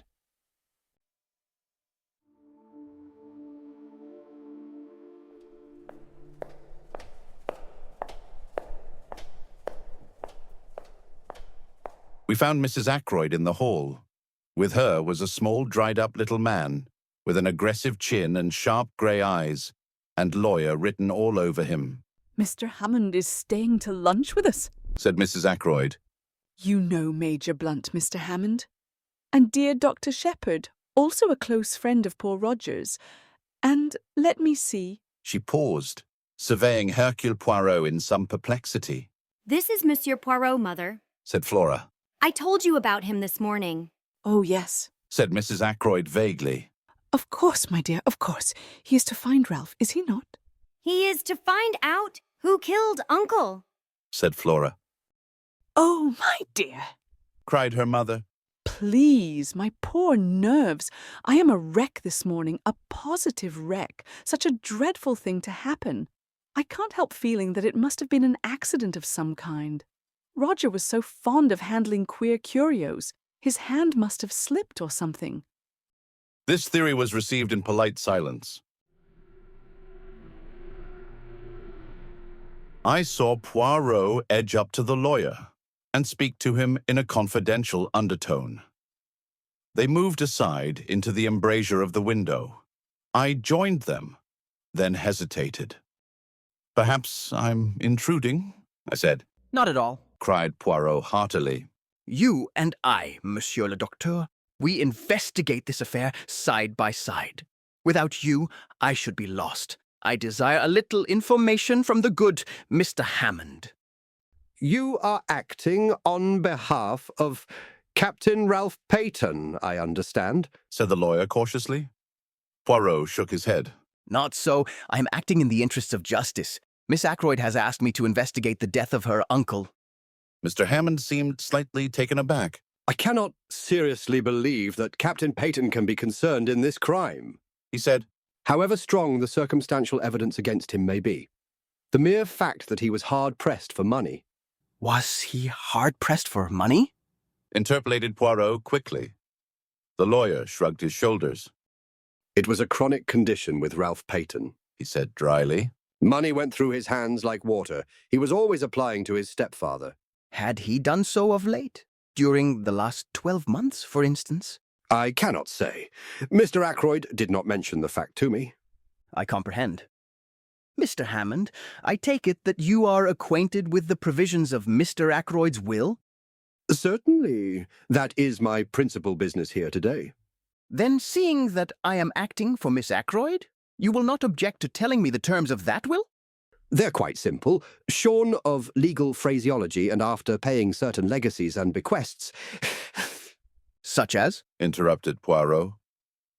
Mr. Hammond seemed a little surprised. £1,000 to his housekeeper, Miss Russell, £50 to the cook, Emma Cooper, £500 to his secretary, Mr. Geoffrey Raymond. Then to various hospitals... Poirot held up his hand. Ah, the charitable bequests, they interest me not. Quite so.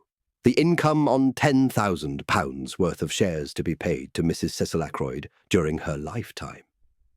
Miss Flora Ackroyd inherits £20,000 outright. The residue, including this property and the shares in Ackroyd and Son, to his adopted son, Ralph Paton. Mr. Ackroyd possessed a large fortune? A very large fortune. Captain Paton will be an exceedingly wealthy young man. There was a silence. Poirot and the lawyer looked at each other.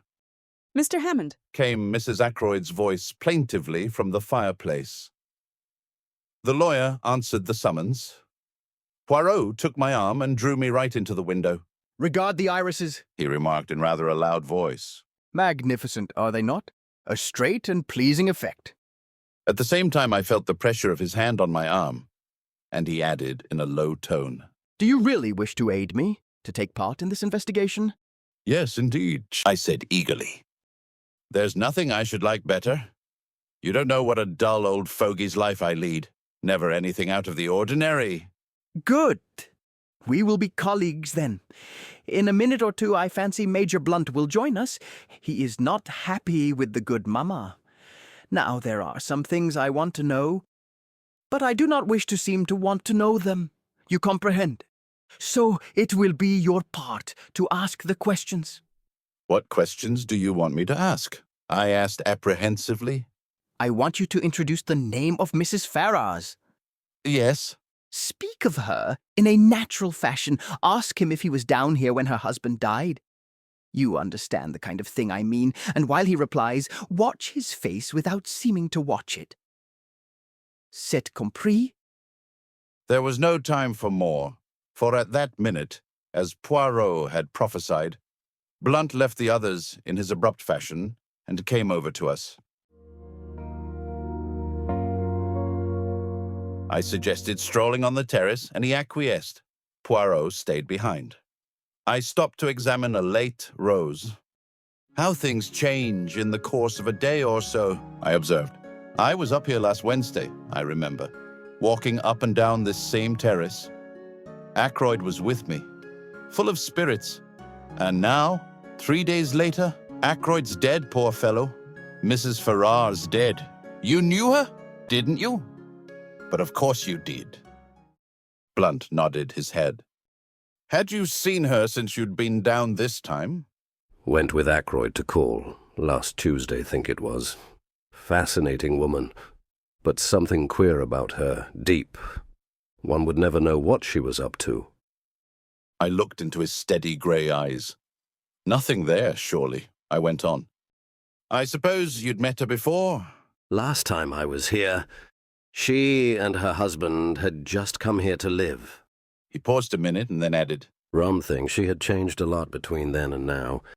How changed? I asked. Looked 10 years older. Were you down here when her husband died? I asked, trying to make the question sound as casual as possible. No. From all I heard, it would be a good riddance. Uncharitable, perhaps, but the truth. I agreed. Ashley Ferrars was by no means a pattern husband. I said cautiously. Blackguard, I thought, said Blunt. No, I said, only a man with more money than was good for him. Oh, money. All the troubles in the world can be put down to money, or the lack of it. Which has been your particular trouble? I asked. I've enough for what I want. I'm one of the lucky ones. Indeed. I'm not too flush just now, as a matter of fact. Came into a legacy 1 year ago, and like a fool let myself be persuaded into putting it into some wildcat scheme. I sympathized and narrated my own similar trouble. Then the gong pealed out, and we all went in to lunch. Poirot drew me back a little. Bien. He's all right, I said. I'm sure of it. Nothing disturbing? He had a legacy just a year ago, I said. But why not? Why shouldn't he? I'll swear the man is perfectly square and above board. Without doubt, said Poirot soothingly. Do not upset yourself. He spoke as though to a fractious child. We all trooped into the dining room. It seemed incredible that less than 24 hours had passed since I last sat at that table.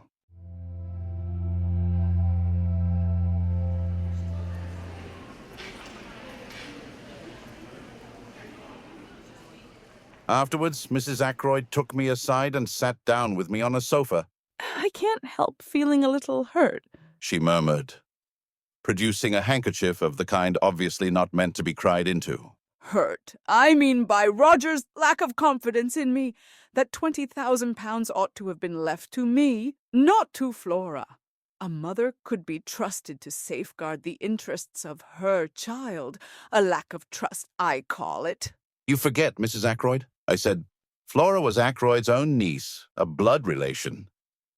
It would have been different had you been his sister instead of his sister-in-law. As poor Cecil's widow, I think my feelings ought to have been considered, said the lady, touching her eyelashes gingerly with the handkerchief. But Roger was always most peculiar, not to say mean, about money matters. It has been a most difficult position for both Flora and myself. He did not even give the poor child an allowance. He would pay her bills, you know, and even that with a good deal of reluctance, and asking what she wanted all those facades for. So like a man. But now I've forgotten what it was I was going to say. Oh, yes, not a penny we could call our own, you know. Flora resented it. Yes, I must say she resented it very strongly. Though devoted to her uncle, of course. But any girl would have resented it. Yes, I must say Roger had very strange ideas about money. He wouldn't even buy new face towels, though I told him the old ones were in holes. And then, proceeded Mrs. Ackroyd, with a sudden leap highly characteristic of her conversation, to leave all that money, £1,000, fancy £1,000, to that woman. What woman? That Russell woman. Something very queer about her, and so I've always said, but Roger wouldn't hear a word against her. Said she was a woman of great force of character, and that he admired and respected her. He was always going on about her rectitude and independence and moral worth. I think there's something fishy about her. She was certainly doing her best to marry Roger, but I soon put a stop to that. She's always hated me, naturally. I saw through her. I began to wonder if there was any chance of stemming Mrs. Ackroyd's eloquence and getting away. Mr. Hammond provided the necessary diversion by coming up to say goodbye. I seized my chance, and rose also. About the inquest, I said. Where would you prefer it to be held? Here, or at the Three Boars? Mrs. Ackroyd stared at me with a dropped jaw. The inquest? She asked, the picture of consternation. But surely there won't have to be an inquest. Mr. Hammond gave a dry little cough and murmured, Inevitable, under the circumstances. In two short little barks. But surely Dr. Shepherd can arrange. There are limits to my powers of arrangement, I said dryly. If his death was an accident. He was murdered, Mrs. Ackroyd, I said brutally. She gave a little cry. No theory of accident will hold water for a minute. Mrs. Ackroyd looked at me in distress. I had no patience with what I thought was her silly fear of unpleasantness. If there's an inquest, I shan't have to answer questions and all that, shall I? She asked. I don't know what will be necessary. I answered. I imagine Mr. Raymond will take the brunt of it off you. He knows all the circumstances and can give formal evidence of identification. The lawyer assented with a little bow. I really don't think there is anything to dread, Mrs. Ackroyd, he said. You will be spared all unpleasantness. Now, as to the question of money, have you all you need for the present? I mean, he added, as she looked at him inquiringly. Ready money, cash, you know. If not, I can arrange to let you have whatever you require. That ought to be all right, said Raymond, who was standing by. Mr. Ackroyd cashed a cheque for £100 yesterday. £100? Yes, for wages and other expenses due today. At the moment it is still intact. Where is this money? In his desk? No, he always kept his cash in his bedroom. In an old collar box, to be accurate. Funny idea, wasn't it? I think, said the lawyer, we ought to make sure the money is there before I leave. Certainly, agreed the secretary. I'll take you up now. Oh, I forgot. The door's locked.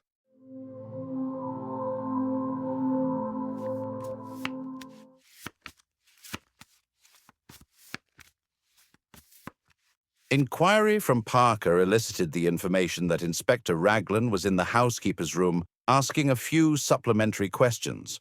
A few minutes later, the inspector joined the party in the hall, bringing the key with him. He unlocked the door and we passed into the lobby and up the small staircase. At the top of the stairs, the door into Ackroyd's bedroom stood open. Inside the room, it was dark, the curtains were drawn, and the bed was turned down just as it had been last night. The inspector drew the curtains, letting in the sunlight, and Geoffrey Raymond went to the top drawer of a rosewood bureau. He kept his money like that in an unlocked drawer. Just fancy, commented the inspector. Their secretary flushed a little. Mr. Ackroyd had perfect faith in the honesty of all the servants, he said hotly. Oh, quite so, said the inspector hastily. Raymond opened the drawer, took out a round leather collar box from the back of it, and opening it, drew out a thick wallet. Here is the money, he said, taking out a fat roll of notes. You will find the 100 intact, I know, for Mr. Ackroyd put it in the collar box in my presence last night when he was dressing for dinner, and of course it has not been touched since. Mr. Hammond took the roll from him and counted it. He looked up sharply. £100, you said, but there is only 60 here. Raymond stared at him. Impossible, he cried, springing forward. Taking the notes from the other's hand, he counted them aloud. Mr. Hammond had been right. The total amounted to £60. But I can't understand it, cried the secretary, bewildered. Poirot asked a question. You saw Mr. Ackroyd put this money away last night when he was dressing for dinner. You are sure he had not paid away any of it already? I'm sure he hadn't. He even said, I don't want to take £100 down to dinner with me. Too bulgy. Then the affair is very simple, remarked Poirot. Either he paid out that £40 sometime last evening, or else it has been stolen. That's the matter in a nutshell, agreed the inspector. He turned to Mrs. Ackroyd. Which of the servants would come in here yesterday evening? I suppose the housemaid would turn down the bed. Who is she? What do you know about her? She's not been here very long, said Mrs. Ackroyd. but she's a nice, ordinary country girl. I think we ought to clear this matter up, said the inspector. If Mr. Ackroyd paid that money away himself, it may have a bearing on the mystery of the crime. The other servants all right, as far as you know? Oh, I think so. Not missed anything before? No. None of them leaving or anything like that? The parlourmaid is leaving. When? She gave notice yesterday, I believe. To you? Oh, no. I have nothing to do with the servants. Miss Russell attends to the household matters. The inspector remained lost in thought for a minute or two. Then he nodded his head and remarked, I think I'd better have a word with Miss Russell, and I'll see the girl Dale as well. Poirot and I accompanied him to the housekeeper's room. Miss Russell received us with her usual sang-froid.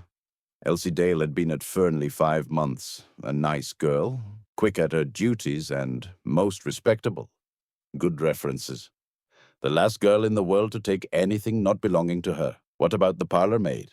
She, too, was a most superior girl, very quiet and ladylike. An excellent worker. Then why is she leaving? Asked the inspector. Miss Russell pursed up her lips. It was none of my doing. I understand Mr. Ackroyd found fault with her yesterday afternoon. It was her duty to do the study, and she disarranged some of the papers on his desk, I believe. He was very annoyed about it, and she gave notice. At least, that is what I understood from her, but perhaps you'd like to see her yourselves. The inspector assented. I had already noticed the girl when she was waiting on us at lunch. A tall girl with a lot of brown hair rolled tightly away at the back of her neck and very steady grey eyes. She came in answer to the housekeeper's summons and stood very straight, with those same grey eyes fixed on us. You are Ursula Bourne? Asked the inspector. Yes, sir. I understand you are leaving? Yes, sir. Why is that? I disarranged some papers on Mr. Ackroyd's desk. He was very angry about it, and I said I had better leave. He told me to go as soon as possible. Were you in Mr. Ackroyd's bedroom at all last night, tidying up or anything? No, sir, that is Elsie's work. I never went near that part of the house. I must tell you, my girl, that a large sum of money is missing from Mr. Ackroyd's room. At last I saw her roused. A wave of colour swept over her face. I know nothing about any money. If you think I took it, and that is why Mr. Ackroyd dismissed me, you are wrong. I'm not accusing you of taking it, my girl, said the inspector. Don't flare up so. The girl looked at him coldly. You can search my things if you like, she said disdainfully. But you won't find anything. Poirot suddenly interposed. It was yesterday afternoon that Mr. Ackroyd dismissed you. Or you dismissed yourself, was it not? He asked. The girl nodded. How long did the interview last? The interview? Yes, the interview between you and Mr. Ackroyd in the study? I don't know. 20 minutes, half an hour. Something like that. Not longer? Not longer than half an hour, certainly. Thank you, mademoiselle. I looked curiously at him. He was rearranging a few objects on the table, setting them straight with precise fingers. His eyes were shining. That'll do, said the inspector. Ursula Bourne disappeared. The inspector turned to Miss Russell. How long has she been here? Have you got a copy of the reference you had with her? Without answering the first question, Miss Russell moved to an adjacent bureau, opened one of the drawers, and took out a handful of letters clipped together with a patent fastener. She selected one and handed it to the inspector. Said he. Reads all right. Mrs. Richard Folliot, Marby Grange, Marby. Who's this woman? Quite good county people, said Miss Russell. Well, said the inspector, handing it back. Let's have a look at the other one, Elsie Dale. Elsie Dale was a big, fair girl, with a pleasant but slightly stupid face. She answered our questions readily enough, and showed much distress and concern at the loss of the money. I don't think there's anything wrong with her, observed the inspector after he had dismissed her. What about Parker? Miss Russell pursed her lips together and made no reply. I've a feeling there's something wrong about that man. The inspector continued thoughtfully. The trouble is that I don't quite see when he got his opportunity. He'd be busy with his duties immediately after dinner, and he's got a pretty good alibi all through the evening. I know, for I've been devoting particular attention to it. Well, thank you very much, Miss Russell. We'll leave things as they are for the present. It's highly probable Mr. Ackroyd paid that money away himself. The housekeeper bade us a dry good afternoon, and we took our leave.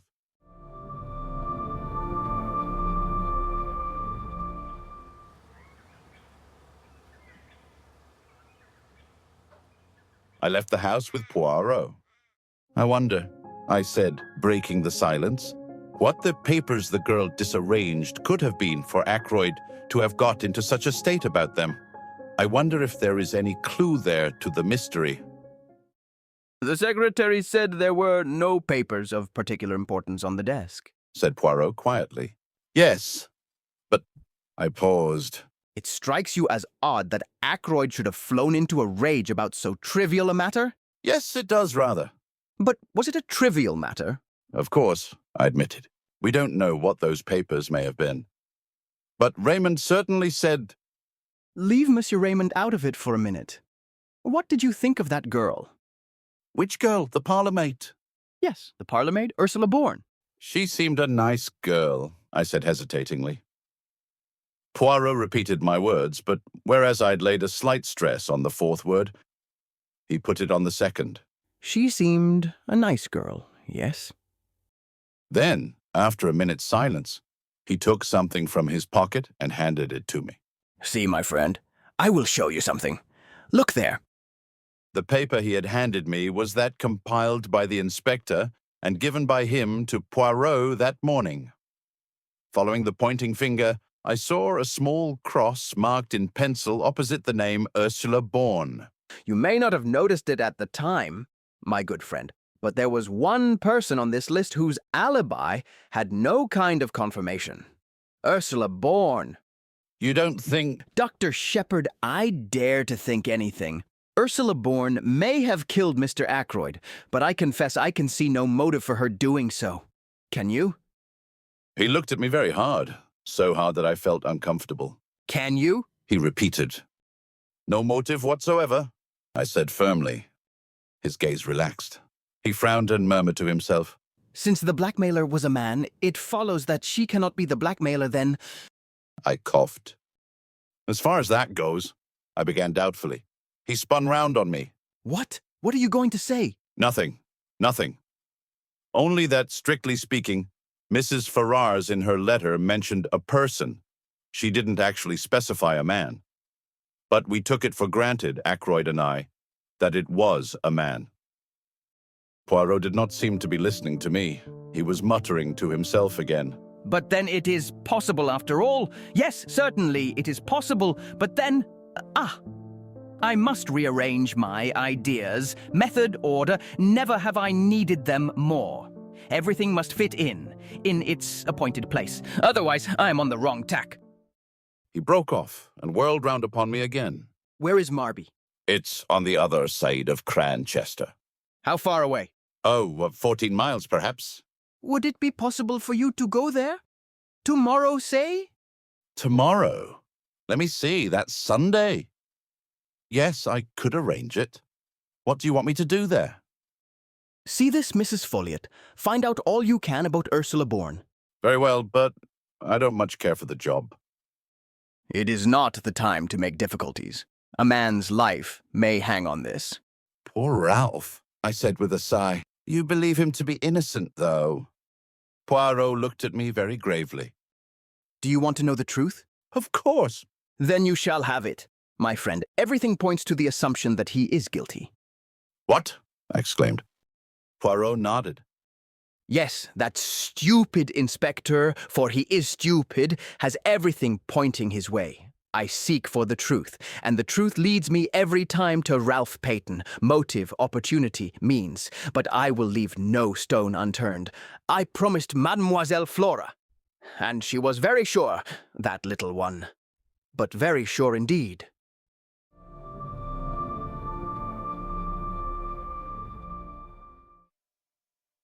Chapter 11, Poirot pays a call.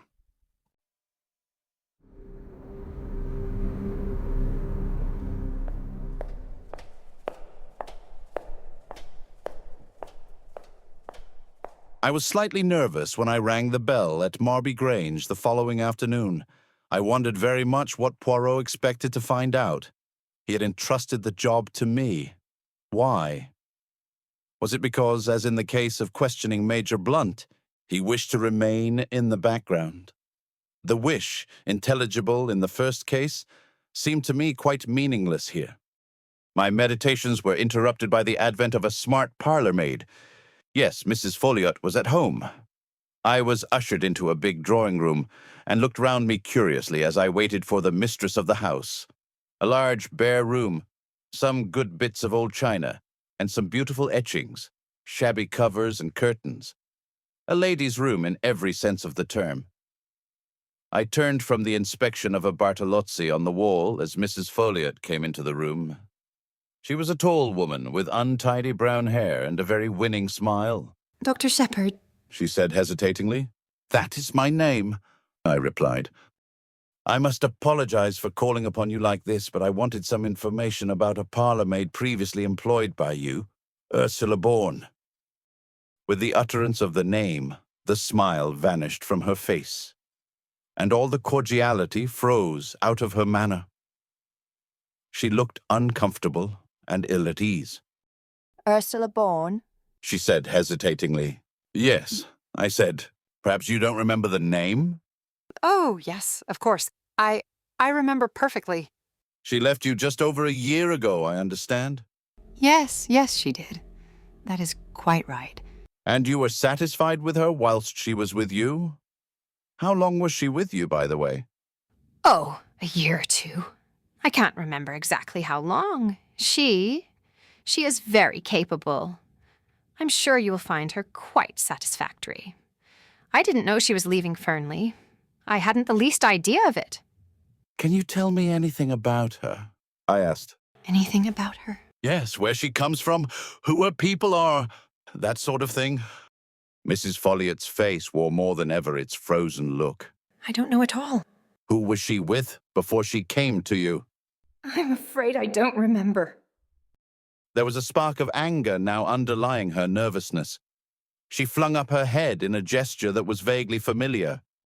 Is it really necessary to ask all these questions? Not at all, I said, with an air of surprise and a tinge of apology in my manner. I had no idea you would mind answering them.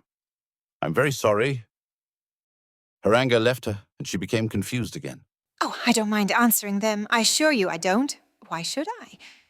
It just seemed a little odd, you know. That's all. A little odd.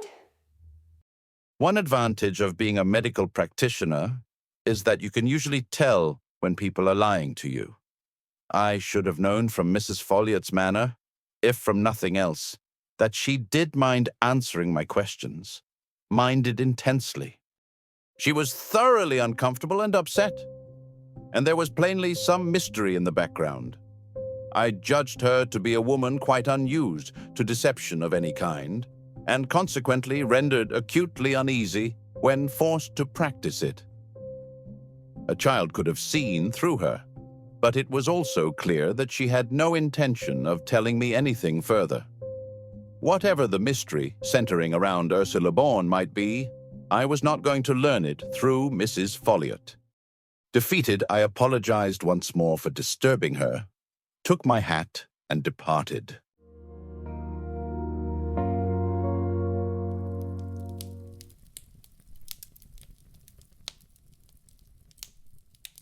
I went to see a couple of patients and arrived home about 6 o'clock.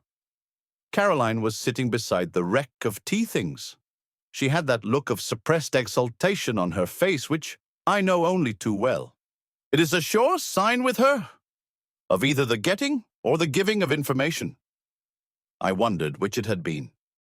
I've had a very interesting afternoon, began Caroline as I dropped into my own particular easy chair and stretched out my feet to the inviting blaze in the fireplace. Have you? I asked. Miss Gannett drop into tea? Miss Gannett is one of the chief of our newsmongers. Guess again, said Caroline with intense complacency. I guessed several times, working slowly through all the members of Caroline's intelligence corps. My sister received each guess with a triumphant shake of the head. In the end, she volunteered the information herself. Monsieur Poirot, She said. Now what do you think of that? I thought a good many things of it, but I was careful not to say them to Caroline. Why did he come? I asked. To see me, of course. He said that knowing my brother so well, he hoped he might be permitted to make the acquaintance of his charming sister. Your charming sister, I've got mixed up, but you know what I mean. What did he talk about? I asked. He told me a lot about himself and his cases. You know that Prince Paul of Mauritania, the one who's just married a dancer? Yes. I saw a most intriguing paragraph about her in Society Snippets the other day, hinting that she was really a Russian Grand Duchess, one of the Tsar's daughters who managed to escape from the Bolsheviks. Well, it seems that Monsieur Poirot solved a baffling murder mystery that threatened to involve them both. Prince Paul was beside himself with gratitude. Did he give him an emerald tie-pin the size of a plover's egg? I inquired sarcastically. He didn't mention it. Why? Nothing, I said. I thought it was always done. It is in detective fiction anyway. The super detective always has his rooms littered with rubies and pearls and emeralds from grateful royal clients. It's very interesting to hear about these things from the inside, said my sister complacently. It would be to Caroline. I could not but admire the ingenuity of Monsieur Hercule Poirot, who had selected unerringly the case of all others that would most appeal to an elderly maiden lady living in a small village. Did he tell you if the dancer was really a Grand Duchess? I inquired. He was not at liberty to speak, said Caroline importantly. I wondered how far Poirot had strained the truth in talking to Caroline. Probably not at all. He had conveyed his innuendos by means of his eyebrows and his shoulders. And after all this, I remarked, I suppose you were ready to eat out of his hand. Don't be coarse, James. I don't know where you get these vulgar expressions from. Probably from my only link with the outside world, my patients. Unfortunately, my practice does not lie amongst royal princes and interesting Russian émigrés. Caroline pushed her spectacles up and looked at me. You seem very grumpy, James. It must be your liver. A blue pill, I think, tonight. To see me in my own home, you would never imagine that I was a doctor of medicine. Caroline does the home prescribing both for herself and me. Damn my liver, I said irritably. Did you talk about the murder at all? Well, naturally, James. What else is there to talk about locally?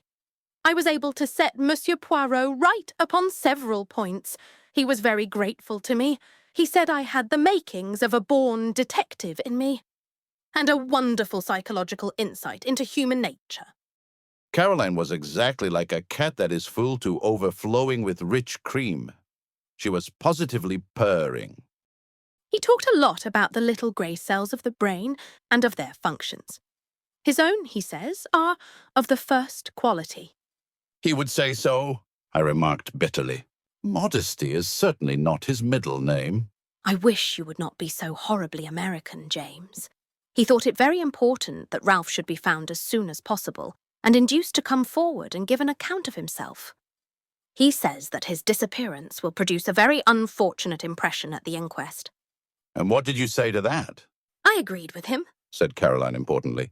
And I was able to tell him the way people were already talking about it. Caroline, I said sharply, did you tell Monsieur Poirot what you overheard in the wood that day? I did, said Caroline complacently. I got up and began to walk about. You realize what you're doing, I hope? I jerked out. You're putting a halter round Ralph Paton's neck as surely as you're sitting in that chair. Not at all, said Caroline, quite unruffled. I was surprised you hadn't told him. I took very good care not to, I said. I'm fond of that boy. So am I. That's why I say you're talking nonsense. I don't believe Ralph did it, and so the truth can't hurt him. And we ought to give Monsieur Poirot all the help we can. Why think? Very likely Ralph was out with that identical girl on the night of the murder, and if so, he's got a perfect alibi. If he's got a perfect alibi? I retorted. Why doesn't he come forward and say so? Might get the girl into trouble. Said Caroline sapiently. But if Monsieur Poirot gets hold of her and puts it to her as her duty, she'll come forward of her own accord and clear Ralph. You seem to have invented a romantic fairy story of your own, I said. You read too many trashy novels, Caroline. I've always told you so. I dropped into my chair again. Did Poirot ask you any more questions? I inquired. Only about the patients you had that morning. The patients? I demanded unbelievingly. Yes, your surgery patients. How many and who they were? Do you mean to say you were able to tell him that? I demanded. Caroline is really amazing. Why not? Asked my sister triumphantly.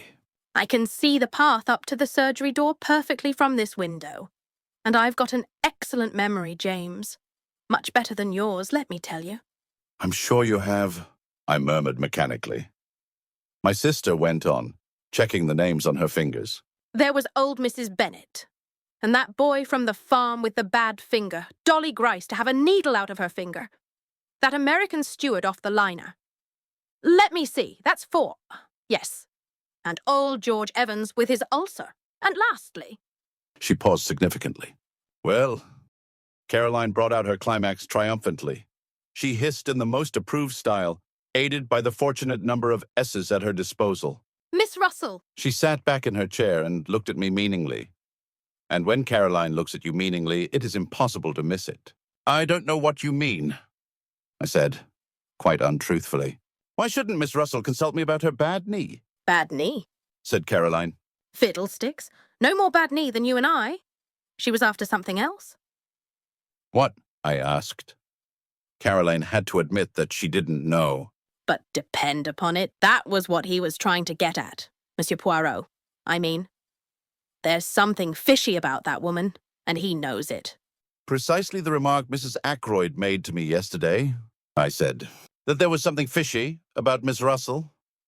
Ah, said Caroline darkly. Mrs. Ackroyd, there's another. Another what? Caroline refused to explain her remarks. She merely nodded her head several times, rolled up her knitting, and went upstairs to don the high mauve silk blouse and the gold locket, which she calls dressing for dinner. I stayed there, staring into the fire and thinking over Caroline's words. Had Poirot really come to gain information about Miss Russell? Or was it only Caroline's tortuous mind that interpreted everything according to her own ideas? There had certainly been nothing in Miss Russell's manner that morning to arouse suspicion. At least, I remembered her persistent conversation on the subject of drug-taking, and from that she had led the conversation to poisons and poisoning. But there was nothing in that. Ackroyd had not been poisoned. Still, it was odd. I heard Caroline's voice, rather acid in note, calling from the top of the stairs. James, you will be late for dinner. I put some coal on the fire and went upstairs obediently. It is well at any price to have peace in the home.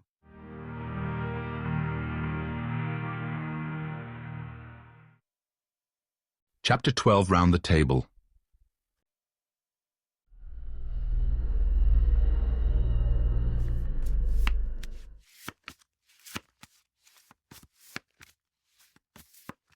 A joint inquest was held on Monday.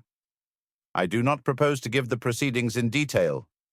To do so would only be to go over the same ground again and again. By arrangement with the police, very little was allowed to come out. I gave evidence as to the cause of Ackroyd's death and the probable time. The absence of Ralph Paton was commented on by the coroner, but not unduly stressed.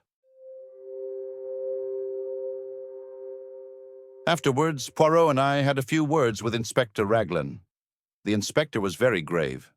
It looks bad, Mr. Poirot, he said. I'm trying to judge the thing fair and square. I'm a local man, and I've seen Captain Paton many times in Cranchester. I'm not wanting him to be the guilty one, but it's bad, whichever way you look at it. If he's innocent, why doesn't he come forward? We've got evidence against him, but it's just possible that that evidence could be explained away. Then why doesn't he give an explanation? A lot more lay behind the inspector's words than I knew at the time. Ralph's description had been wired to every port and railway station in England. The police everywhere were on the alert. His rooms in town were watched, and any houses he had been known to be in the habit of frequenting.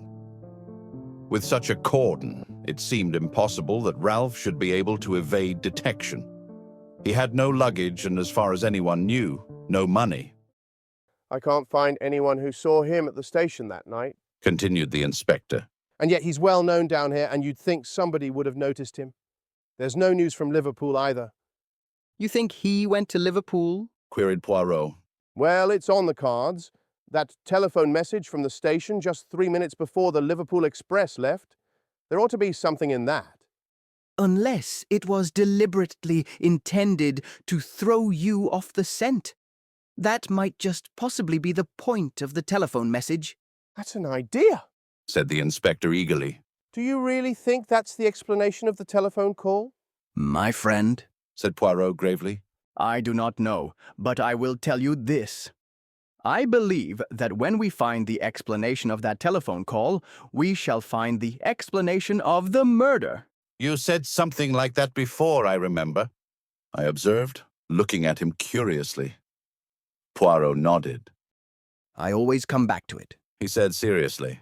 It seems to me utterly irrelevant, I declared. I wouldn't say that, demurred the inspector. But I must confess, I think Mr. Poirot here harps on it a little too much. We've better clues than that. The fingerprints on the dagger, for instance. Poirot became suddenly very foreign in manner, as he often did when excited over anything. Monsieur l'Inspector, he said. Beware of the blind, the blind. Comment, Dyer? The little street that has no end to it. Inspector Raglan stared, but I was quicker. You mean a blind alley? I said. That is it. The blind street that leads nowhere. So it may be with those fingerprints. They may lead you nowhere. I don't see how that can well be, said the police officer. I suppose you're hinting that they're faked. I've read of such things being done, though I can't say I've ever come across it in my experience. But fake or true, they're bound to lead somewhere. Poirot merely shrugged his shoulders, flinging out his arms wide. The inspector then showed us various enlarged photographs of the fingerprints and proceeded to become technical on the subject of loops and whorls. Come now, he said at last, annoyed by Poirot's detached manner. You've got to admit that those prints were made by someone who was in the house that night. Bien entendu, said Poirot, nodding his head. Well, I've taken the prints of every member of the household, every one, mind you, from the old lady down to the kitchen maid. I don't think Mrs. Ackroyd would enjoy being referred to as the old lady.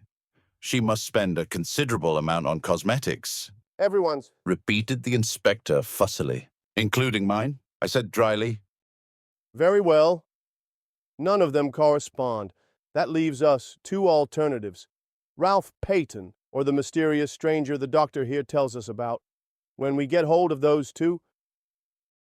Much valuable time may have been lost, broke in Poirot. I don't quite get you, Mr. Poirot. You have taken the prints of everyone in the house, you say, murmured Poirot. Is that the exact truth you are telling me there, Monsieur l'Inspector? Certainly. Without overlooking anyone? Without overlooking anyone. The quick or the dead? For a moment, the inspector looked bewildered at what he took to be a religious observation. Then he reacted slowly. You mean... The dead, Monsieur l'Inspecteur. The inspector still took a minute or two to understand. I am suggesting, said Poirot placidly, that the fingerprints on the dagger handle are those of Mr. Ackroyd himself. It is an easy matter to verify. His body is still available. But why? What would be the point of it? You're surely not suggesting suicide, Mr. Poirot. Ah, no. My theory is that the murderer wore gloves or wrapped something round his hand. After the blow was struck, he picked up the victim's hand and closed it round the dagger handle. But why? Poirot shrugged his shoulders again. To make a confusing case even more confusing. Well, said the inspector, I'll look into it. What gave you the idea in the first place? When you were so kind as to show me the dagger and draw attention to the fingerprints. I know very little of loops and whorls. See, I confess my ignorance, frankly. But it did occur to me that the position of the prince was somewhat awkward. Not so would I have held a dagger in order to strike. Naturally, with the right hand brought up over the shoulder backwards, it would have been difficult to put it in exactly the right position. Inspector Raglan stared at the little man. Poirot, with an air of great unconcern, flecked a speck of dust from his coat sleeve. Well, said the inspector, it's an idea. I'll look into it all right, but don't you be disappointed if nothing comes of it. He endeavored to make his tone kindly and patronizing. Poirot watched him go off. Then he turned to me with twinkling eyes. Another time, he observed, I must be more careful of his amour propre. And now that we are left to our own devices, what do you think, my good friend, of a little reunion of the family?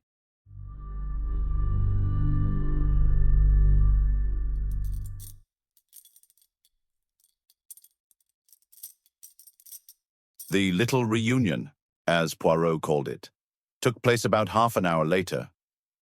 We sat round the table in the dining room at Fernley, Poirot at the head of the table, like the chairman of some ghastly board meeting. The servants were not present, so we were 6 in all: Mrs. Ackroyd, Flora, Major Blunt, young Raymond, Poirot, and myself. When everyone was assembled, Poirot rose and bowed. Messieurs, mesdames, I have called you together for a certain purpose. He paused. To begin with, I want to make a very special plea to Mademoiselle. To me, said Flora. Mademoiselle, you are engaged to Captain Ralph Paton. If anyone is in his confidence, you are. I beg you, most earnestly, if you know of his whereabouts, to persuade him to come forward. 1 little minute. As Flora raised her head to speak, say nothing till you have well reflected. Mademoiselle, his position grows daily more dangerous. If he had come forward at once, no matter how damning the facts, he might have had a chance of explaining them away. But this silence, this flight, what can it mean? Surely only one thing: knowledge of guilt.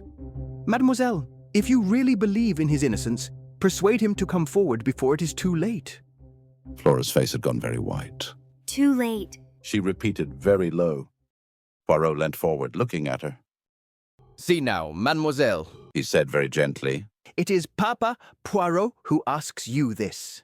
The old Papa Poirot who has much knowledge and much experience. I would not seek to entrap you, mademoiselle.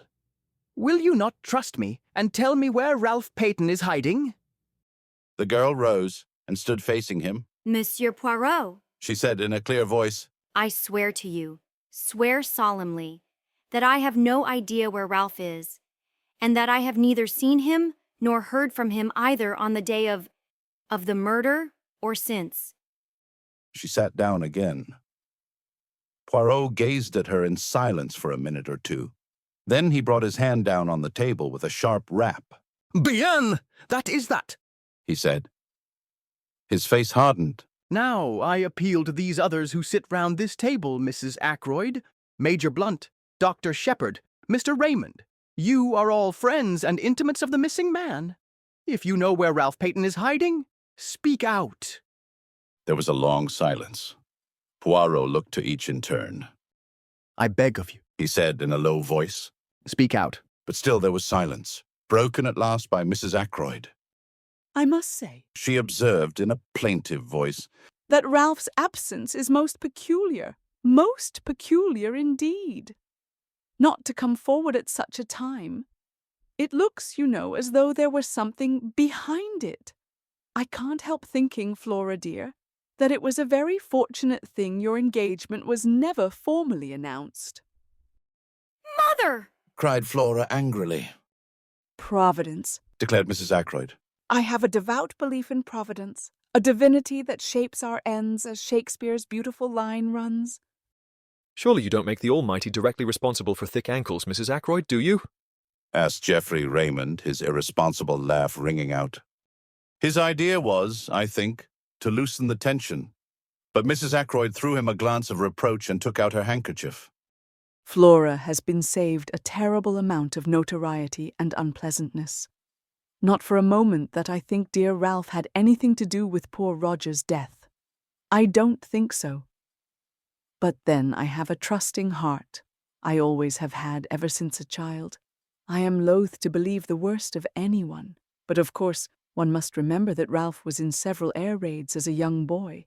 The results are apparent long after. Sometimes, they say, people are not responsible for their actions in the least. They lose control, without being able to help it. Mother, cried Flora. you don't think Ralph did it? Come, Mrs. Ackroyd, said Blunt. I don't know what to think, said Mrs. Ackroyd tearfully. It's all very upsetting. What would happen to the estate, I wonder, if Ralph were found guilty? Raymond pushed his chair away from the table violently. Major Blunt remained very quiet, looking thoughtfully at her. Like shell shock, said Mrs. Ackroyd obstinately. And I dare say Roger kept him very short of money, with the best intentions, of course. I can see you are all against me, but I do think it is very odd that Ralph has not come forward, and I must say I am thankful Flora's engagement was never announced formally. It will be tomorrow, said Flora in a clear voice. Flora! cried her mother, aghast. Flora had turned to the secretary. Will you send the announcement to the Morning Post and the Times, please, Mr. Raymond? If you are sure that it is wise, Miss Ackroyd, he replied gravely. She turned impulsively to Blunt. You understand? She said. What else can I do? As things are, I must stand by Ralph. Don't you see that I must? She looked very searchingly at him, and after a long pause, he nodded abruptly. Mrs. Ackroyd burst out into shrill protests. Flora remained unmoved. Then Raymond spoke. I appreciate your motives, Miss Ackroyd, but don't you think you're being rather precipitate? Wait a day or two.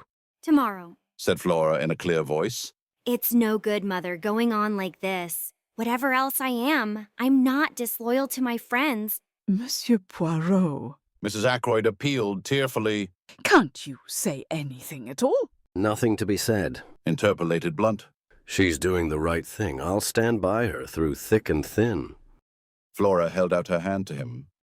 Thank you, Major Blunt, she said. Mademoiselle, said Poirot. Will you let an old man congratulate you on your courage and your loyalty? And will you not misunderstand me if I ask you most solemnly, to postpone the announcement you speak of for at least 2 days more? Flora hesitated. I ask it in Ralph PATON'S interest as much as in yours, mademoiselle. You frown.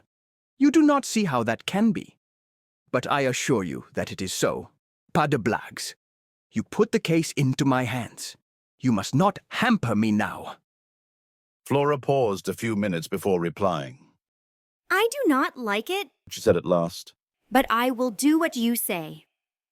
She sat down again at the table. And now, messieurs et mesdames, said Poirot rapidly. I will continue with what I was about to say. Understand this, I mean to arrive at the truth. The truth, however ugly in itself, is always curious and beautiful to the seeker after it. I am much aged. My powers may not be what they were. Here he clearly expected a contradiction. In all probability, this is the last case I shall ever investigate. But Hercule Poirot does not end with a failure. Messieurs et mesdames, I tell you, I mean to know, and I shall know in spite of you all. He brought out the last words provocatively, hurling them in our face as it were. I think we all flinched back a little, excepting Geoffrey Raymond, who remained good-humored and imperturbable as usual. How do you mean, in spite of us all? He asked, with slightly raised eyebrows. But just that, monsieur. Every one of you in this room is concealing something from me. He raised his hand as a faint murmur of protest arose. Yes, I know what I am saying. It may be something unimportant, trivial, which is supposed to have no bearing on the case, but there it is. Each one of you has something to hide. Come now, am I right? His glance, challenging and accusing, swept round the table, and every pair of eyes dropped before his. Yes, mine as well. I am answered, said Poirot, with a curious laugh.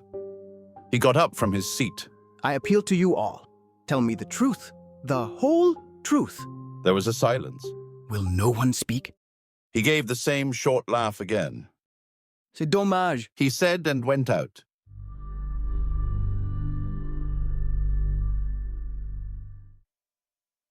Chapter 13. The Goose Quill.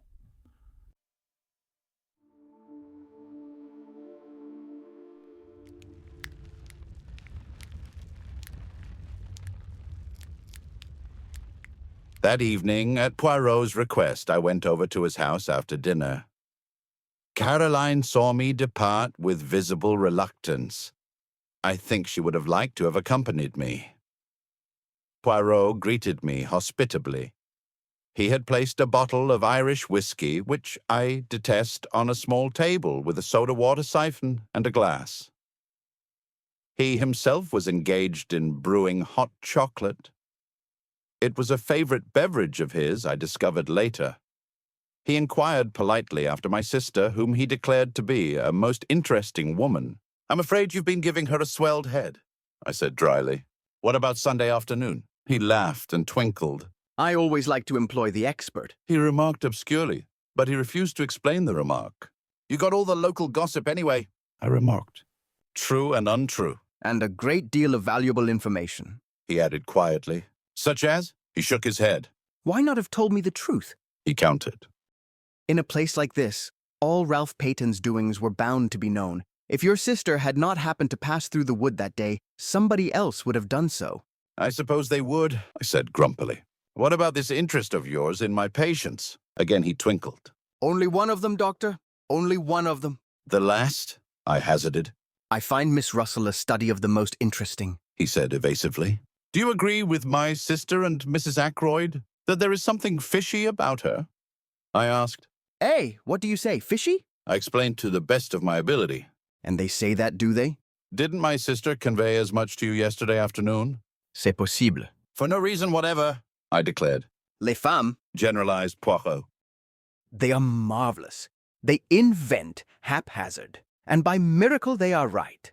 Not that it is that, really. Women observe subconsciously 1,000 little details without knowing that they are doing so. Their subconscious mind adds these little things together, and they call the result intuition. Me, I am very skilled in psychology. I know these things. He swelled his chest out importantly, looking so ridiculous that I found it difficult not to burst out laughing. Then he took a small sip of his chocolate and carefully wiped his mustache. "I wish you'd tell me." I burst out, "What do you really think of it all?" He put down his cup. You wish that? I do. You have seen what I have seen. Should not our ideas be the same? "I'm afraid you're laughing at me," I said stiffly. "Of course, I've no experience of matters of this kind." Poirot smiled at me indulgently. You are like the little child who wants to know the way the engine works.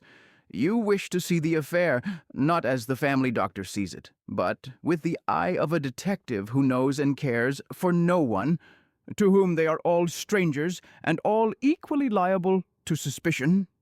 "You put it very well," I said.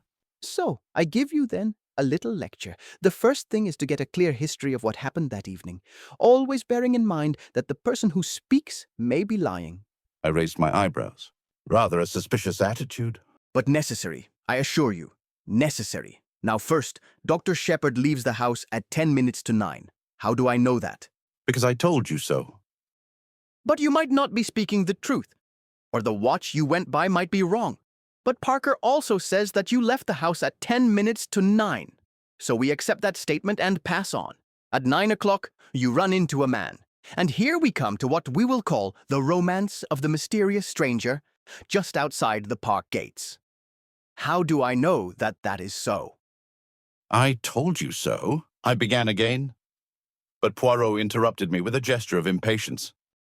Ah, but it is that you are a little stupid tonight, my friend. You know that it is so, but how am I to know? Eh bien, I am able to tell you that the mysterious stranger was not a hallucination on your part, because the maid of a Miss Gannett met him a few minutes before you did, and of her, too, he inquired the way to Fernley Park. We accept his presence, therefore, and we can be fairly sure of two things about him: that he was a stranger to the neighborhood, and that whatever his object in going to Fernley, there was no great secrecy about it, since he twice asked the way there. Yes, I said. I see that. Now I have made it my business to find out more about this man. He had a drink at the Three Boars, I learn, and the barmaid there says that he spoke with an American accent and mentioned having just come over from the States. Did it strike you that he had an American accent? Yes, I think he had, I said after a minute or two, during which I cast my mind back, but a very slight one. Precisement. There is also this which you will remember I picked up in the summer house. He held out to me the little quill. I looked at it curiously. Then a memory of something I had read stirred in me. Poirot, who had been watching my face, nodded. Yes, heroin, snow. Drug takers carry it like this and sniff it up the nose. Diamorphine hydrochloride, I murmured mechanically. This method of taking the drug is very common on the other side. Another proof, if we wanted one, that the man came from Canada or the States. What first attracted your attention to that summer house? I asked curiously. My friend, the inspector, took it for granted that anyone using that path did so as a shortcut to the house. But as soon as I saw the summer house, I realized that the same path would be taken by anyone using the summer house as a rendezvous. Now, it seems fairly certain that the stranger came neither to the front nor to the back door. Then, did someone from the house go out and meet him? If so, what could be a more convenient place than that little summer house? I searched it with the hope that I might find some clue inside. I found two, the scrap of cambric and the quill. And the scrap of cambric? I asked curiously. What about that? Poirot raised his eyebrows. You do not use your little grey cells? He remarked dryly. The scrap of starched cambric should be obvious. Not very obvious to me. I changed the subject. Anyway, I said, this man went to the summer house to meet somebody. Who was that somebody? Exactly the question, said Poirot. You will remember that Mrs. Ackroyd and her daughter came over from Canada to live here? Is that what you meant today when you accused them of hiding the truth? Perhaps. Now, another point. What did you think of the parlourmaid's story? What story? The story of her dismissal. Does it take half an hour to dismiss a servant? Was the story of those important papers a likely one? And remember, though she says she was in her bedroom from 9:30 until 10 o'clock, there is no one to confirm her statement. You bewilder me, I said. To me, it grows clearer. But tell me now your own ideas and theories. I drew a piece of paper from my pocket. I just scribbled down a few suggestions, I said apologetically. But excellent! You have method. Let us hear them. I read out in a somewhat embarrassed voice. To begin with, one must look at the thing logically. Just what my poor Hastings used to say, interrupted Poirot. But alas, he never did so. Point number 1. Mr. Ackroyd was heard talking to someone at 9:30. Point number 2. At some time during the evening, Ralph Paton must have come in through the window, as evidenced by the prints of his shoes. Point number 3. Mr. Ackroyd was nervous that evening, and would only have admitted someone he knew. Point number 4. The person with Mr. Ackroyd at 9:30 was asking for money. We know Ralph Paton was in a scrape. These 4 points go to show that the person with Mr. Ackroyd at 9:30 was Ralph Paton. But we know that Mr. Ackroyd was alive at 9:45. Therefore, it was not Ralph who killed him. Ralph left the window open. Afterwards, the murderer came in that way. And who was the murderer? Inquired Poirot. The American stranger. He may have been in league with Parker. And possibly in Parker we have the man who blackmailed Mrs. Ferrars. If so, Parker may have heard enough to realize the game was up, have told his accomplice so, and the latter did the crime, with the dagger which Parker gave him. It is a theory that, admitted Poirot. Decidedly, you have cells of a kind, but it leaves a good deal unaccounted for. Such as... The telephone call, the pushed-out chair... Do you really think the latter important? I interrupted. Perhaps not, admitted my friend. It may have been pulled out by accident, and Raymond or Blunt may have shoved it into place unconsciously under the stress of emotion. Then there is the missing £40. Given by Ackroyd to Ralph, I suggested. He may have reconsidered his first refusal. That still leaves one thing unexplained? What? Why was Blunt so certain in his own mind that it was Raymond with Mr. Ackroyd at 9:30? He explained that. I said, You think so? I will not press the point. Tell me instead, what were Ralph Paton's reasons for disappearing? That's rather more difficult, I said slowly. I shall have to speak as a medical man. Ralph's nerves must have gone fat. If he suddenly found out that his uncle had been murdered within a few minutes of his leaving him, after perhaps a rather stormy interview, well, he might get the wind up and clear right out. Men have been known to do that. Act guiltily when they're perfectly innocent. Yes, that is true, said Poirot. But we must not lose sight of one thing. I know what you're going to say, I remarked. Motive. Ralph Paton inherits a great fortune by his uncle's death. That is one motive, agreed Poirot. One? May we? Do you realize that there are 3 separate motives staring us in the face? Somebody certainly stole the blue envelope and its contents. That is one motive. Blackmail. Ralph Paton may have been the man who blackmailed Mrs. Ferrars. Remember, as far as Hammond knew, Ralph Paton had not applied to his uncle for help of late. That looks as though he were being supplied with money elsewhere. Then there is the fact that he was in some, scrape, which he feared might get to his uncle's ears. And finally, there is the one you have just mentioned. Dear me, I said, rather taken aback. The case does seem black against him. Does it? Said Poirot. That is where we disagree, you and I. 3 motives, it is almost too much. I am inclined to believe that.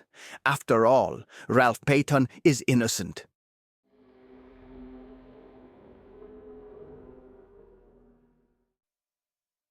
Chapter 14, Mrs. Ackroyd.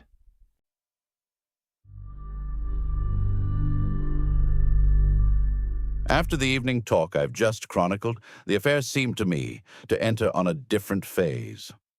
The whole thing can be divided into 2 parts, each clear and distinct from the other. Part 1 ranges from Ackroyd's death on the Friday evening to the following Monday night. It is the straightforward narrative of what occurred, as presented to Hercule Poirot. I was at Poirot's elbow the whole time. I saw what he saw. I tried my best to read his mind. As I know now, I failed in this latter task. Though Poirot showed me all his discoveries, as, for instance, the gold wedding ring, he held back the vital and yet logical impressions that he formed. As I came to know later, this secrecy was characteristic of him. He would throw out hints and suggestions, but beyond that he would not go. As I say, up till the Monday evening, my narrative might have been that of Poirot himself. I played Watson to his Sherlock. But after Monday, our ways diverged. Poirot was busy on his own account.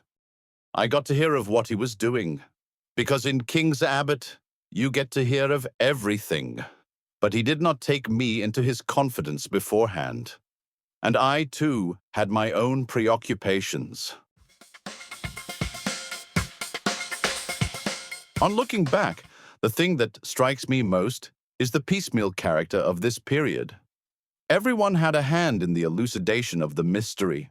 It was rather like a jigsaw puzzle, to which everyone contributed their own little piece of knowledge or discovery. But their task ended there. To Poirot alone belongs the renown of fitting those pieces into their correct place. Some of the incidents seemed at the time irrelevant and unmeaning. There was, for instance, the question of the black boots. But that comes later. To take things strictly in chronological order, I must begin with the summons from Mrs. Ackroyd. She sent for me early on Tuesday morning, and since the summons sounded an urgent one, I hastened there, expecting to find her in extremis. The lady was in bed. So much did she concede to the etiquette of the situation. She gave me her bony hand and indicated a chair drawn up to the bedside. Well, Mrs. Ackroyd, I said. And what's the matter with you? I spoke with that kind of spurious geniality which seems to be expected of general practitioners. I'm prostrated, said Mrs. Ackroyd in a faint voice. Absolutely prostrated. It's the shock of poor Roger's death. They say these things often aren't felt at the time, you know. It's the reaction afterwards. It is a pity that a doctor is precluded by his profession from being able sometimes to say what he really thinks. I would have given anything to be able to answer bunkum. Instead, I suggested a tonic. Mrs. Ackroyd accepted the tonic. One move in the game seemed now to be concluded. Not for a moment did I imagine that I had been sent for because of the shock occasioned by Ackroyd's death. But Mrs. Ackroyd is totally incapable of pursuing a straightforward course on any subject. She always approaches her object by tortuous means. I wondered very much why it was she had sent for me. And then that scene yesterday, continued my patient. She paused as though expecting me to take up a cue. What scene? Doctor, how can you? Have you forgotten? That dreadful little Frenchman, or Belgian, or whatever he is, bullying us all like he did. It has quite upset me, coming on top of Roger's death. I'm very sorry, Mrs. Ackroyd, I said. I don't know what he meant, shouting at us like he did. I should hope I know my duty too well to dream of concealing anything. I have given the police every assistance in my power. Mrs. Ackroyd paused, and I said, Quite so. I was beginning to have a glimmering of what all the trouble was about. No one can say that I have failed in my duty, continued Mrs. Ackroyd. I am sure Inspector Raglan is perfectly satisfied. Why should this little upstart of a foreigner make a fuss? A most ridiculous-looking creature he is, too, just like a comic Frenchman in a review. I can't think why Flora insisted on bringing him into the case. She never said a word to me about it. Just went off and did it on her own. Flora is too independent. I am a woman of the world and her mother. She should have come to me for advice first. I listened to all this in silence. What does he think? That's what I want to know. Does he actually imagine I'm hiding something? He positively accused me yesterday. I shrugged my shoulders. It is surely of no consequence, Mrs. Ackroyd, I said. Since you are not concealing anything, any remarks he may have made do not apply to you. Mrs. Ackroyd went off at a tangent after her usual fashion. Servants are so tiresome, she said. They gossip and talk amongst themselves, and then it gets round, and all the time there's probably nothing in it at all. Have the servants been talking? I asked. What about? Mrs. Ackroyd cast a very shrewd glance at me. It quite threw me off my balance. I was sure you would know, Doctor, if anyone did. You were with Monsieur Poirot all the time, weren't you? I was? Then of course you know. It was that girl, Ursula Bourne, wasn't it? Naturally, she's leaving. She would want to make all the trouble she could. Spiteful, that's what they are. They're all alike. Now, you being their doctor, you must know exactly what she did say. I'm most anxious that no wrong impression should get about. After all, you don't repeat every little detail to the police, do you? There are family matters sometimes, nothing to do with the question of the murder. But if the girl was spiteful, she may have made out all sorts of things. I was shrewd enough to see that a very real anxiety lay behind these outpourings. Poirot had been justified in his premises. Of the 6 people round the table yesterday, Mrs. Ackroyd at least had had something to hide. It was for me to discover what that something might be. If I were you, Mrs. Ackroyd, I said brusquely, I should make a clean breast of things. She gave a little scream. Oh, Doctor, how can you be so abrupt? It sounds as though, and I can explain everything so simply. Then why not do so? I suggested. Mrs. Ackroyd took out a frilled handkerchief and became tearful. I thought, Doctor, that you might put it to Monsieur Poirot. Explain it, you know, because it's so difficult for a foreigner to see our point of view. And you don't know, nobody could know what I've had to contend with. A martyrdom. A long martyrdom. That's what my life has been. I don't like to speak ill of the dead, but there it is. Not the smallest bill, but it had all to be gone over, just as though Roger had had a few miserly hundreds a year instead of being, as Mr. Hammond told me yesterday, one of the wealthiest men in these parts. Mrs. Ackroyd paused to dab her eyes with the frilled handkerchief. Yes, I said encouragingly. You were talking about bills? Those dreadful bills. And some I didn't like to show Roger at all. They were things a man wouldn't understand. He would have said the things weren't necessary. And of course they mounted up, you know, and they kept coming in. She looked at me appealingly, as though asking me to condole with her on this striking peculiarity. It's a habit they have, I agreed. And the tone altered, became quite abusive. I assure you, Doctor, I was becoming a nervous wreck. I couldn't sleep at nights, and a dreadful fluttering round the heart. And then I got a letter from a Scotch gentleman. As a matter of fact, there were 2 letters, both Scotch gentlemen. Mr. Bruce Macpherson was one, and the other were Colin MacDonald. Quite a coincidence. Hardly that, I said dryly. They are usually Scotch gentlemen, but I suspect a Semitic strain in their ancestry.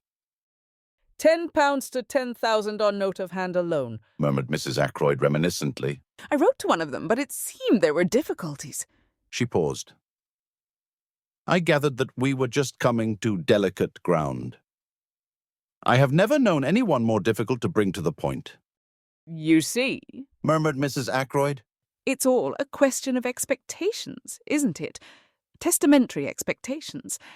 And though, of course, I expected that Roger would provide for me, I didn't know. I thought that if only I could glance over a copy of his will, not in any sense of vulgar prying, but just so that I could make my own arrangements. She glanced sideways at me. The position was now very delicate indeed. Fortunately, words ingeniously used will serve to mask the ugliness of naked facts. I could only tell this to you, dear Dr. Shepherd, said Mrs. Ackroyd rapidly.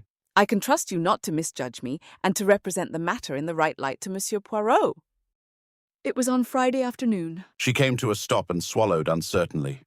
Yes, I repeated encouragingly. On Friday afternoon, well? Everyone was out, or so I thought. And I went into Roger's study. I had some real reason for going there. I mean, there was nothing underhand about it. And as I saw all the papers heaped on the desk, it just came to me, like a flash. I wonder if Roger keeps his will in one of the drawers of the desk. I'm so impulsive, always was from a child. I do things on the spur of the moment. He'd left his keys, very careless of him, in the lock of the top drawer. I see, I said helpfully. So you searched the desk. Did you find the will? Mrs. Ackroyd gave a little scream, and I realized that I had not been sufficiently diplomatic. How dreadful it sounds, but it wasn't at all like that, really. Of course it wasn't, I said hastily. You must forgive my unfortunate way of putting things. You see, men are so peculiar. In dear Roger's place, I should not have objected to revealing the provisions of my will, but men are so secretive. One is forced to adopt little subterfuges in self-defense. And the result of the little subterfuge? I asked. That's just what I'm telling you. As I got to the bottom drawer, Bourne came in, most awkward. Of course, I shut the drawer and stood up, and I called her attention to a few specks of dust on the surface. But I didn't like the way she looked. Quite respectful in manner, but a very nasty light in her eyes. Almost contemptuous, if you know what I mean. I never have liked that girl very much. She's a good servant, and she says, ma'am, and doesn't object to wearing caps and aprons, which I declare to you a lot of them do nowadays. And she can say, "Not at home," without scruples if she has to answer the door instead of Parker. And she doesn't have those peculiar gurgling noises inside which so many parlourmaids seem to have when they wait at table. Let me see, where was I? You were saying that in spite of several valuable qualities, you never liked Bourne. No more I do. She's odd. There's something different about her from the others. Too well educated, that's my opinion. You can't tell who are ladies and who aren't nowadays. And what happened next? I asked. Nothing. At least Roger came in, and I thought he was out for a walk. And he said, "What's all this?" And I said, "Nothing. I just came in to fetch punch." And I took punch and went out with it. Bourne stayed behind. I heard her asking Roger if she could speak to him for a minute. I went straight up to my room to lie down. I was very upset. There was a pause. You will explain to Monsieur Poirot, won't you? You can see for yourself what a trivial matter the whole thing was. But of course, when he was so stern about concealing things, I thought of this at once. Bourne may have made some extraordinary story out of it, but you can explain, can't you? That is all, I said. You have told me everything, Yes. said Mrs. Ackroyd.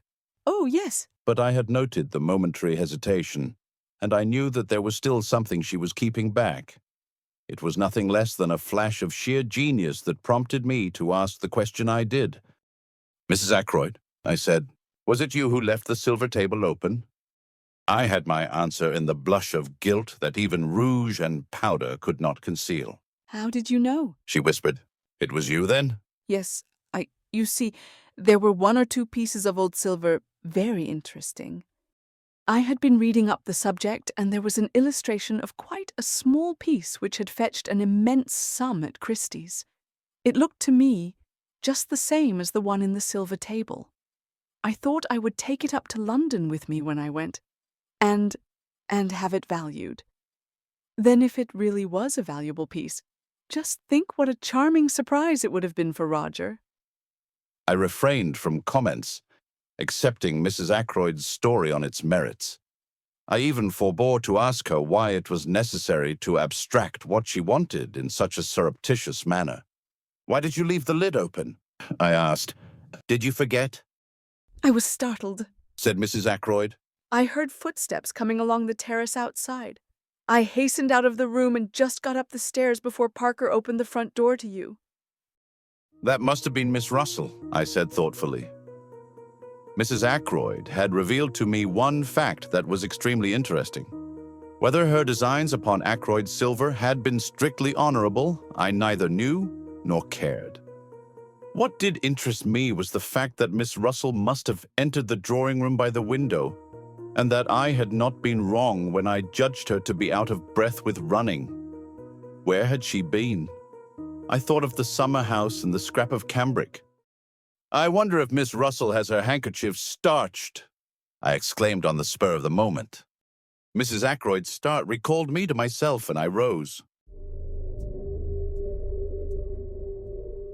You think you can explain to Monsieur Poirot? She asked anxiously. Oh, certainly, absolutely. I got away at last, after being forced to listen to more justifications of her conduct. The parlourmaid was in the hall, and it was she who helped me on with my overcoat. I observed her more closely than I had done heretofore. It was clear that she had been crying. How is it, I asked, that you told us that Mr. Ackroyd sent for you on Friday to his study?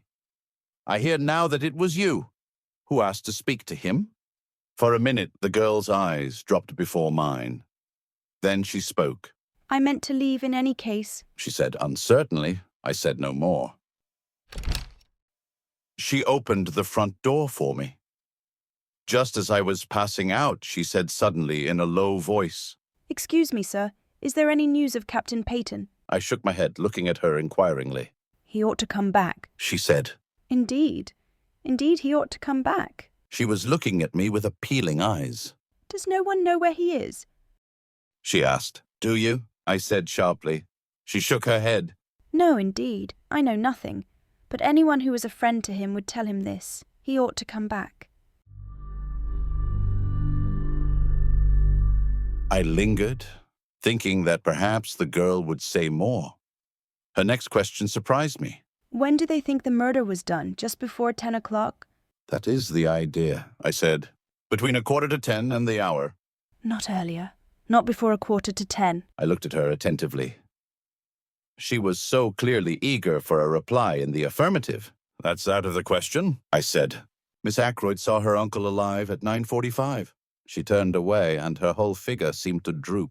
A handsome girl, I said to myself as I drove off. An exceedingly handsome girl. Caroline was at home. She had had a visit from Poirot and was very pleased and important about it. I am helping him with the case, She explained. I felt rather uneasy. Caroline is bad enough as it is. What will she be like with her detective instincts encouraged? Are you going round the neighborhood looking for Ralph Paton's mysterious girl? I inquired. I might do that on my own account, Said Caroline. No. This is a special thing Monsieur Poirot wants me to find out for him. What is it? I asked. He wants to know whether Ralph Paton's boots were black or brown, Said Caroline with tremendous solemnity. I stared at her. I see now that I was unbelievably stupid about these boots.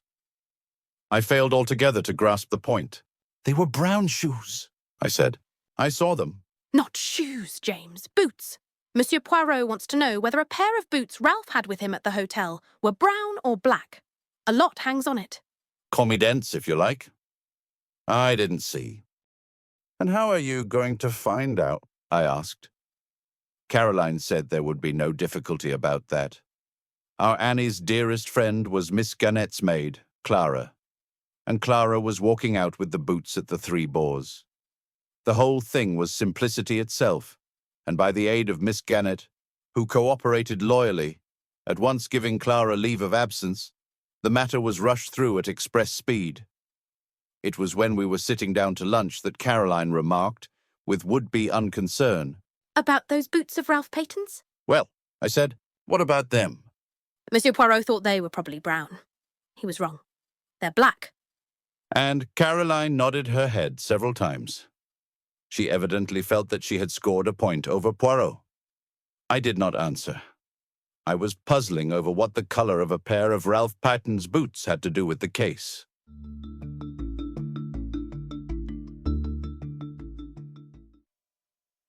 Chapter 15. Geoffrey Raymond.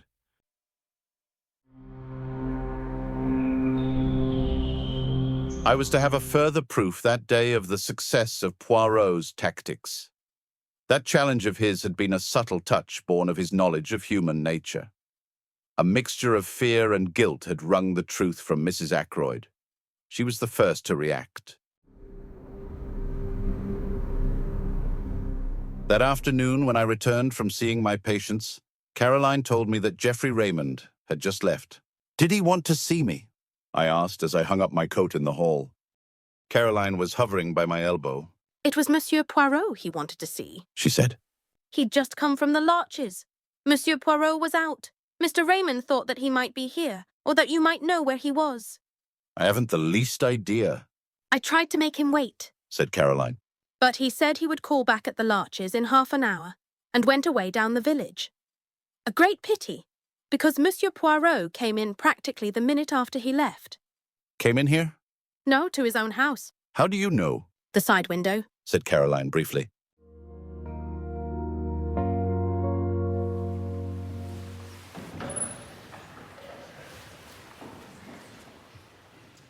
It seemed to me that we had now exhausted the topic.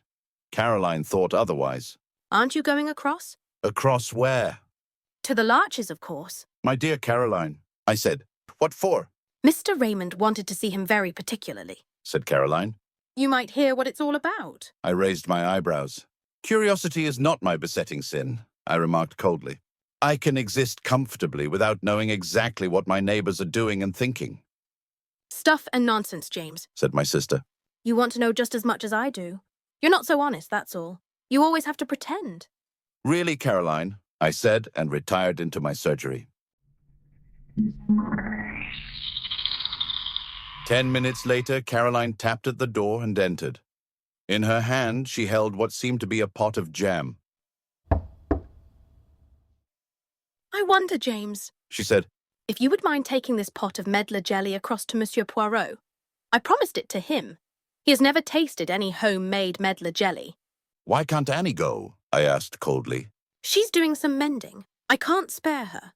Caroline and I looked at each other. "Very well," I said, rising. "But if I take the beastly thing, I shall just leave it at the door. You understand that?"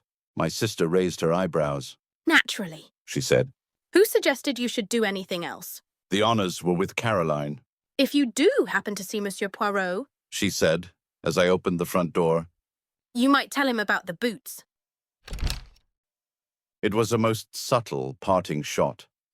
I wanted dreadfully to understand the enigma of the boots. When the old lady with the Breton cap opened the door to me, I found myself asking if Monsieur Poirot was in, quite automatically. Poirot sprang up to meet me, with every appearance of pleasure. Sit down, my good friend, he said. The big chair, this small one. The room is not too hot, no? I thought it was stifling, but refrained from saying so. The windows were closed, and a large fire burned in the grate.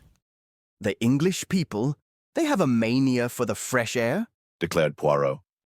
The big air, it is all very well outside where it belongs. Why admit it to the house? But let us not discuss such banalities. You have something for me, yes? 2 things, I said. First, this from my sister. I handed over the pot of medlar jelly. How kind of Mademoiselle Caroline. She has remembered her promise. And the second thing? Information of a kind. And I told him of my interview with Mrs. Ackroyd. He listened with interest, but not much excitement. It clears the ground, he said thoughtfully. And it has a certain value as confirming the evidence of the housekeeper. She said, you remember, that she found the silver table lid open and closed it down in passing. What about her statement that she went into the drawing room to see if the flowers were fresh? Ah, we never took that very seriously, did we, my friend? It was patently an excuse, trumped up in a hurry, by a woman who felt it urgent to explain her presence, which, by the way, you would probably never have thought of questioning. I considered it possible that her agitation might arise from the fact that she had been tampering with the silver table, but I think now that we must look for another cause. Yes, I said. Whom did she go out to meet, and why? You think she went to meet someone? I do, Poirot nodded. So do I, he said thoughtfully. There was a pause. By the way, I said, I've got a message for you from my sister. Ralph Paton's boots were black, not brown. I was watching him closely as I gave the message, and I fancied that I saw a momentary flicker of discomposure. If so, it passed almost immediately. She is absolutely positive they are not brown? Absolutely. Ah, said Poirot regretfully. That is a pity. And he seemed quite crestfallen. He entered into no explanations, but at once started a new subject of conversation. The housekeeper, Miss Russell, who came to consult you on that Friday morning, is it indiscreet to ask what passed at the interview? Apart from the medical details, I mean? Not at all, I said. When the professional part of the conversation was over, we talked for a few minutes about poisons and the ease or difficulty of detecting them, and about drug-taking and drug-takers. With special reference to cocaine? Asked Poirot. How did you know? I asked, somewhat surprised. For answer, the little man rose and crossed the room to where newspapers were filed. He brought me a copy of the Daily Budget, dated Friday, 16th of September, and showed me an article dealing with the smuggling of cocaine. It was a somewhat lurid article, written with an eye to picturesque effect. That is what put cocaine into her head, my friend, he said. I would have catechized him further, for I did not quite understand his meaning. But at that moment, the door opened, and Geoffrey Raymond was announced. He came in fresh and debonair as ever, and greeted us both. How are you, Doctor? Monsieur Poirot, this is the second time I've been here this morning. I was anxious to catch you. Perhaps I'd better be off, I suggested rather awkwardly. Not on my account, Doctor. No, it's just this, he went on, seating himself at a wave of invitation from Poirot. I've got a confession to make. En vérité, said Poirot, with an air of polite interest.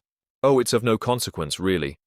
But, as a matter of fact, my conscience has been pricking me ever since yesterday afternoon. You accused us all of keeping back something, Monsieur Poirot. I plead guilty. I've had something up my sleeve. And what is that, Monsieur Raymond? As I say, it's nothing of consequence. Just this. I was in debt badly, and that legacy came in the nick of time. £500 puts me on my feet again with a little to spare. He smiled at us both with that engaging frankness that made him such a likable youngster. You know how it is. Suspicious-looking policemen don't like to admit you were hard up for money, think it will look bad to them. But I was a fool, really, because Blunt and I were in the billiard room from 9:45 onwards, so I've got a watertight alibi and nothing to fear. Still, when you thundered out that stuff about concealing things, I felt a nasty prick of conscience, and I thought I'd like to get it off my mind. He got up again and stood smiling at us. You are a very wise young man, said Poirot, nodding at him with approval. See you. When I know that anyone is hiding things from me, I suspect that the thing hidden may be something very bad indeed. You have done well. I'm glad I'm cleared from suspicion, laughed Raymond. I'll be off now. So that is that, I remarked as the door closed behind the young secretary. Yes, agreed Poirot. A mere bagatelle, but if he had not been in the billiard room, who knows? After all, many crimes have been committed for the sake of less than £500. It all depends on what sum is sufficient to break a man. A question of the relativity, is it not so? Have you reflected, my friend, that many people in that house stood to benefit by Mr. Ackroyd's death? Mrs. Ackroyd, Miss Flora, young Mr. Raymond, the housekeeper, Miss Russell. Only one, in fact, does not, Major Blunt. His tone in uttering that name was so peculiar that I looked up, puzzled. I don't quite understand you, I said. 2 of the people I accused have given me the truth. You think Major Blunt has something to conceal also? As for that, remarked Poirot nonchalantly, there is a saying, is there not, that Englishmen conceal only one thing, their love? And Major Blunt, I should say, is not good at concealments. Sometimes, I said. I wonder if we haven't rather jumped to conclusions on one point. What is that? We've assumed that the blackmailer of Mrs. Ferrars is necessarily the murderer of Mr. Ackroyd. Mightn't we be mistaken? Poirot nodded energetically. Very good indeed. I wondered if that idea would come to you. Of course it is possible, but we must remember one point. The letter disappeared. Still, that, as you say, may not necessarily mean that the murderer took it. When you first found the body, Parker may have abstracted the letter unnoticed by you. Parker? Yes, Parker. I always come back to Parker, not as the murderer. No, he did not commit the murder. But who is more suitable than he as the mysterious scoundrel who terrorized Mrs. Ferrars? He may have got his information about Mr. Ferrars's death from one of the king's paddock servants. At any rate, he is more likely to have come upon it than a casual guest such as Blunt, for instance. Parker might have taken the letter, I admitted. It wasn't till later that I noticed it was gone. How much later? After Blunt and Raymond were in the room? Or before? I can't remember, I said slowly. I think it was before. No, afterwards. Yes, I'm almost sure it was afterwards. That widens the field to 3, said Poirot thoughtfully. But Parker is the most likely. It is in my mind to try a little experiment with Parker. How say you, my friend, will you accompany me to FERNLY?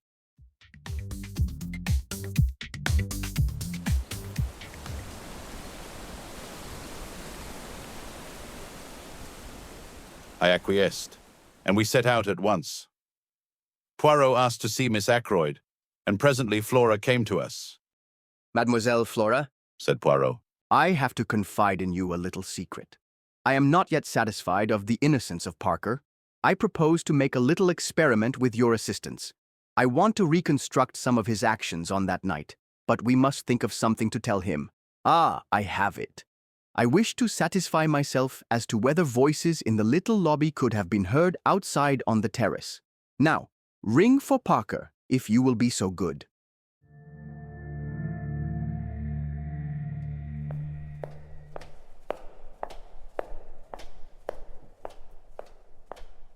I did so, and presently the butler appeared, suave as ever. You rang, sir? Yes, my good Parker. I have in mind a little experiment. I have placed Major Blunt on the terrace outside the study window. I want to see if anyone there could have heard the voices of Miss Ackroyd and yourself in the lobby that night. I want to enact that little scene over again. Perhaps you would fetch the tray or whatever it was you were carrying. Parker vanished, and we repaired to the lobby outside the study door. Presently we heard a chink in the outer hall, and Parker appeared in the doorway carrying a tray with a siphon, a decanter of whiskey, and 2 glasses on it. One moment, cried Poirot, raising his hand and seemingly very excited. We must have everything in order, just as it occurred. It is a little method of mine. A foreign custom, sir, said Parker. Reconstruction of the crime, they call it, do they not? He was quite imperturbable as he stood there politely waiting on Poirot's orders. Ah, he knows something, the good Parker, cried Poirot. He has read of these things. Now I beg you, let us have everything of the most exact. You came from the outer hall, so Mademoiselle was where? Here, said Flora, taking up her stand just outside the study door. Quite right, sir, said Parker. I had just closed the door, continued Flora. Yes, miss, agreed Parker. Your hand was still on the handle, as it is now. Then allez, said Poirot. Play me the little comedy. Flora stood with her hand on the door handle, and Parker came stepping through the door from the hall, bearing the tray. He stopped just inside the door. Flora spoke. Oh, Parker, Mr. Ackroyd doesn't want to be disturbed again tonight. Is that right? She added in an undertone. To the best of my recollection, Miss Flora, said Parker. But I fancy you used the word evening instead of night. Then raising his voice in a somewhat theatrical fashion. Very good, miss. Shall I lock up as usual? Yes, please. Parker retired through the door. Flora followed him and started to ascend the main staircase. Is that enough? She asked over her shoulder. Admirable, declared the little man, rubbing his hands. By the way, Parker, are you sure there were 2 glasses on the tray that evening? Who was the second one for? I always bring 2 glasses, sir, said Parker. Is there anything further? Nothing, I thank you. Parker withdrew, dignified to the last. Poirot stood in the middle of the hall, frowning. Flora came down and joined us. Has your experiment been successful? She asked. I don't quite understand, you know. Poirot smiled admiringly at her. It is not necessary that you should, he said.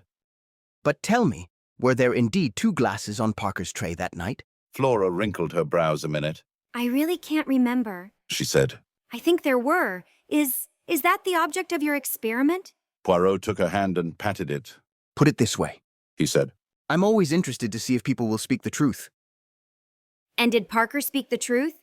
I rather think he did, said Poirot thoughtfully.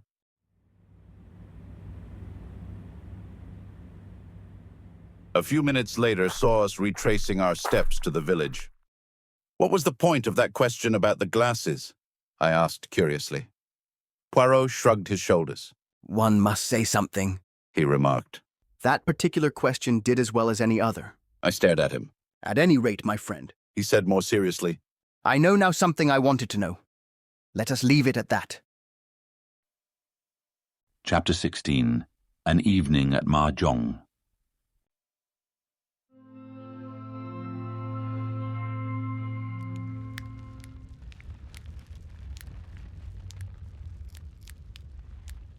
That night, we had a little mahjong party. This kind of simple entertainment is very popular in King's Abbot. The guests arrive in goloshes and waterproofs after dinner. They partake of coffee and later of cake, sandwiches, and tea. On this particular night, our guests were Miss Gannett and Colonel Carter, who lives near the church. A good deal of gossip is handed round at these evenings, sometimes seriously interfering with the game in progress. We used to play bridge, chatty bridge of the worst description. We find mahjong much more peaceful. The irritated demand as to why on earth your partner did not lead a certain card is entirely done away with, and, though we still express criticisms frankly, there is not the same acrimonious spirit.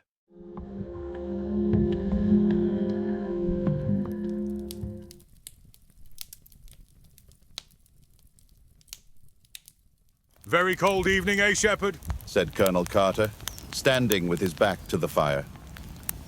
Caroline had taken Miss Gannett to her own room and was there assisting her to disentangle herself from her many wraps. Reminds me of the Afghan passes. Indeed, I said politely. Very mysterious business this about poor Ackroyd, continued the Colonel, accepting a cup of coffee. A deuce of a lot behind it, that's what I say.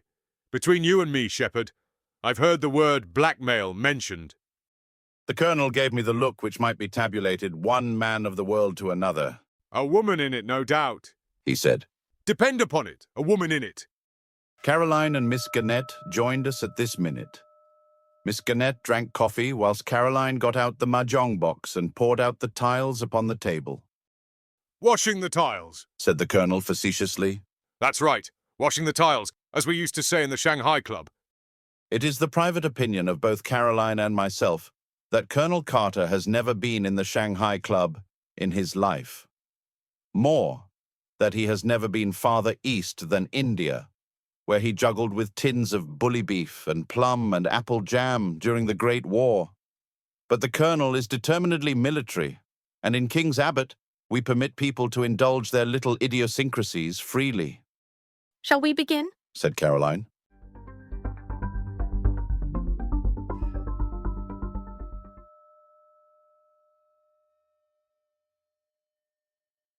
We sat round the table. For some 5 minutes, there was complete silence, owing to the fact that there is tremendous secret competition amongst us as to who can build their wall quickest. Go on, James, said Caroline at last. You're East Wind. I discarded a tile.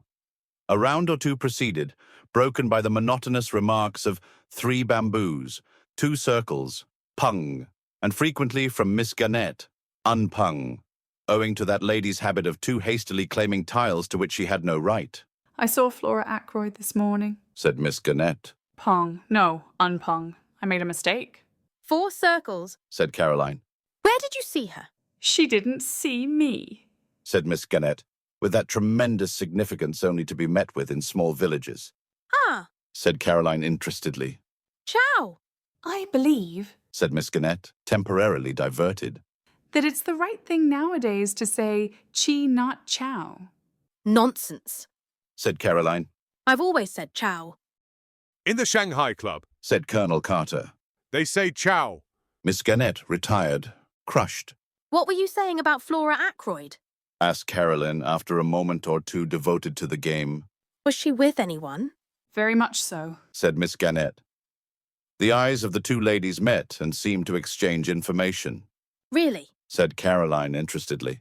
Is that it? Well, it doesn't surprise me in the least. We're waiting for you to discard, Miss Caroline, said the Colonel. He sometimes affects the pose of the bluff male, intent on the game and indifferent to gossip. But nobody is deceived. If you ask me, said Miss Gannett. Was that a bamboo you discarded, dear? Oh, no, I see now. It was a circle. As I was saying, if you ask me, Flora's been exceedingly lucky. Exceedingly lucky she's been. How's that, Miss Gannett? Asked the Colonel. I'll pung that green dragon. How do you make out that Miss Flora's been lucky?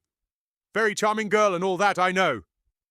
I mayn't know very much about crime, said Miss Gannett, with the air of one who knows everything there is to know. But I can tell you one thing. The first question that's always asked is, who last saw the deceased alive? And the person who did is regarded with suspicion. Now, Flora Ackroyd last saw her uncle alive. It might have looked very nasty for her, very nasty indeed. It's my opinion, and I give it for what it's worth that Ralph Paton is staying away on her account, to draw suspicion away from her. Come now, I protested mildly. You surely can't suggest that a young girl like Flora Ackroyd is capable of stabbing her uncle in cold blood. Well, I don't know, said Miss Gannett. I've just been reading a book from the library about the underworld of Paris, and it says that some of the worst women criminals are young girls with the faces of angels. That's in France, said Caroline instantly. Just so, said the Colonel. Now, I'll tell you a very curious thing, a story that was going round the bazaars in India. The Colonel's story was one of interminable length and of curiously little interest. A thing that happened in India many years ago cannot compare for a moment with an event that took place in King's Abbot the day before yesterday. It was Caroline who brought the Colonel's story to a close by fortunately going mahjong. After the slight unpleasantness always occasioned by my corrections of Caroline's somewhat faulty arithmetic, we started a new hand. East wind passes, said Caroline. I've got an idea of my own about Ralph Paton. 3 characters, but I'm keeping it to myself for the present. Are you, dear? Said Miss Gannett. Chow, I mean Pung? Yes, said Caroline firmly.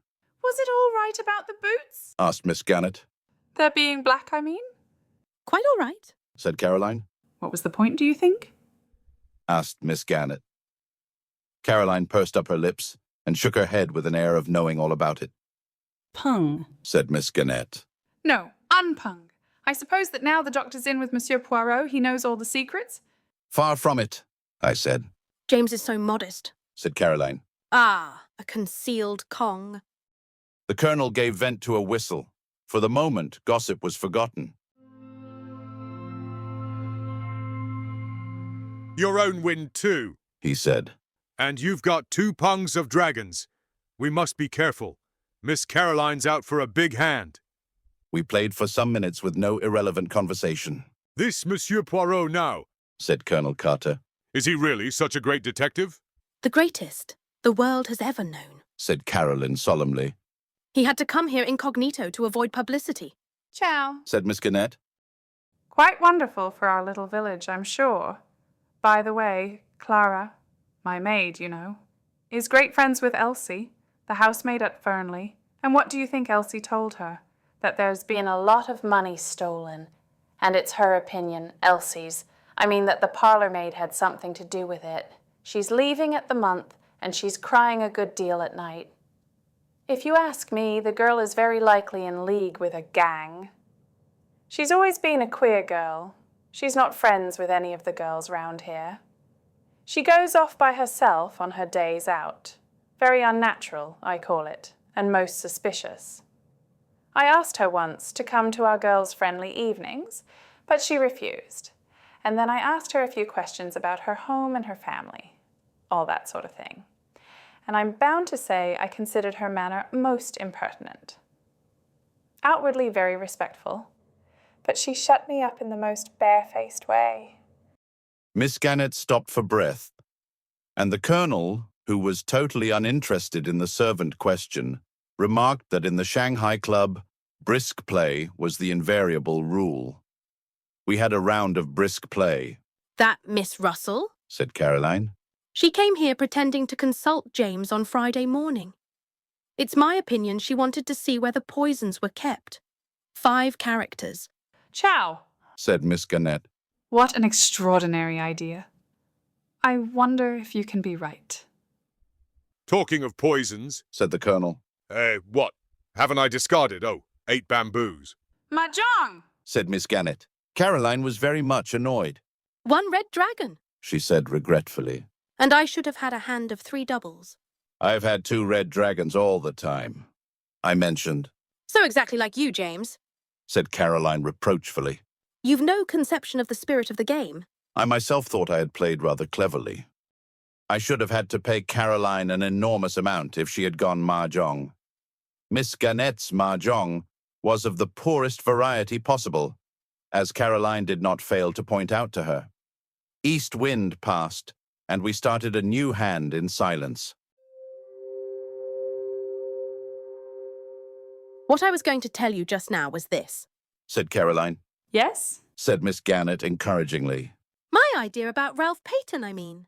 Yes, dear, said Miss Gannett still more encouragingly. Chow. It's a sign of weakness to chow so early, said Caroline severely. You should go for a big hand. I know, said Miss Gannett. You were saying about Ralph Paton, you know? Yes. Well, I've a pretty shrewd idea where he is. We all stopped to stare at her. This is very interesting, Miss Caroline, said Colonel Carter. All your own idea, eh? Well, not exactly. I'll tell you about it. You know that big map of the county we have in the hall? We all said yes. As Monsieur Poirot was going out the other day, he stopped and looked at it, and he made some remark. I can't remember exactly what it was. Something about Cranchester being the only big town anywhere near us. Which is true, of course. But after he had gone, it came to me suddenly. What came to you? His meaning. Of course, Ralph is in Cranchester. It was at that moment that I knocked down the rack that held my pieces. My sister immediately reproved me for clumsiness, but half-heartedly. She was intent on her theory. Cranchester, Miss Caroline? Said Colonel Carter. Surely not Cranchester, it's so near. That's exactly it. Cried Caroline triumphantly. It seems quite clear by now that he didn't get away from here by train. He must simply have walked into Cranchester. And I believe he's there still. No one would dream of his being so near at hand. I pointed out several objections to the theory, but when once Caroline has got something firmly into her head, nothing dislodges it. And you think Monsieur Poirot has the same idea? Said Miss Gannett thoughtfully. It's a curious coincidence, but I was out for a walk this afternoon on the Cranchester Road, and he passed me in a car coming from that direction. We all looked at each other. Why, dear me, Said Miss Gannett suddenly. I'm mahjong all the time and I never noticed it. Caroline's attention was distracted from her own inventive exercises. She pointed out to Miss Gannett that a hand consisting of mixed suits and too many chows was hardly worth going mahjong on. Miss Gannett listened imperturbably and collected her counters. Yes, dear, I know what you mean. She said. But it rather depends on what kind of a hand you have to start with, doesn't it? You'll never get the big hands if you don't go for them, Urged Caroline. Well, we must all play our own way, mustn't we? Said Miss Gannett. She looked down at her counters. After all, I'm up so far. Caroline, who was considerably down, said nothing. East wind passed and we set to once more. Annie brought in the tea things. Caroline and Miss Gannett were both slightly ruffled, as is often the case during one of these festive evenings. If you would only play a little quicker, dear, Said Caroline, as Miss Gannett hesitated over her discard. The Chinese put down the tiles so quickly it sounds like little birds pattering. For some few minutes, we played like the Chinese. You haven't contributed much to the sum of information, Shepherd, Said Colonel Carter genially. You're a sly dog, hand in glove with the great detective, and not a hint as to the way things are going. James is an extraordinary creature, Said Caroline. He cannot bring himself to part with information. She looked at me with some disfavor. I assure you, I said, that I don't know anything. Poirot keeps his own counsel. Wise man, Said the Colonel with a chuckle. He doesn't give himself away. But they're wonderful fellows, these foreign detectives. Up to all sorts of dodges, I believe. Pung. Said Miss Gannett in a tone of quiet triumph. And mahjong? The situation became more strained. It was annoyance at Miss Gannett's going mahjong for the third time running which prompted Caroline to say to me as we built a fresh wall, You are too tiresome, James. You sit there like a deadhead and say nothing at all. But, my dear, I protested. I have really nothing to say. That is, of the kind you mean. Nonsense, Said Caroline, as she sorted her hand. You must know something interesting. I did not answer for a moment. I was overwhelmed and intoxicated. I had read of there being such a thing as the perfect winning, going mahjong on one's original hand. I had never hoped to hold the hand myself. With suppressed triumph, I laid my hand face upwards on the table. As they say in the Shanghai Club, I remarked, Tin Ho, the perfect winning. The Colonel's eyes nearly bulged out of his head.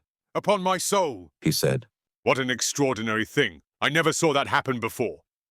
It was then that I went on, goaded by Caroline's jibes, and rendered reckless by my triumph. And as to anything interesting, I said, what about a gold wedding ring with a date and from R inside? I pass over the scene that followed. I was made to say exactly where this treasure was found. I was made to reveal the date. March 13th. Said Caroline. Just 6 months ago. Out of the babel of excited suggestions and suppositions, 3 theories were evolved. 1, that of Colonel Carter, that Ralph was secretly married to Flora, the first or most simple solution. 2, that of Miss Gannett, that Roger Ackroyd had been secretly married to Mrs. Ferrars. 3, that of my sister, that Roger Ackroyd had married his housekeeper, Miss Russell. A 4th or super theory was propounded by Caroline later as we went up to bed. Mark my words, She said suddenly. I shouldn't be at all surprised if Geoffrey, Raymond and Flora weren't married. Surely it would be from G, not from R then, I suggested. You never know. Some girls call men by their surnames. And you heard what Miss Gannett said this evening about Flora's carryings-on. Strictly speaking, I had not heard Miss Gannett say anything of the kind, but I respected Caroline's knowledge of innuendos. How about Hector Blunt? I hinted. If it's anybody... Nonsense, said Caroline. I dare say he admires her, may even be in love with her. But depend upon it, a girl isn't going to fall in love with a man old enough to be her father when there's a good-looking young secretary about. She may encourage Major Blunt just as a blind. Girls are very artful. But there's one thing I do tell you, James Shepherd. Flora Ackroyd does not care 1 penny for Ralph Paton, and never has. You can take it from me. I took it from her meekly.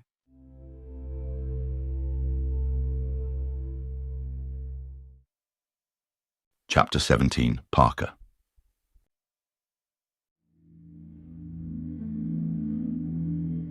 It occurred to me the next morning that, under the exhilaration produced by Tinho, or the perfect winning, I might have been slightly indiscreet.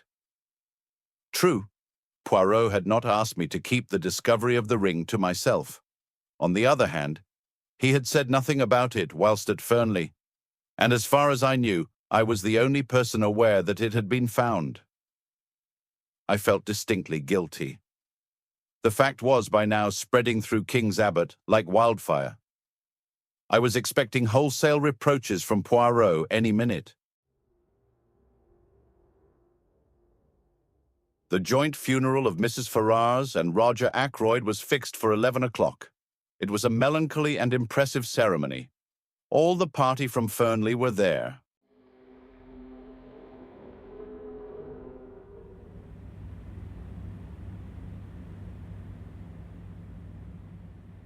After it was over, Poirot, who had also been present, took me by the arm and invited me to accompany him back to the Larches. He was looking very grave, and I feared that my indiscretion of the night before had got round to his ears. But it soon transpired that his thoughts were occupied by something of a totally different nature. See you, he said. We must act. With your help, I propose to examine a witness. We will question him. We will put such fear into him that the truth is bound to come out. What witness are you talking of? I asked, very much surprised. Parker, said Poirot. I asked him to be at my house this morning at 12 o'clock. He should await us there at this very minute. What do you think? I ventured, glancing sideways at his face. I know this, that I am not satisfied. You think that it was he who blackmailed Mrs. Ferrars? Either that or...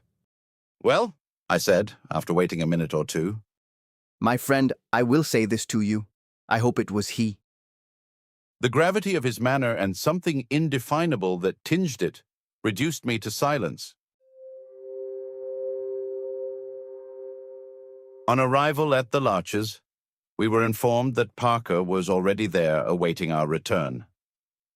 As we entered the room, the butler rose respectfully. Good morning, Parker, said Poirot pleasantly. 1 instant, I pray of you. He removed his overcoat and gloves. Allow me, sir, said Parker, and sprang forward to assist him. He deposited the articles neatly on a chair by the door. Poirot watched him with approval. Thank you, my good Parker, he said. Take a seat, will you not? What I have to say may take some time. Parker seated himself with an apologetic bend of the head. Now what do you think I asked you to come here for this morning, eh? Parker coughed. I understood, sir, that you wished to ask me a few questions about my late master. private-like. Precisement, said Poirot, beaming.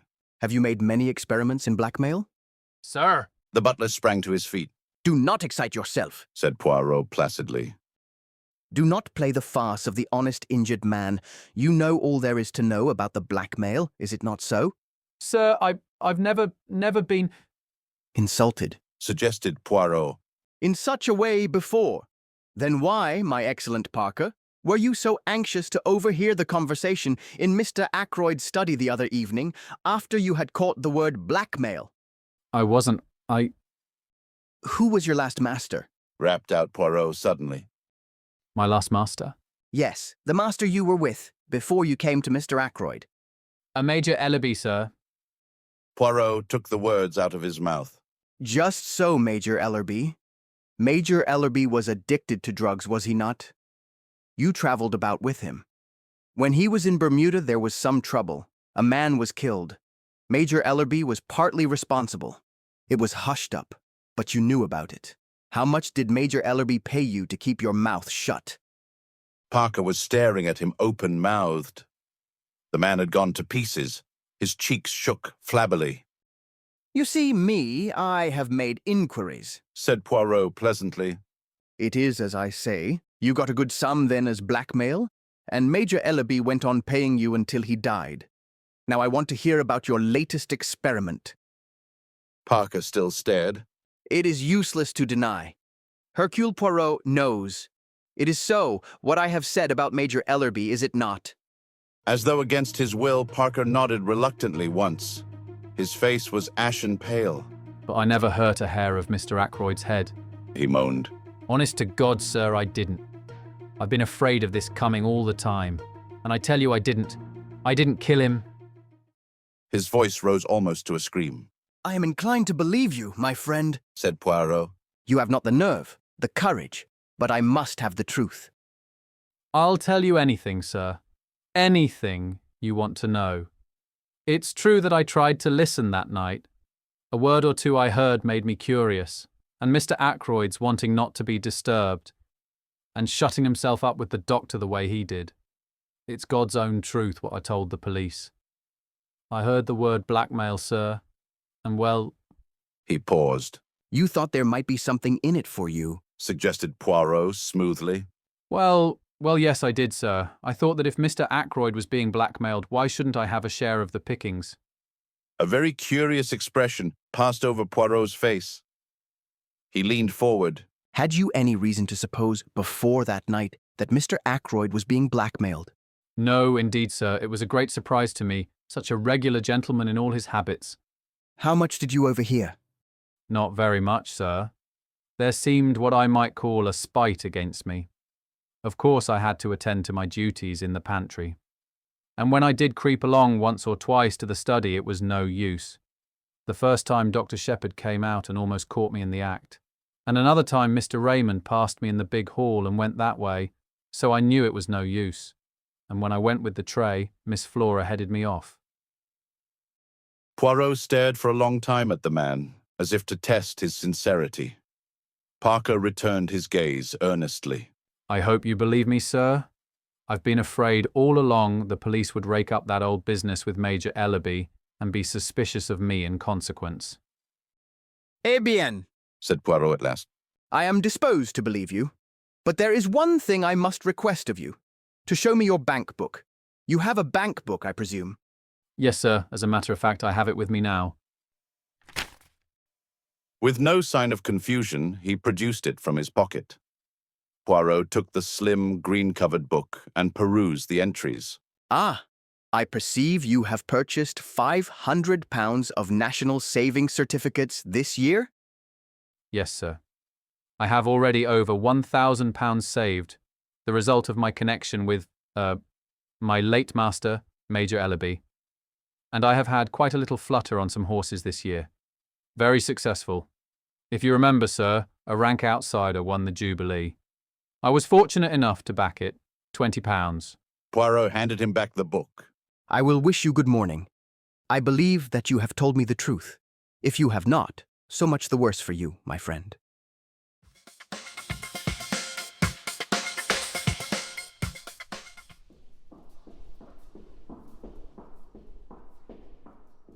When Parker had departed, Poirot picked up his overcoat once more. "Going out again?" I asked. Yes, we will pay a little visit to the good Monsieur Hammond. "You believe Parker's story?" It is credible enough on the face of it. It seems clear that, unless he is a very good actor indeed, he genuinely believes it was Ackroyd himself who was the victim of blackmail. If so, he knows nothing at all about the Mrs. Ferrars business. Then in that case, who? Precisement! Who? But our visit to Monsieur Hammond will accomplish one purpose. It will either clear Parker completely, or else... Well? I fall into the bad habit of leaving my sentences unfinished this morning, said Poirot apologetically. You must bear with me. By the way, I said rather sheepishly, I've got a confession to make. I'm afraid I have inadvertently let out something about that ring. What ring? The ring you found in the goldfish pond. Ah, yes, said Poirot, smiling broadly. I hope you're not annoyed. It was very careless of me. But not at all, my good friend. Not at all. I laid no commands upon you. You were at liberty to speak of it if you so wished. She was interested, your sister? She was indeed. It created a sensation. All sorts of theories are flying about. Ah, and yet it is so simple. The true explanation leapt to the eye, did it not? Did it? I said dryly. Poirot laughed. The wise man does not commit himself, he observed. Is not that so? But here we are at Mr. Hammond's.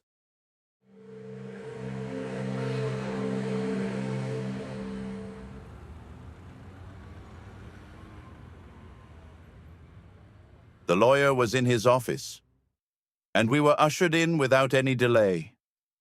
He rose and greeted us in his dry, precise manner. Poirot came at once to the point. Monsieur, I desire from you certain information. That is, if you will be so good as to give it to me. You acted, I understand, for the late Mrs. Ferrars of King's Paddock.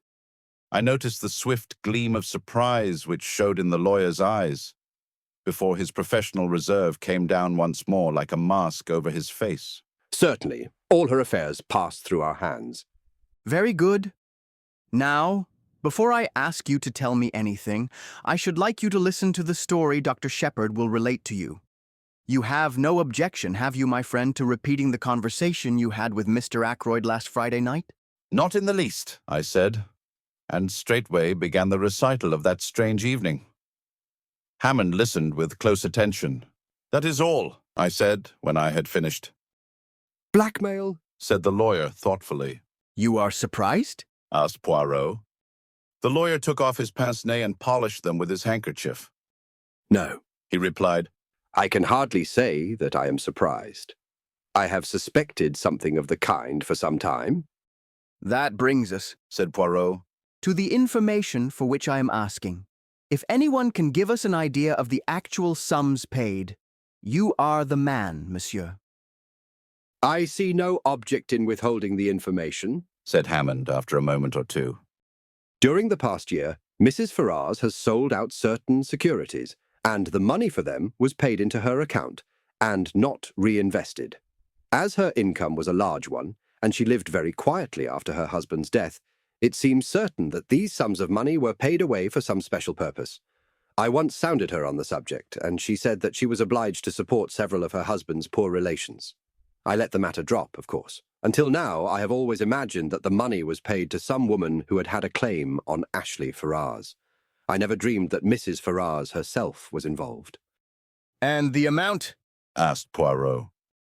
In all, I should say the various sums totaled at least £20,000. £20,000, I exclaimed, in 1 year.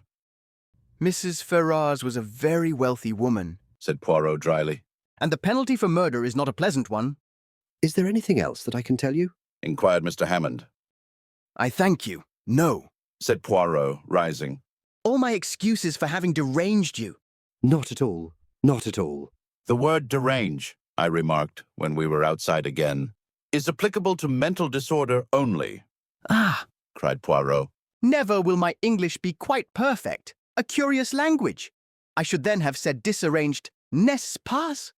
Disturbed is the word you had in mind. I thank you, my friend. The word exact. You are zealous for it.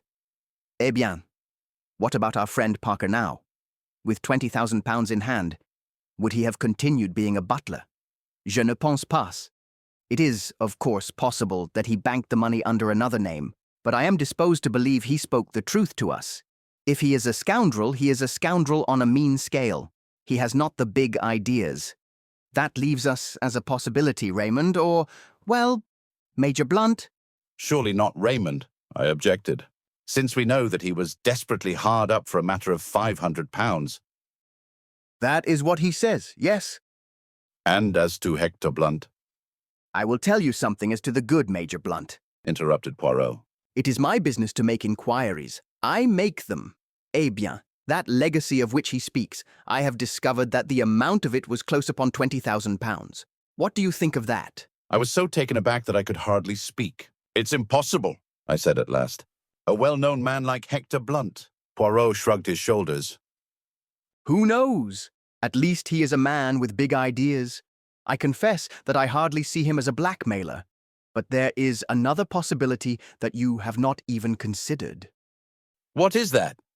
The fire, my friend. Ackroyd himself may have destroyed that letter, blue envelope and all, after you left him. I hardly think that likely, I said slowly. And yet, of course, it may be so. He might have changed his mind.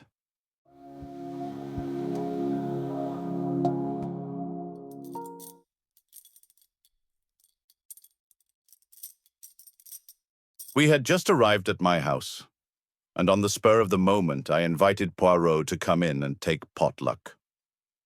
I thought Caroline would be pleased with me, but it is hard to satisfy one's womenfolk. It appears that we were eating chops for lunch, the kitchen staff being regaled on tripe and onions, and 2 chops set before 3 people are productive of embarrassment. But Caroline is seldom daunted for long. With magnificent mendacity, she explained to Poirot that although James laughed at her for doing so, she adhered strictly to a vegetarian diet. She descanted ecstatically on the delights of nut cutlets, which I am quite sure she has never tasted, and ate a Welsh rarebit with gusto and frequent cutting remarks as to the dangers of flesh foods.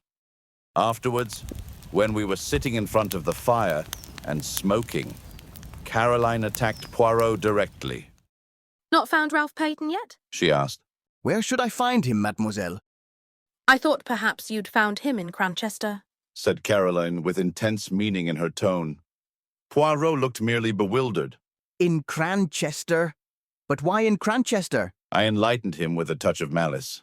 One of our ample staff of private detectives happened to see you in a car on the Cranchester Road yesterday, I explained. Poirot's bewilderment vanished. He laughed heartily. Ah, that. A simple visit to the dentist. C'est tout. My tooth, it aches. I go there. My tooth, it is at once better. I think to return quickly. The dentist, he says, no. Better to have it out. I argue. He insists. He has his way. That particular tooth, it will never ache again. Caroline collapsed rather like a pricked balloon. We fell to discussing Ralph Paton. A weak nature, I insisted, but not a vicious one. Ah, said Poirot. But weakness, where does it end? Exactly, said Caroline. Take James here, weak as water if I weren't about to look after him. My dear Caroline, I said irritably, can't you talk without dragging in personalities? You are weak, James, said Caroline, quite unmoved. I'm 8 years older than you are. Oh, I don't mind Monsieur Poirot knowing that.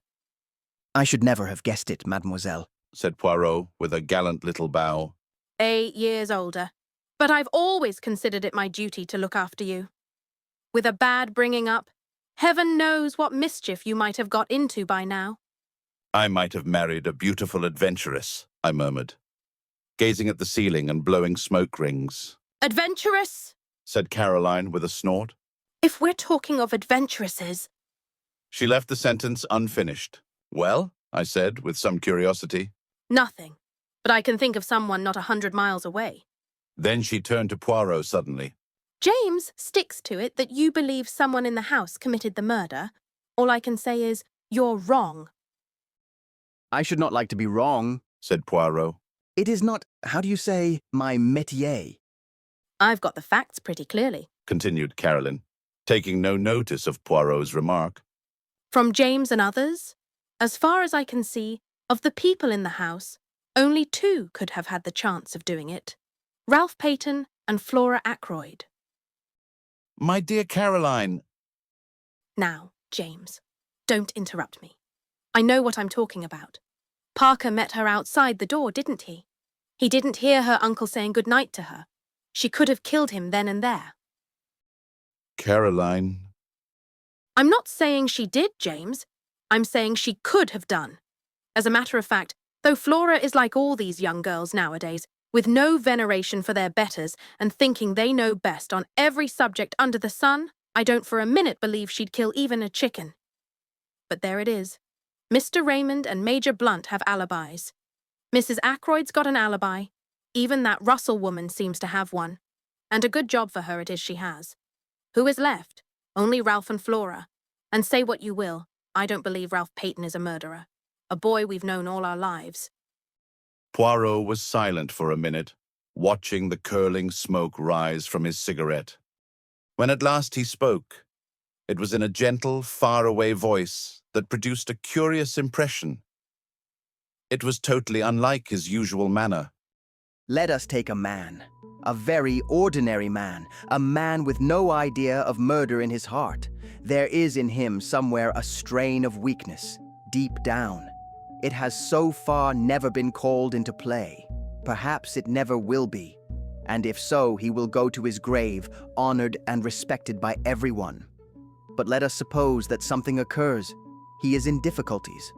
Or perhaps not that even. He may stumble by accident on a secret involving life or death to someone. And his first impulse will be to speak out, to do his duty as an honest citizen. And then the strain of weakness tells. Here is a chance of money, a great amount of money. He wants money, he desires it, and it is so easy. He has to do nothing for it, just keep silence. That is the beginning. The desire for money grows. He must have more and more. He is intoxicated by the gold mine which has opened at his feet. He becomes greedy, and in his greed he overreaches himself. One can press a man as far as one likes, but with a woman one must not press too far. For a woman has at heart a great desire to speak the truth. How many husbands who have deceived their wives go comfortably to their graves, carrying their secret with them? How many wives who have deceived their husbands wreck their lives by throwing the fact in those same husbands' teeth? They have been pressed too far. In a reckless moment, which they will afterwards regret, bien entendu, they fling safety to the winds and turn at bay, proclaiming the truth with great momentary satisfaction to themselves. So it was, I think, in this case. The strain was too great, and so there came your proverb, the death of the goose that laid the golden eggs. But that is not the end. Exposure faced the man of whom we are speaking, and he is not the same man he was, say, a year ago.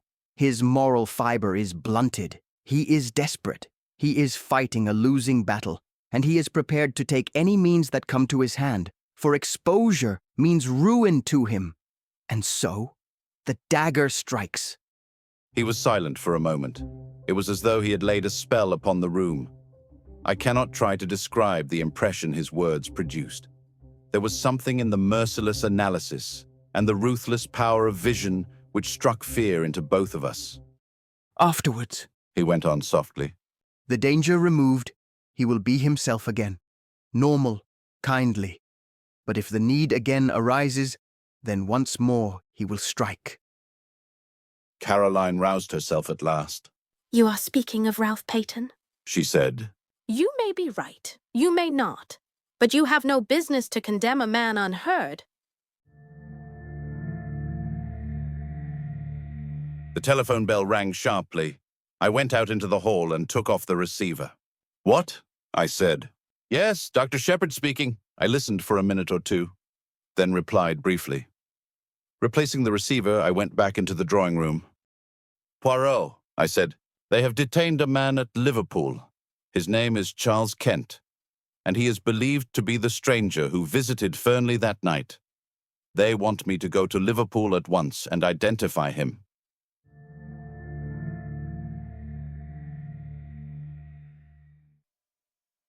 Chapter 18, Charles Kent.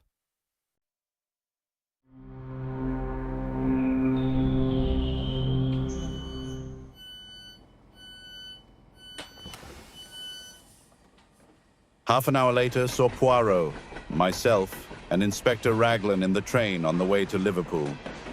The inspector was clearly very excited. We may get a line on the blackmailing part of the business, if on nothing else, he declared jubilantly. He's a rough customer, this fellow, by what I heard over the phone. Takes dope, too. We ought to find it easy to get what we want out of him. If there was the shadow of a motive, nothing's more likely than that he killed Mr. Ackroyd. But in that case, why is young Paton keeping out of the way? The whole thing's a muddle, that's what it is. By the way, Monsieur Poirot, you were quite right about those fingerprints. They were Mr. Ackroyd's own. I had rather the same idea myself, but I dismissed it as hardly feasible. I smiled to myself. Inspector Raglan was so very plainly saving his face. As regards this man, said Poirot. He is not yet arrested, eh? No, detained under suspicion. And what account does he give of himself? Precious little, said the inspector with a grin. He's a wary bird, I gather. A lot of abuse, but very little more.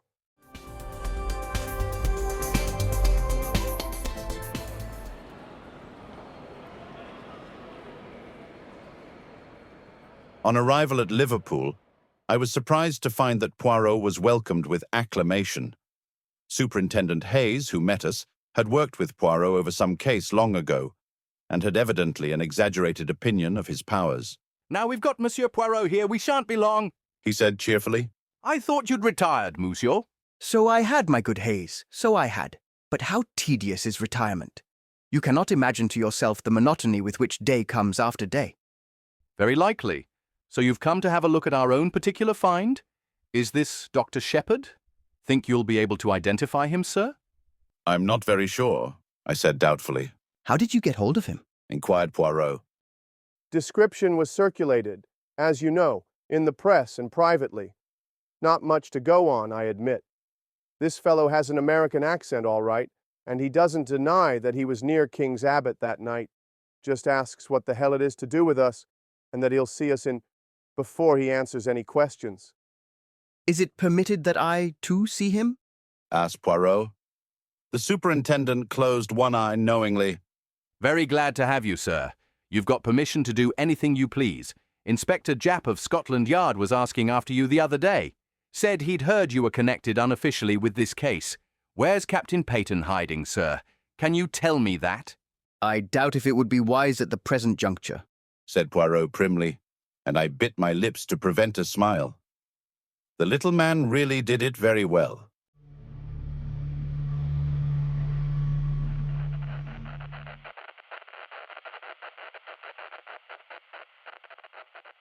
After some further parley, we were taken to interview the prisoner.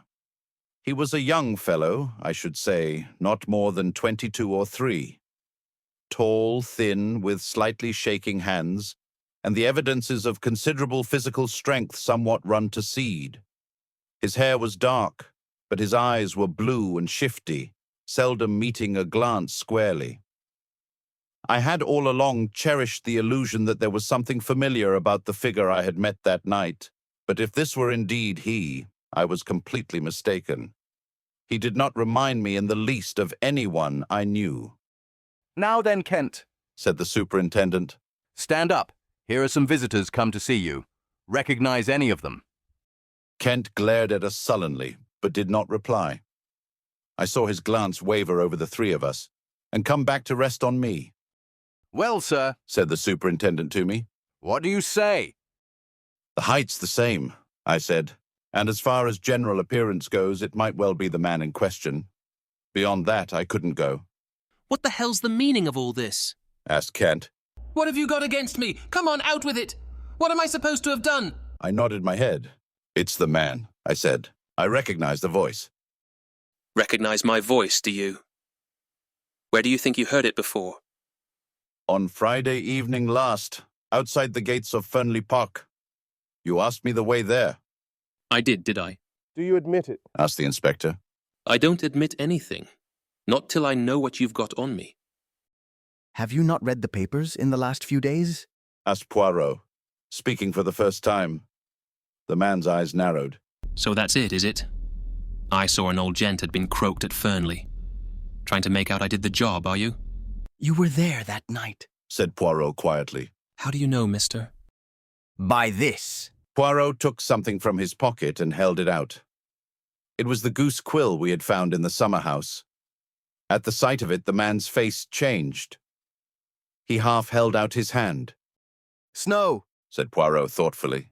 No, my friend, it is empty. It lay where you dropped it in the summer house that night. Charles Kent looked at him uncertainly. You seem to know a hell of a lot about everything, you little foreign cock-duck. Perhaps you remember this. The papers say that the old gent was croaked between 9:45 and 10 o'clock. That is so, agreed Poirot. Yes, but is it really so? That's what I'm getting at. This gentleman will tell you, said Poirot. He indicated Inspector Raglan. The latter hesitated, glanced at Superintendent Hayes, then at Poirot, and finally, as though receiving sanction, he said, That's right. Between 9:45 and 10 o'clock. Then you've nothing to keep me here for, said Kent. I was away from Fernley Park by 25 minutes past 9. You can ask at the Dog and Whistle. That's a saloon about a mile out of Fernley on the road to Cranchester. I kicked up a bit of a row there, I remember. As near as nothing to 9:45, it was. How about that? Inspector Raglan wrote down something in his notebook. Well? Demanded Kent. Inquiries will be made, said the inspector. If you've spoken the truth, you won't have anything to complain about. What were you doing at Fernley Park, anyway?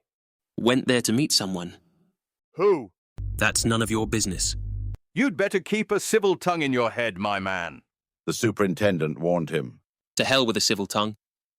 I went there on my own business, and that's all there is to it. If I was clear away before the murder was done, that's all that concerns the cops. Your name, it is Charles Kent, said Poirot. Where were you born? The man stared at him. Then he grinned. I'm a full-blown Britisher, all right, he said. Yes, said Poirot meditatively. I think you are. I fancy you were born in Kent. The man stared. Why's that? Because of my name. What's that to do with it?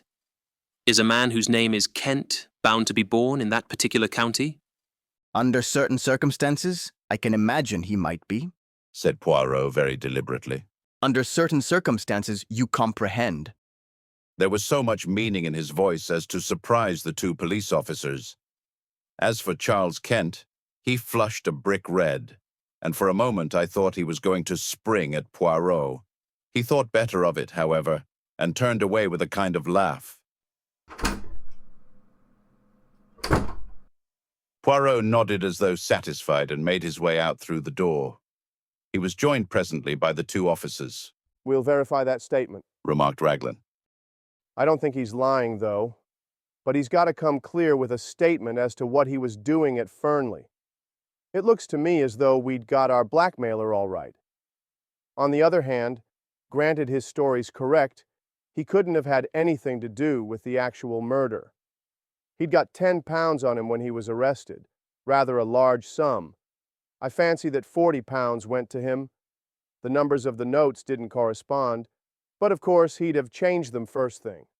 Mr. Ackroyd must have given him the money, and he made off with it as fast as possible.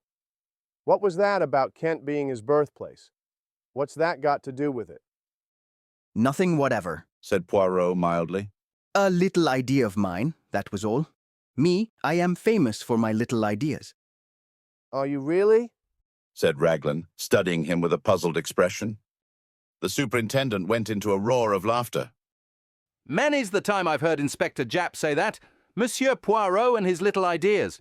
Too fanciful for me, he'd say, but always something in them. You mock yourself at me, said Poirot, smiling. But never mind. The old ones, they laugh last sometimes, when the young, clever ones do not laugh at all. And nodding his head at them in a sage manner, he walked out into the street.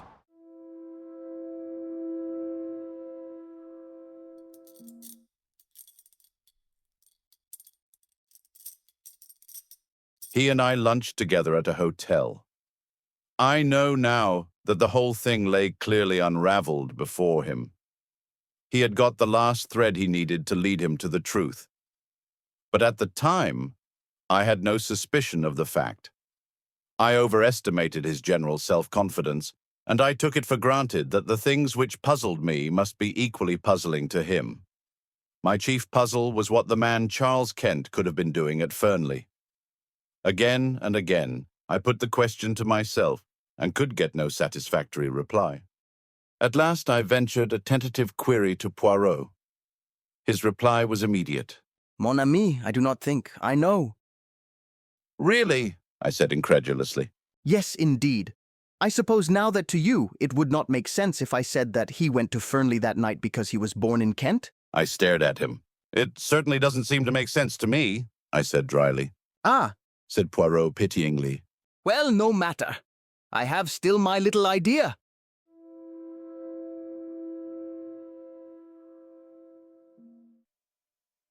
Chapter 19, Flora Ackroyd.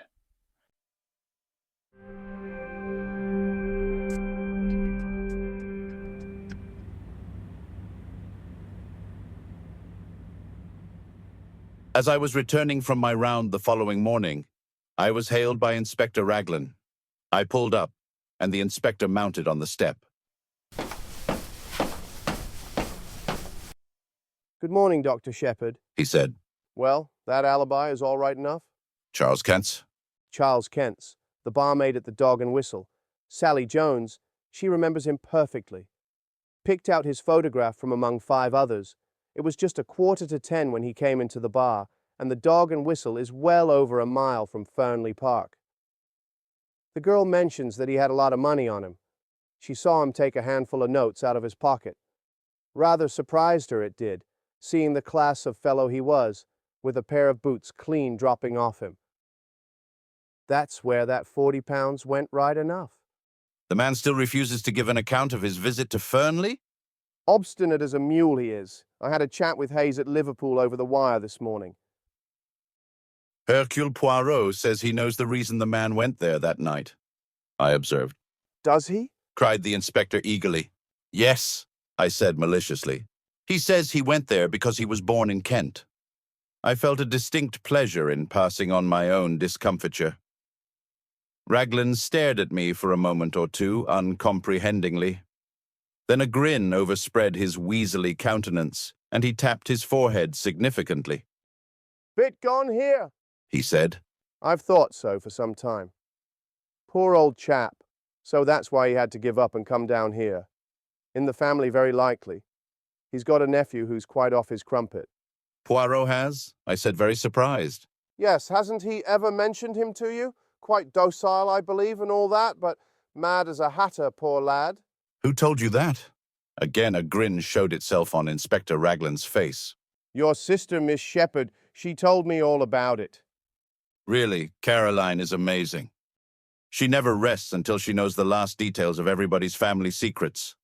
Unfortunately, I have never been able to instill into her the decency of keeping them to herself. Jump in, Inspector, I said, opening the door of the car. We'll go up to the Larches together and acquaint our Belgian friend with the latest news. Might as well, I suppose.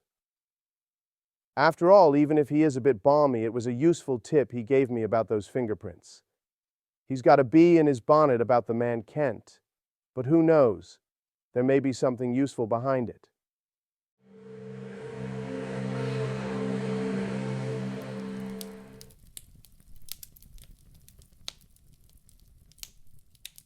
Poirot received us with his usual smiling courtesy. He listened to the information we had brought him, nodding his head now and then. Seems quite okay, doesn't it? Said the inspector rather gloomily. A chap can't be murdering someone in one place when he's drinking in the bar in another place a mile away. Are you going to release him? Don't see what else we can do. We can't very well hold him for obtaining money on false pretenses. Can't prove a ruddy thing. The inspector tossed a match into the grate in a disgruntled fashion. Poirot retrieved it and put it neatly in a little receptacle designed for the purpose.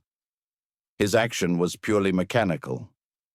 I could see that his thoughts were on something very different. If I were you, he said at last, I should not release the man Charles Kent yet. What do you mean? Raglan stared at him. What I say, I should not release him yet. You don't think he can have had anything to do with the murder, do you? I think probably not. But one cannot be certain yet. But haven't I just told you? Poirot raised a hand protestingly.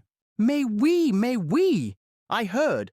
I am not deaf, nor stupid, thank the good God. But see you approach the matter from the wrong premises. Is not that the word? The inspector stared at him heavily. I don't see how you make that out. Look here. We know Mr. Ackroyd was alive at 9:45. You admit that, don't you?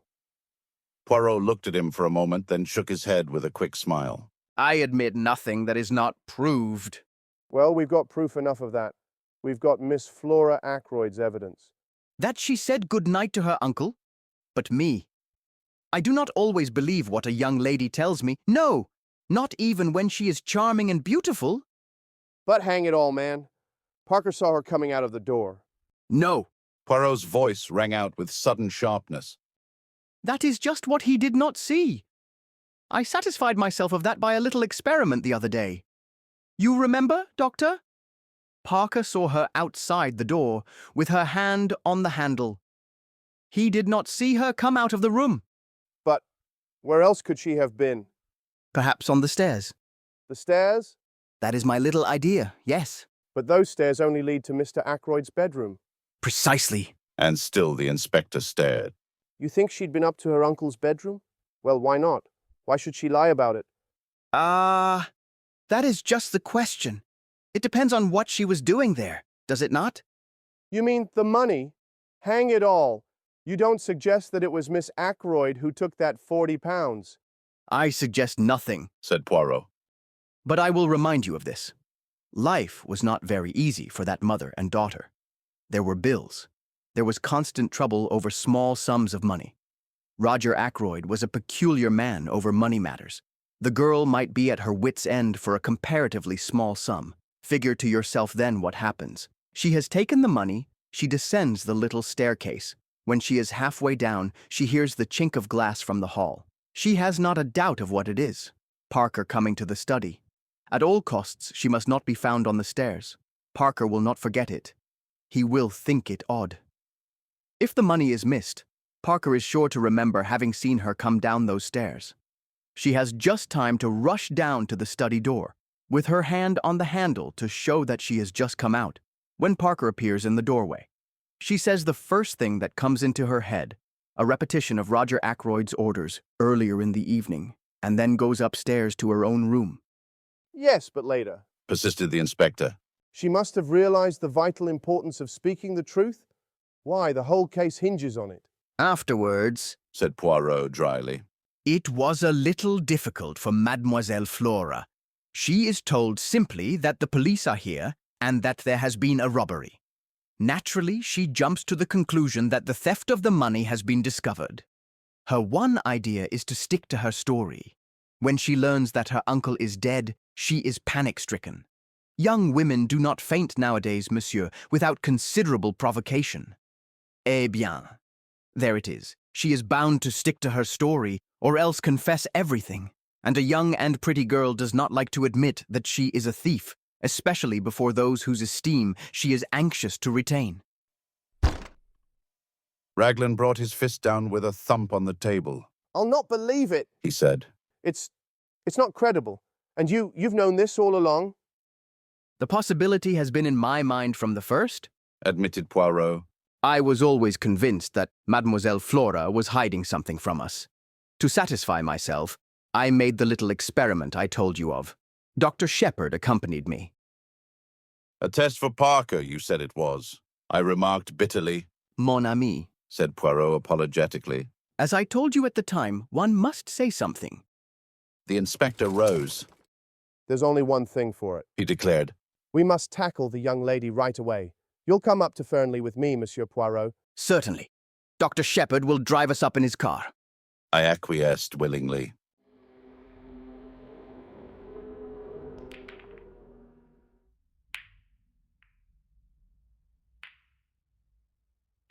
On inquiry from Miss Ackroyd, we were shown into the billiard room.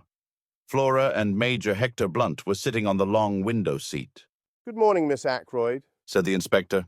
Can we have a word or two alone with you? Blunt got up at once and moved to the door. What is it? Asked Flora nervously. Don't go, Major Blunt. He can stay, can he? She asked, turning to the inspector. That's as you like, said the inspector dryly. There's a question or two it's my duty to put to you, miss, but I'd prefer to do so privately, and I dare say you'd prefer it also.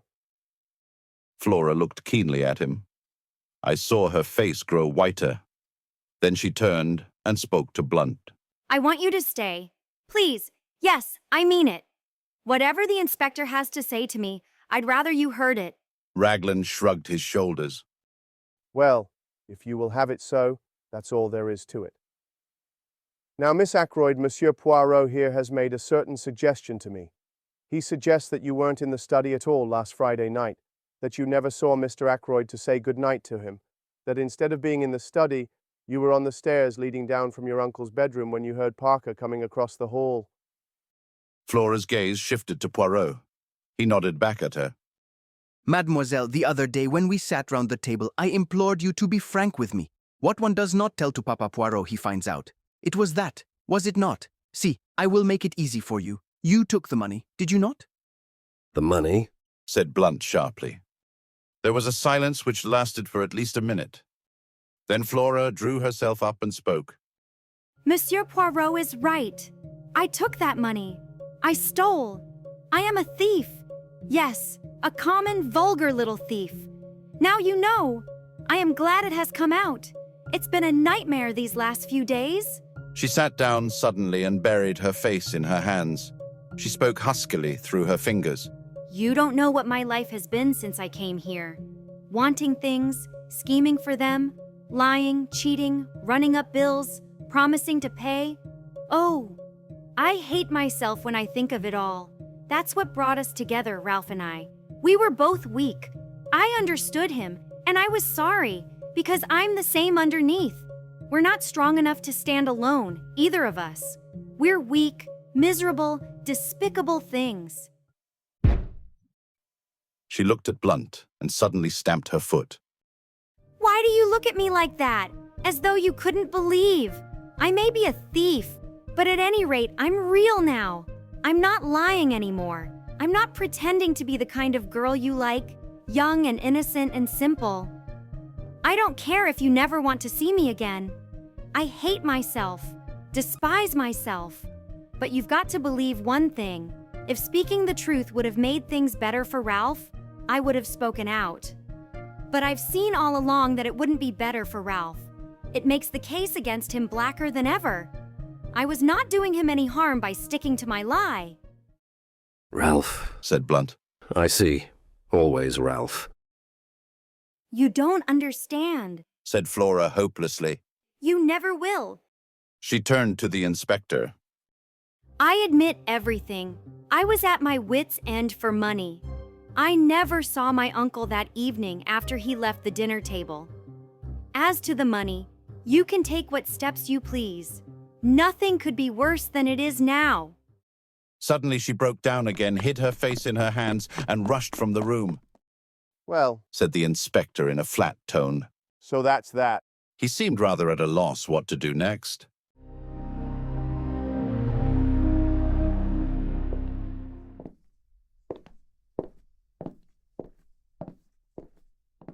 Blunt came forward.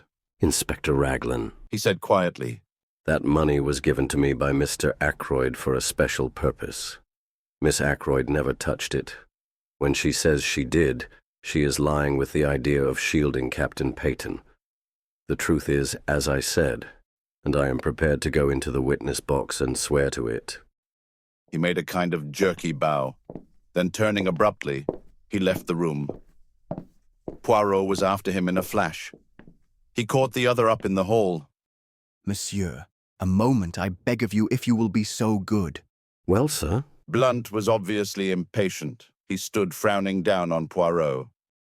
It is this, said Poirot rapidly. I am not deceived by your little fantasy.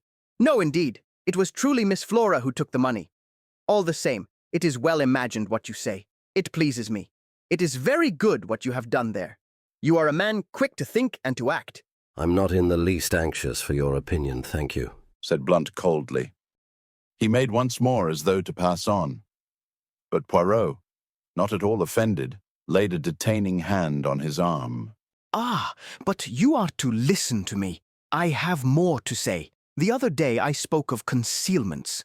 Very well, all along have I seen what you are concealing. Mademoiselle Flora, you love her with all your heart. From the first moment you saw her, is it not so? Oh, let us not mind saying these things. Why must one in England think it necessary to mention love as though it were some disgraceful secret? You love Mademoiselle Flora. You seek to conceal that fact from all the world. That is very good. That is as it should be. But take the advice of Hercule Poirot.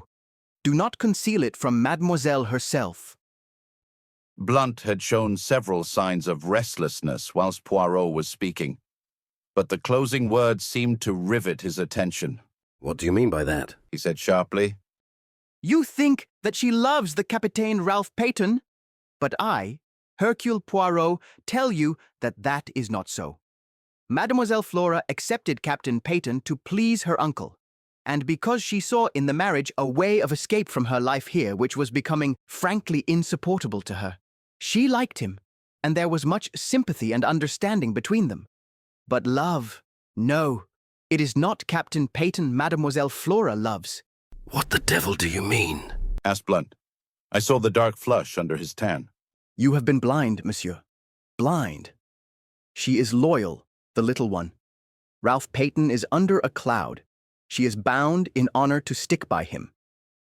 I felt it was time I put in a word to help on the good work. My sister told me the other night, I said encouragingly, that Flora had never cared a penny piece for Ralph Paton and never would. My sister is always right about these things. Blunt ignored my well-meant efforts. He spoke to Poirot. Do you really think... He began and stopped. He is one of those inarticulate men who find it hard to put things into words. Poirot knows no such disability. If you doubt me, ask her yourself, monsieur, but perhaps you no longer care to... the affair of the money? Blunt gave a sound like an angry laugh. Think I'd hold that against her? Roger was always a queer chap about money. She got in a mess and didn't dare tell him. Poor kid. Poor lonely kid. Poirot looked thoughtfully at the side door. Mademoiselle Flora went into the garden, I think, he murmured. I've been every kind of a fool, said Blunt abruptly. Rum conversation we've been having, like one of those Danish plays. But you're a sound fellow, Monsieur Poirot. Thank you. He took Poirot's hand and gave it a grip which caused the other to wince in anguish. Then he strode to the side door and passed out into the garden. Not every kind of a fool, murmured Poirot, tenderly nursing the injured member. Only one kind, the fool in love.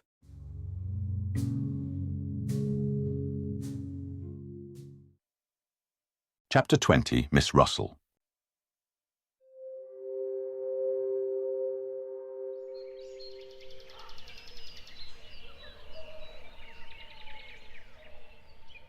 Inspector Raglan had received a bad jolt.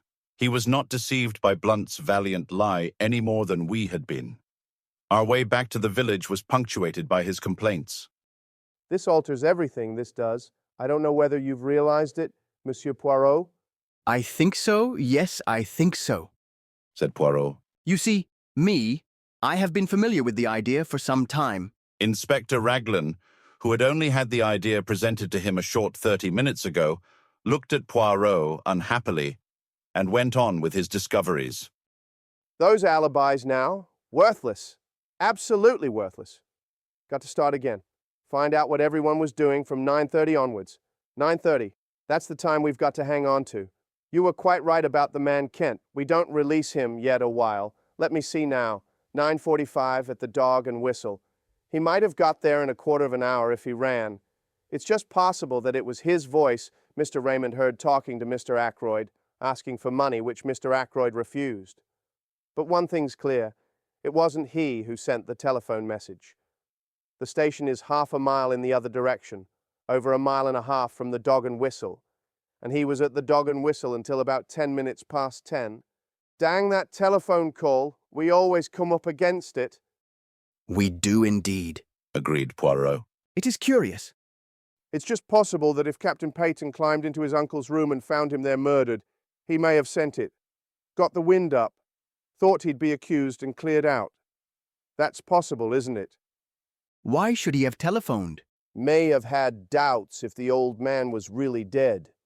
Thought he'd get the doctor up there as soon as possible, but didn't want to give himself away. Yes, I say now, how's that for a theory? Something in that, I should say. The inspector swelled his chest out importantly. He was so plainly delighted with himself that any words of ours would have been quite superfluous.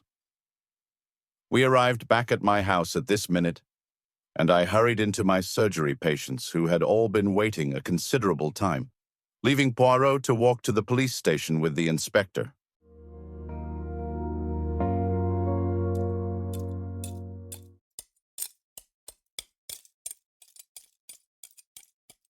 Having dismissed the last patient, I strolled into the little room at the back of the house, which I call my workshop. I'm rather proud of the homemade wireless set I turned out. Caroline hates my workroom. I keep my tools there, and Annie is not allowed to wreak havoc with a dustpan and brush. I was just adjusting the interior of an alarm clock which had been denounced as wholly unreliable by the household, when the door opened and Caroline put her head in.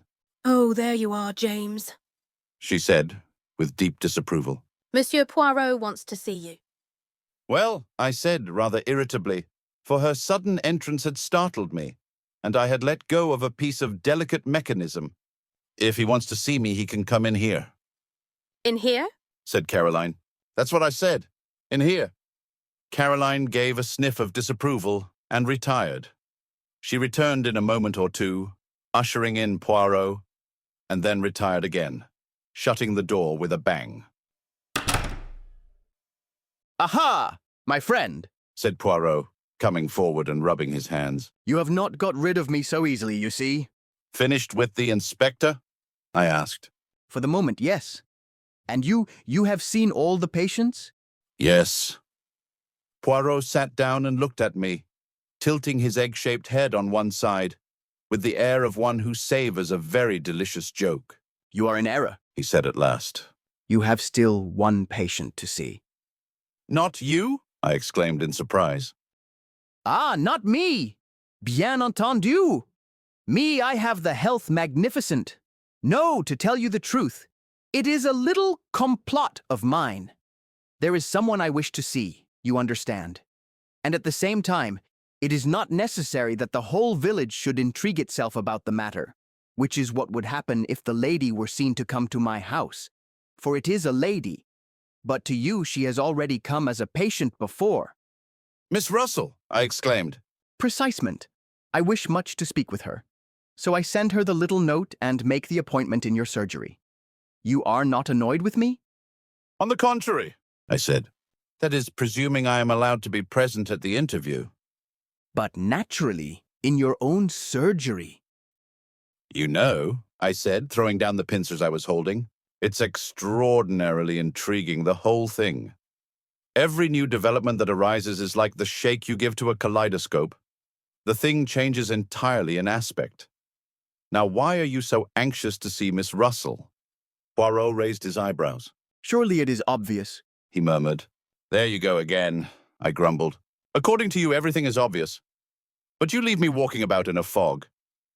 Poirot shook his head genially at me. You mock yourself at me. Take the matter of Mademoiselle Flora. The inspector was surprised, but you were not. I never dreamed of her being the thief, I expostulated. That, perhaps no. But I was watching your face and you were not. Like Inspector Raglan, startled and incredulous. I thought for a minute or two. Perhaps you are right, I said at last. All along I felt that Flora was keeping back something. So the truth, when it came, was subconsciously expected. It upset Inspector Raglan very much indeed, poor man.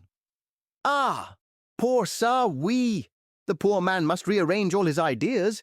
I profited by his state of mental chaos to induce him to grant me a little favor. What was that? Poirot took a sheet of notepaper from his pocket. Some words were written on it, and he read them aloud. The police have, for some days, been seeking for Captain Ralph Paton, the nephew of Mr. Ackroyd of Fernley Park, whose death occurred under such tragic circumstances last Friday. Captain Paton has been found at Liverpool, where he was on the point of embarking for America. He folded up the piece of paper again. That, my friend, will be in the newspapers tomorrow morning. I stared at him, dumbfounded. But it isn't true. He's not at Liverpool. Poirot beamed on me. You have the intelligence so quick.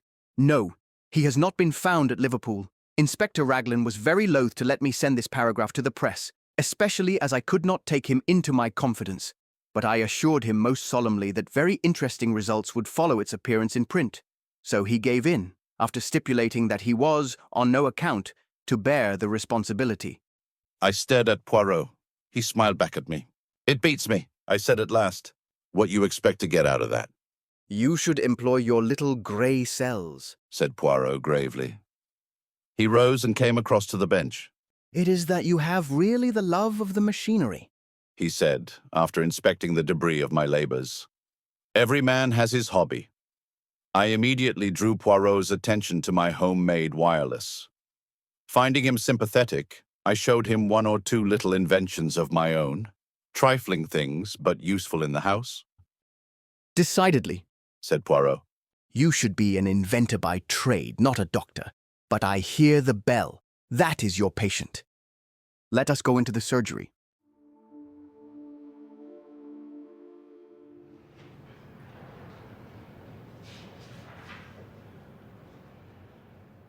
Once before, I had been struck by the remnants of beauty in the housekeeper's face.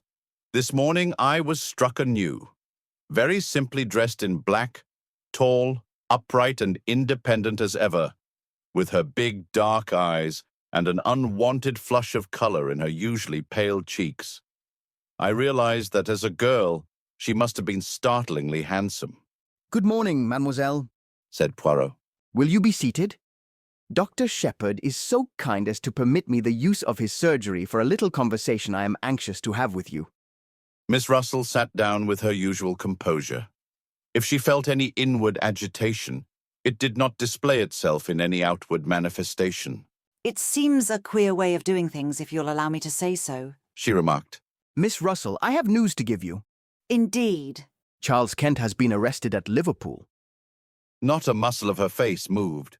She merely opened her eyes a trifle wider and asked with a tinge of defiance, Well, what of it? But at that moment it came to me. The resemblance that had haunted me all along, something familiar in the defiance of Charles Kent's manner. The two voices, one rough and coarse, the other painfully ladylike, were strangely the same in timbre. It was of Miss Russell that I had been reminded that night outside the gates of Fernley Park. I looked at Poirot, full of my discovery, and he gave me an imperceptible nod. In answer to Miss Russell's question, he threw out his hands in a thoroughly French gesture. I thought you might be interested, that is all, he said mildly. Well, I'm not particularly, said Miss Russell. Who is this Charles Kent, anyway? He is a man, mademoiselle, who was at Fernley on the night of the murder. Really? Fortunately for him, he has an alibi. At 9:45, he was at a public house a mile from here. Lucky for him, commented Miss Russell. But we still do not know what he was doing at Fernley. Who it was he went to meet, for instance. I'm afraid I can't help you at all, said the housekeeper politely. Nothing came to my ears, if that is all. She made a tentative movement as though to rise. Poirot stopped her. It is not quite all, he said smoothly. This morning, fresh developments have arisen. It seems now that Mr. Ackroyd was murdered, not at 9:45, but before, between 9:10 when Dr. Shepherd left, and 9:15. I saw the color drain from the housekeeper's face, leaving it dead white. She leaned forward, her figure swaying. But Miss Ackroyd said... Miss Ackroyd has admitted that she was lying. She was never in the study at all that evening. Then? Then it would seem that in this Charles Kent, We have the man we are looking for. He came to Fernley, can give no account of what he was doing there. I can tell you what he was doing there. He never touched a hair of old Ackroyd's head. He never went near the study. He didn't do it, I tell you. She was leaning forward. That iron self-control was broken through at last. Terror and desperation were in her face. Monsieur Poirot! Monsieur Poirot! Oh, do believe me. Poirot got up and came to her. He patted her reassuringly on the shoulder. But yes, I will believe. I had to make you speak, you know. For an instant, suspicion flared up in her. Is what you said true? That Charles Kent is suspected of the crime. Yes, that is true. You alone can save him by telling the reason for his being at Fernley. He came to see me. She spoke in a low, hurried voice. I went out to meet him. In the summer house, yes, I know. How do you know? Mademoiselle, it is the business of Hercule Poirot to know things. I know that you went out earlier in the evening, that you left a message in the summer house to say what time you would be there. Yes, I did. I had heard from him, saying he was coming. I dared not let him come to the house. I wrote to the address he gave me and said I would meet him in the summer house, and described it to him so that he would be able to find it. Then I was afraid he might not wait there patiently, and I ran out and left a piece of paper to say I would be there about 10 minutes past 9. I didn't want the servants to see me, so I slipped out through the drawing-room window. As I came back, I met Dr. Shepherd, and I fancied that he would think it queer. I was out of breath, for I had been running. I had no idea that he was expected to dinner that night. She paused. Go on, said Poirot. You went out to meet him at 10 minutes past 9. What did you say to each other? It's difficult. You see... Mademoiselle, said Poirot, interrupting her. In this matter, I must have the whole truth. What you tell us need never go beyond these 4 walls. Dr. Shepherd will be discreet, and so shall I. See, I will help you. This Charles Kent, he is your son, is he not? She nodded. The color had flamed into her cheeks. No one has ever known. It was long ago, down in Kent. I was not married. So you took the name of the county as a surname for him. I understand. I got work. I managed to pay for his board and lodging. I never told him that I was his mother. But he turned out badly. He drank, then took to drugs. I managed to pay his passage out to Canada. I didn't hear of him for a year or 2. Then, somehow or other, he found out that I was his mother. He wrote asking me for money. Finally, I heard from him back in this country again. He was coming to see me at Fernley, he said. I dared not let him come to the house. I have always been considered so very respectable. If anyone got an inkling, it would have been all up with my post as housekeeper. So I wrote to him in the way I have just told you. And in the morning you came to see Dr. Shepherd? Yes, I wondered if something could be done. He was not a bad boy, before he took to drugs. I see, said Poirot. Now let us go on with the story. He came that night to the summer house? Yes, he was waiting for me when I got there. He was very rough and abusive. I had brought with me all the money I had, and I gave it to him.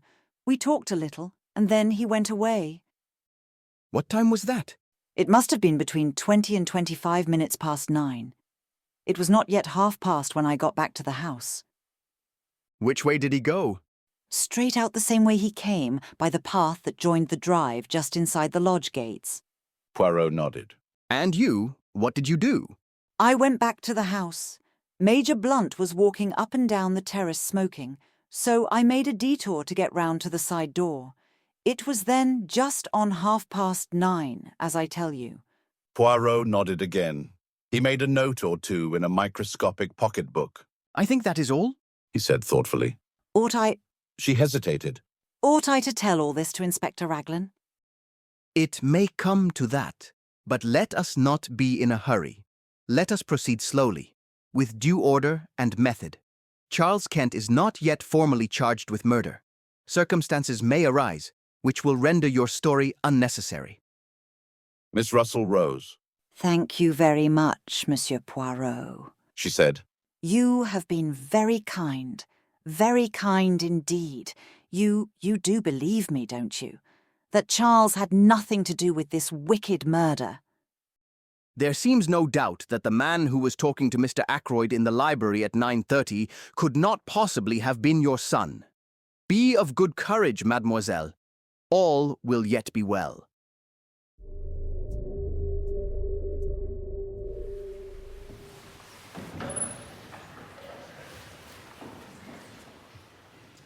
Miss Russell departed. Poirot and I were left together. So that's that, I said. Every time we come back to Ralph Paton. How did you manage to spot Miss Russell as the person Charles Kent came to meet? Did you notice the resemblance? I had connected her with the unknown man long before we actually came face to face with him. As soon as we found that quill. The quill suggested dope, and I remembered your account of Miss Russell's visit to you. Then I found the article on cocaine in that morning's paper. It all seemed very clear. She had heard from someone that morning, someone addicted to drugs. She read the article in the paper, and she came to you to ask a few tentative questions. She mentioned cocaine, since the article in question was on cocaine. Then, when you seemed too interested, she switched hurriedly to the subject of detective stories and untraceable poisons. I suspected a son or a brother, or some other undesirable male relation. Ah, but I must go. It is the time of the lunch. Stay and lunch with us, I suggested. Poirot shook his head. A faint twinkle came into his eye. Not again today. I should not like to force Mademoiselle Caroline to adopt a vegetarian diet 2 days in succession. It occurred to me that there was not much which escaped Hercule Poirot.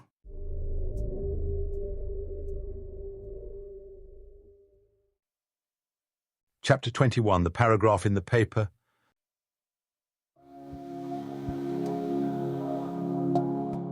Caroline, of course, had not failed to see Miss Russell come to the surgery door. I had anticipated this and had ready an elaborate account of the lady's bad knee. But Caroline was not in a cross-questioning mood. Her point of view was that she knew what Miss Russell had really come for, and that I didn't. Pumping you, James, Said Caroline. Pumping you in the most shameless manner. I've not a doubt. It's no good interrupting. I dare say you hadn't the least idea she was doing it even. Men are so simple. She knows that you are in Monsieur Poirot's confidence, and she wants to find out things. Do you know what I think, James? I couldn't begin to imagine. You think so many extraordinary things. It's no good being sarcastic. I think Miss Russell knows more about Mr. Ackroyd's death than she is prepared to admit. Caroline leaned back triumphantly in her chair. Do you really think so? I said absently. You are very dull today, James. No animation about you. It's that liver of yours. Our conversation then dealt with purely personal matters. The paragraph inspired by Poirot duly appeared in our daily paper the next morning. I was in the dark as to its purpose, but its effect on Caroline was immense. She began by stating, most untruly, that she had said as much all along. I raised my eyebrows but did not argue. Caroline, however, must have felt a prick of conscience, for she went on. I mayn't have actually mentioned Liverpool, but I knew he'd try to get away to America.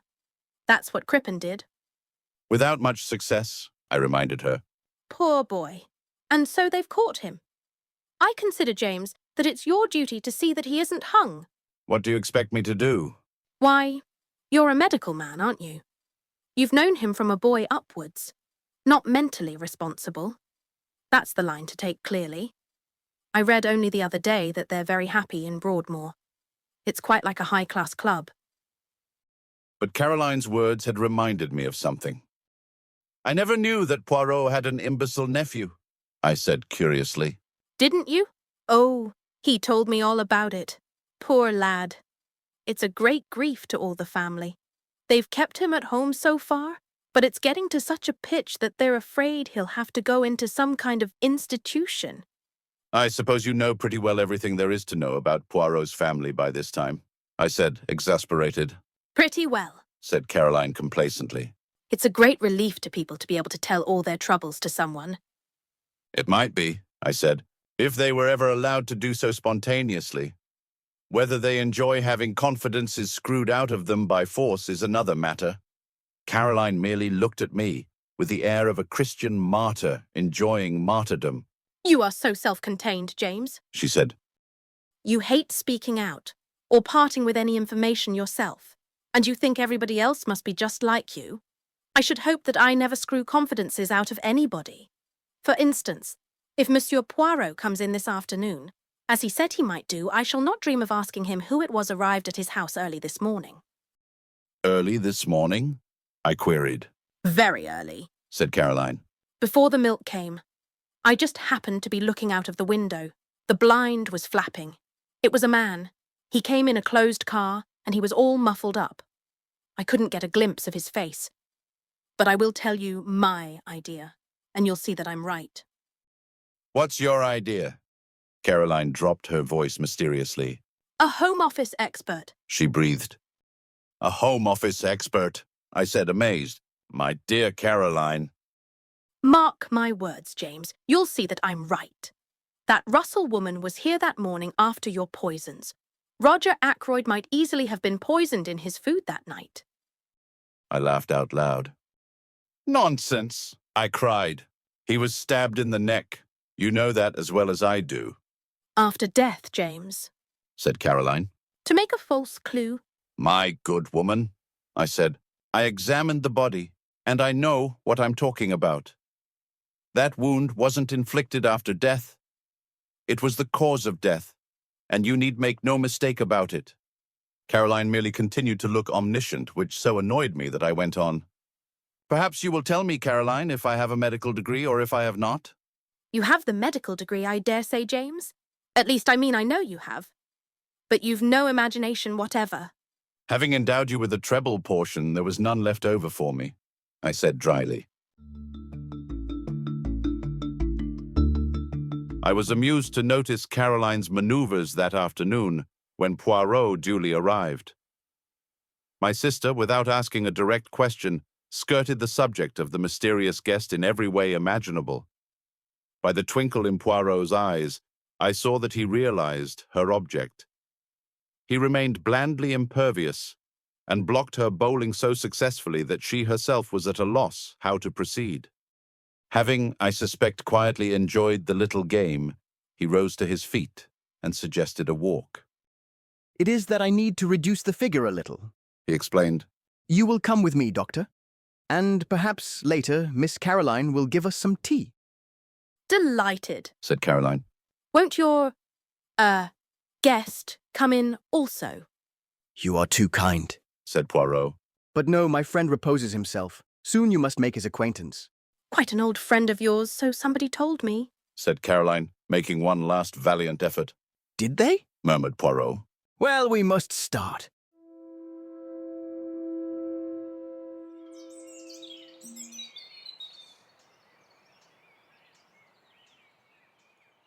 Our tramp took us in the direction of Fernley. I had guessed beforehand that it might do so. I was beginning to understand Poirot's methods. Every little irrelevancy had a bearing upon the whole. I have a commission for you, my friend, He said at last. Tonight, at my house, I desire to have a little conference. You will attend, will you not? Certainly, I said. Good. I need also all those in the house. That is to say, Mrs. Ackroyd, Mademoiselle Flora, Major Blunt, Monsieur Raymond. I want you to be my ambassador. This little reunion is fixed for 9 o'clock. You will ask them, yes? With pleasure, but why not ask them yourself? Because they will then put the questions, why, what for? They will demand what my idea is. And as you know, my friend, I much dislike to have to explain my little ideas until the time comes. I smiled a little. My friend Hastings, he of whom I told you, used to say of me that I was the human oyster. But he was unjust.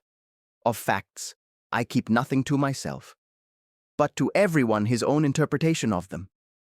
When do you want me to do this? Now, if you will. We are close to the house. Aren't you coming in? No, me. I will promenade myself in the grounds. I will rejoin you by the lodge gates in a quarter of an hour's time. I nodded and set off on my task.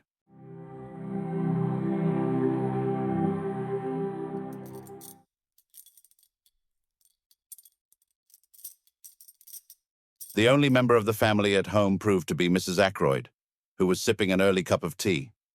She received me very graciously. So grateful to you, Doctor, she murmured, for clearing up that little matter with Monsieur Poirot. But life is one trouble after another. You have heard about Flora, of course? What exactly? I asked cautiously. This new engagement, Flora and Hector Blunt. Of course not such a good match as Ralph would have been.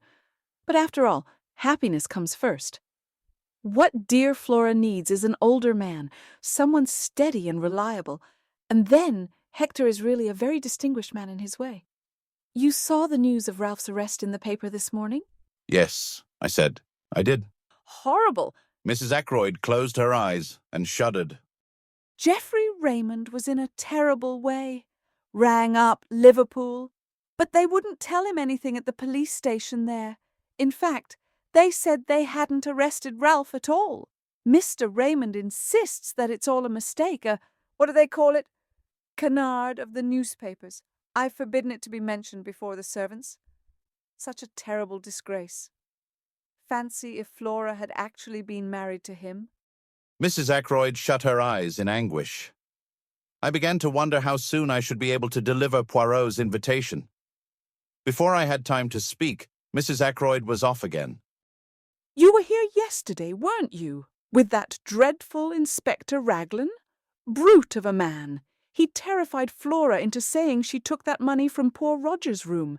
And the matter was so simple, really. The dear child wanted to borrow a few pounds, didn't like to disturb her uncle since he'd given strict orders against it, but knowing where he kept his notes, she went there and took what she needed. Is that Flora's account of the matter? I asked.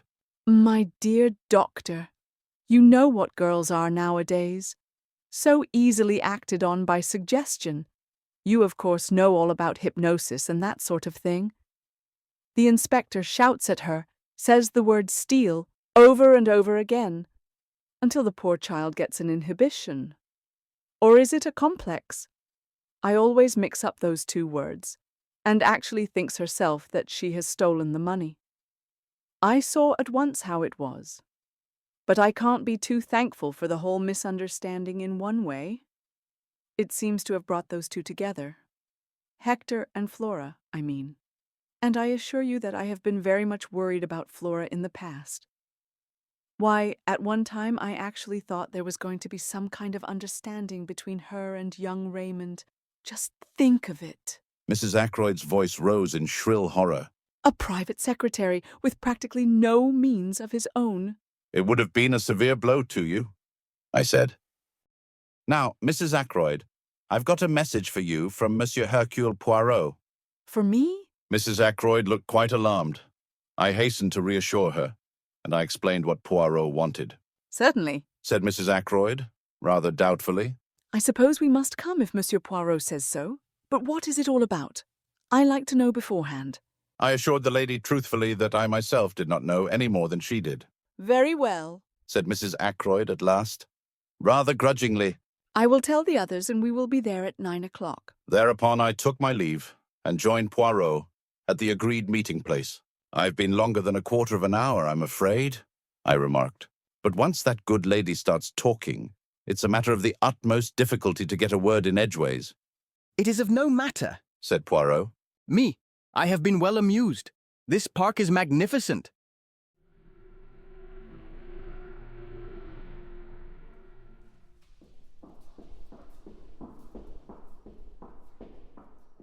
We set off homewards. When we arrived, to our great surprise, Caroline, who had evidently been watching for us, herself opened the door. She put her fingers to her lips. Her face was full of importance and excitement. Ursula Bourne, she said. The parlourmaid from Fernley. She's here. I've put her in the dining room. She's in a terrible way, poor thing. Says she must see Monsieur Poirot at once. I've done all I could. Taken her a cup of hot tea. It really goes to one's heart to see anyone in such a state. In the dining room? Asked Poirot.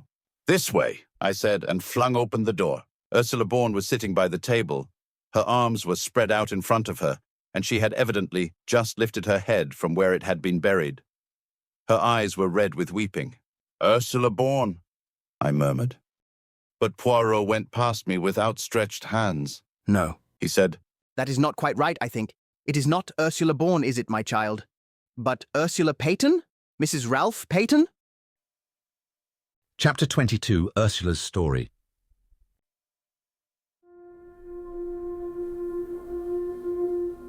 For a moment or two, the girl looked mutely at Poirot. Then, her reserve breaking down completely, she nodded her head once and burst into an outburst of sobs. Caroline pushed past me, and putting her arm round the girl, patted her on the shoulder. There, there, my dear. She said soothingly. It will be all right. You'll see. Everything will be all right.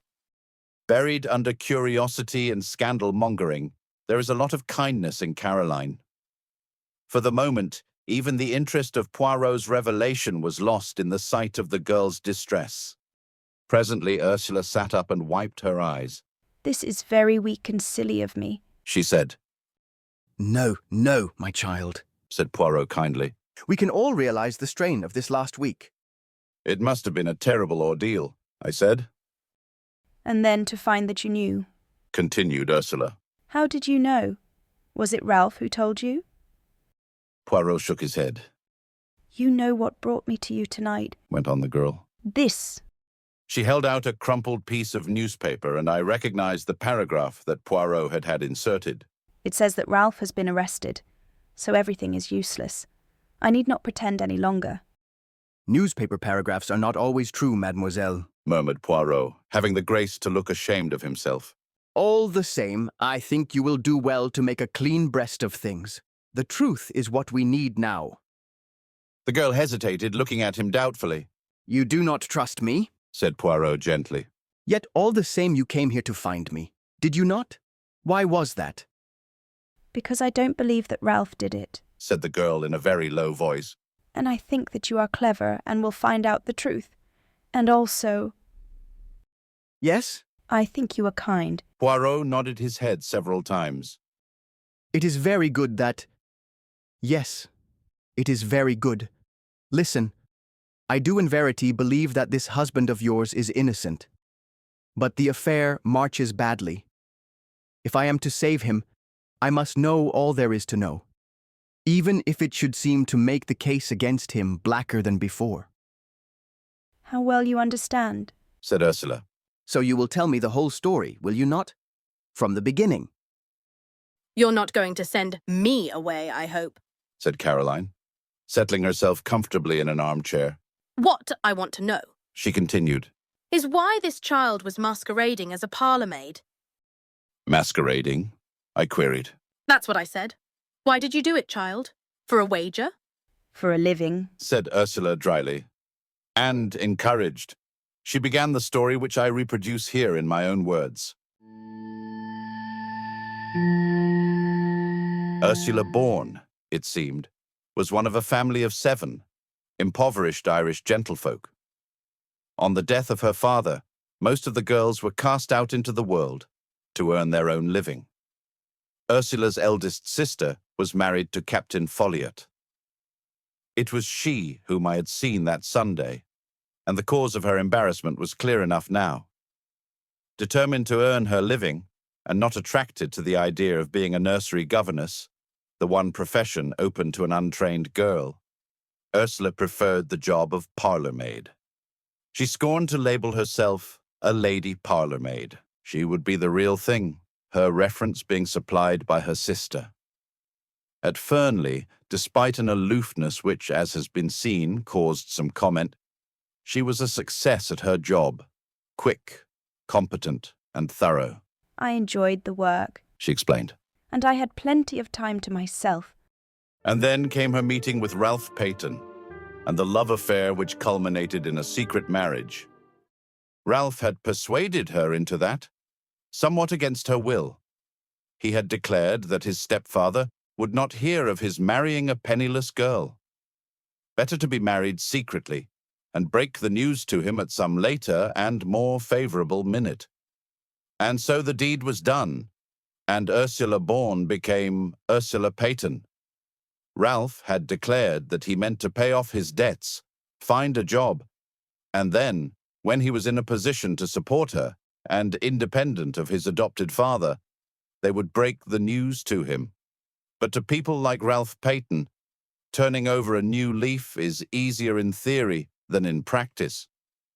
He hoped that his stepfather, while still in ignorance of the marriage, might be persuaded to pay his debts and put him on his feet again. But the revelation of the amount of Ralph's liabilities merely enraged Roger Ackroyd, and he refused to do anything at all. Some months passed, and then Ralph was bidden once more to Fernley. Roger Ackroyd did not beat about the bush. It was the desire of his heart that Ralph should marry Flora, and he put the matter plainly before the young man. And here it was that the innate weakness of Ralph Paton showed itself. As always, he grasped at the easy, the immediate solution. As far as I could make out, neither Flora nor Ralph made any pretense of love. It was, on both sides, a business arrangement. Roger Ackroyd dictated his wishes. They agreed to them. Flora accepted a chance of liberty, money, and an enlarged horizon. Ralph, of course, was playing a different game, but he was in a very awkward hole financially. He seized at the chance. His debts would be paid. He could start again with a clean sheet. His was not a nature to envisage the future, but I gather that he saw vaguely the engagement with Flora being broken off after a decent interval had elapsed. Both Flora and he stipulated that it should be kept a secret for the present. He was anxious to conceal it from Ursula. He felt instinctively that her nature, strong and resolute, with an inherent distaste for duplicity, was not one to welcome such a course. Then came the crucial moment when Roger Ackroyd, always high-handed, decided to announce the engagement. He said no word of his intention to Ralph, only to Flora, and Flora, apathetic, raised no objection. On Ursula, the news fell like a bombshell. Summoned by her, Ralph came hurriedly down from town. They met in the wood, where part of their conversation was overheard by my sister. Ralph implored her to keep silent for a little while longer. Ursula was equally determined to have done with concealments. She would tell Mr. Ackroyd the truth without any further delay. Husband and wife parted acrimoniously. Ursula, steadfast in her purpose, sought an interview with Roger Ackroyd that very afternoon and revealed the truth to him. Their interview was a stormy one. It might have been even more stormy had not Roger Ackroyd been already obsessed with his own troubles. It was bad enough, however. Ackroyd was not the kind of man to forgive the deceit that had been practiced upon him. His rancor was mainly directed to Ralph, but Ursula came in for her share since he regarded her as a girl who had deliberately tried to entrap the adopted son of a very wealthy man. Unforgivable things were said on both sides. That same evening, Ursula met Ralph by appointment in the small summer house, stealing out from the house by the side door in order to do so. Their interview was made up of reproaches on both sides. Ralph charged Ursula with having irretrievably ruined his prospects by her ill-timed revelation. Ursula reproached Ralph with his duplicity. They parted at last. A little over half an hour later came the discovery of Roger Ackroyd's body. Since that night, Ursula had neither seen nor heard from Ralph. As the story unfolded itself, I realized more and more what a damning series of facts it was. Alive, Ackroyd could hardly have failed to alter his will. I knew him well enough to realize that to do so would be his first thought. His death came in the nick of time for Ralph and Ursula Paton. Small wonder the girl had held her tongue and played her part so consistently. My meditations were interrupted. It was Poirot's voice speaking, and I knew from the gravity of his tone that he too was fully alive to the implications of the position. Mademoiselle, I must ask you one question, and you must answer it truthfully, for on it everything may hang. What time was it when you parted from Captain Ralph Paton in the summer house? Now, take a little minute so that your answer may be very exact. The girl gave a half laugh, bitter enough in all conscience. Do you think I haven't gone over that again and again in my own mind? It was just 9:30 when I went out to meet him. Major Blunt was walking up and down the terrace, so I had to go round through the bushes to avoid him. It must have been about 27 minutes to 10 when I reached the summer house. Ralph was waiting for me. I was with him 10 minutes, not longer, for it was just 9:45 when I got back to the house. I saw now the insistence of her question the other day. If only Ackroyd could have been proved to have been killed before 9:45, and not after. I saw the reflection of that thought in Poirot's next question. Who left the summer house first? I did. Leaving Ralph Paton in the summer house. Yes, but you don't think... Mademoiselle, it is of no importance what I think. What did you do when you got back to the house? I went up to my room. And stayed there until when? Until about 10 o'clock. Is there anyone who can prove that? Prove? That I was in my room, you mean? Oh, no. But surely, oh, I see, they might think. I saw the dawning horror in her eyes. Poirot finished the sentence for her. That it was you who entered by the window and stabbed Mr. Ackroyd as he sat in his chair. Yes. They might think just that. Nobody but a fool would think any such thing, said Caroline indignantly. She patted Ursula on the shoulder. The girl had her face hidden in her hands. Horrible, she was murmuring. Horrible. Caroline gave her a friendly shake. Don't worry, my dear, she said. Monsieur Poirot doesn't think that really. As for that husband of yours, I don't think much of him, and I tell you so candidly. Running away and leaving you to face the music. But Ursula shook her head energetically. Oh, no, she cried. It wasn't like that at all. Ralph would not run away on his own account. I see now. If he heard of his stepfather's murder, he might think himself that I had done it. He wouldn't think any such thing, said Caroline. I was so cruel to him that night, so hard and bitter. I wouldn't listen to what he was trying to say, wouldn't believe that he really cared. I just stood there telling him what I thought of him and saying the coldest, cruelest things that came into my mind, trying my best to hurt him. Do him no harm, said Caroline. Never worry about what you say to a man. They're so conceited that they never believe you mean it if it's unflattering. Ursula went on, nervously twisting and untwisting her hands. When the murder was discovered and he didn't come forward, I was terribly upset. Just for a moment I wondered, but then I knew he couldn't. He couldn't. But I wished he would come forward and say openly that he'd had nothing to do with it. I knew that he was very fond of Dr. Sheppard, and I fancied that perhaps Dr. Sheppard might know where he was hiding. She turned to me. That's why I said what I did to you that day. I thought, if you knew where he was, you might pass on the message to him. I exclaimed. Why should James know where he was? Demanded Caroline sharply. It was very unlikely, I know, admitted Ursula. But Ralph had often spoken of Dr. Sheppard, and I knew that he would be likely to consider him as his best friend in King's Abbot. My dear child, I said, I have not the least idea where Ralph Paton is at the present moment. That is true enough, said Poirot. But... Ursula held out the newspaper cutting in a puzzled fashion. Ah, that, said Poirot, slightly embarrassed. A bagatelle, mademoiselle, rien du tout.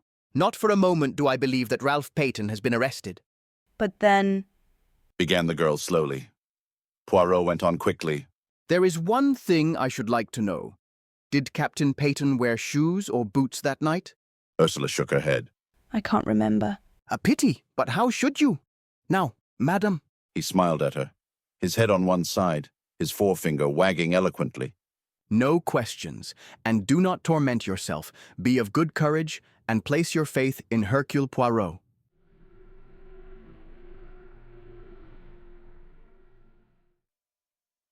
Chapter 23. Poirot's Little Reunion.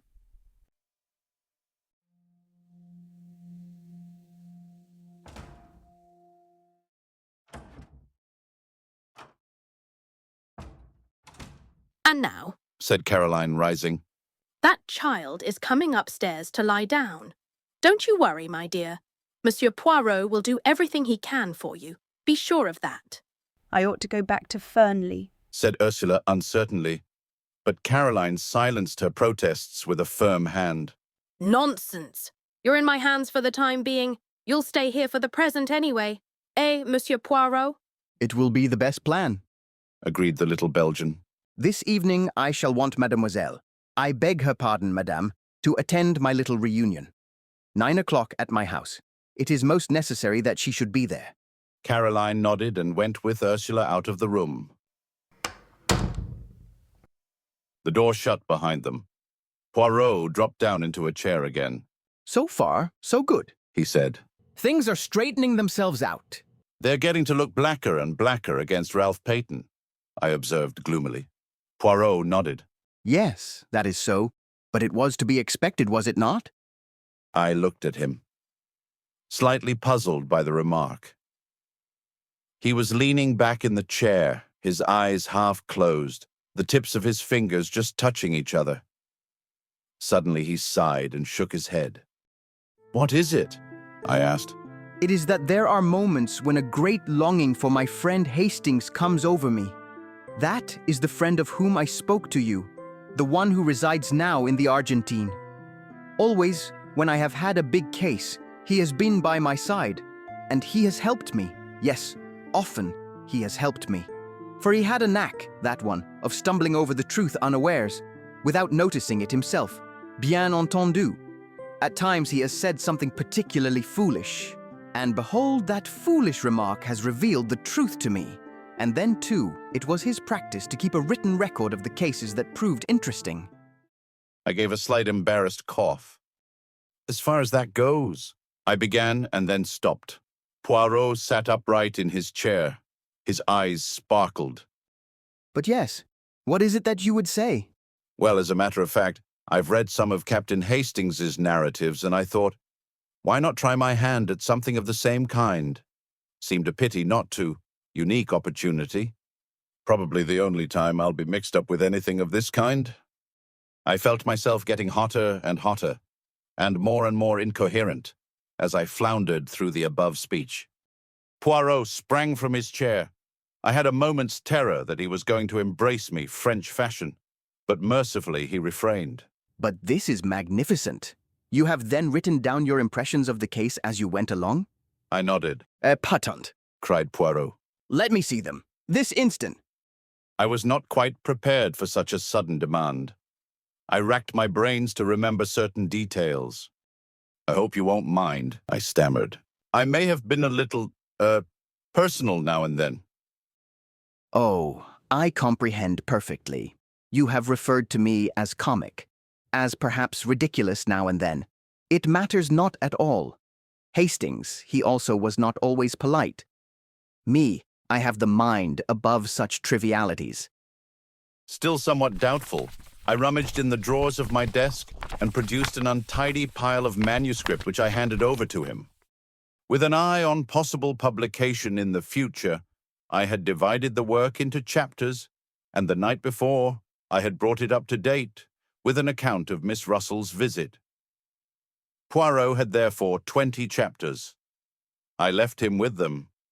I was obliged to go out to a case at some distance away, and it was past 8 o'clock when I got back, to be greeted with a plate of hot dinner on a tray, and the announcement that Poirot and my sister had supped together at 7:30, and that the former had then gone to my workshop to finish his reading of the manuscript. I hope, James, said my sister, that you've been careful in what you say about me in it. My jaw dropped. I had not been careful at all.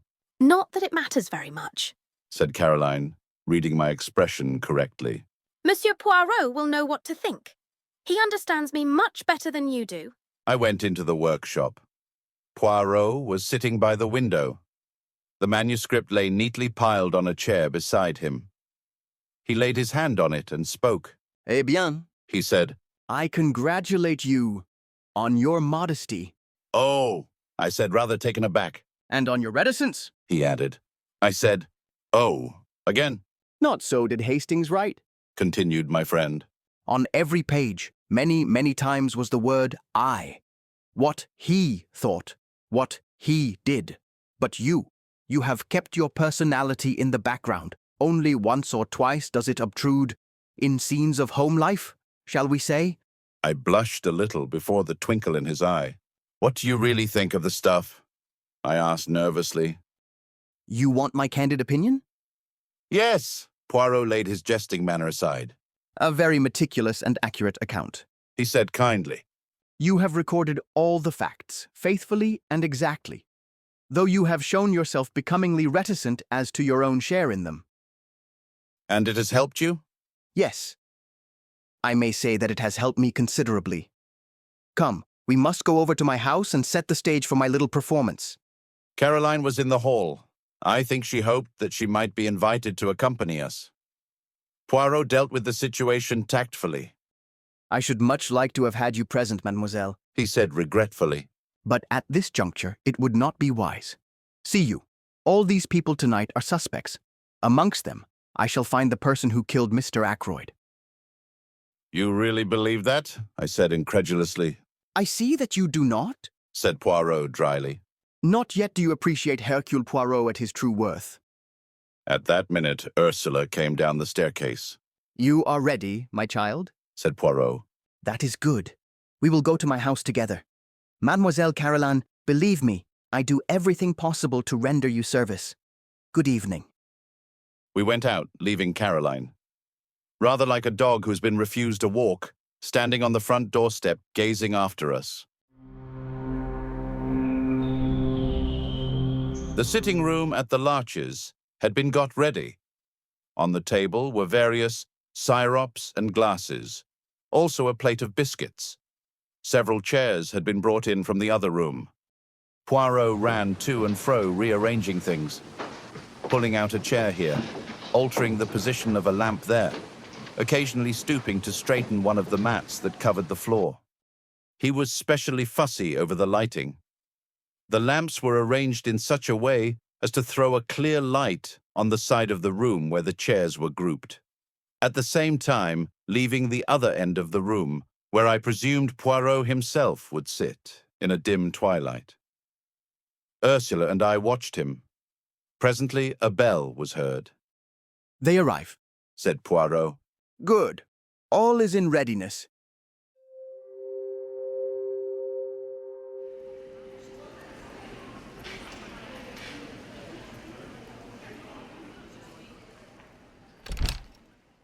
The door opened and the party from Fernley filed in. Poirot went forward and greeted Mrs. Ackroyd and Flora.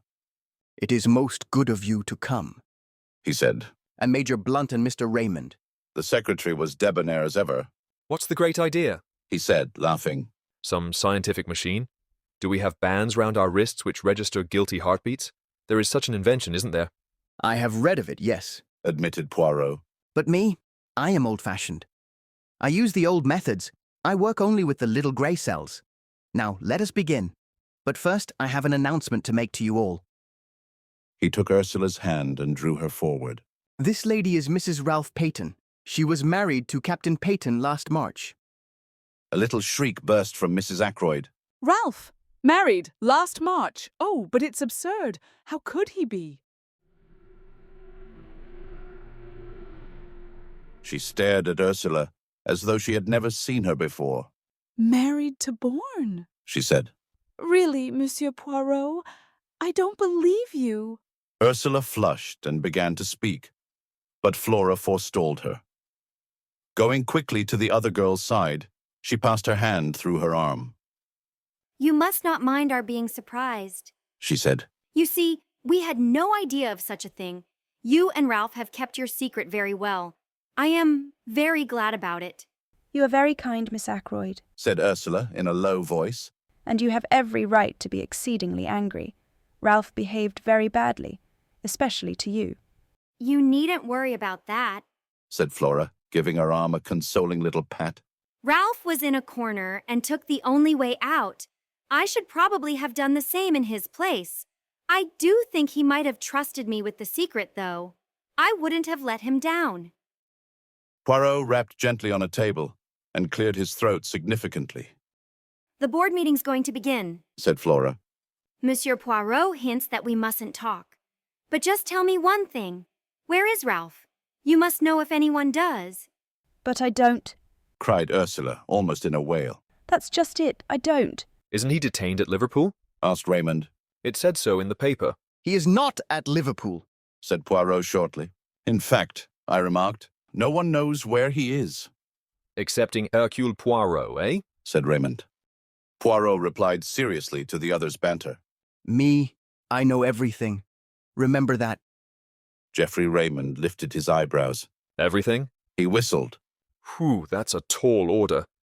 Do you mean to say you can really guess where Ralph Paton is hiding? I asked incredulously. You call it guessing. I call it knowing, my friend. In Cranchester? I hazarded. No, replied Poirot gravely. Not in Cranchester. He said no more, but at a gesture from him the assembled party took their seats. As they did so, the door opened once more and two other people came in and sat down near the door.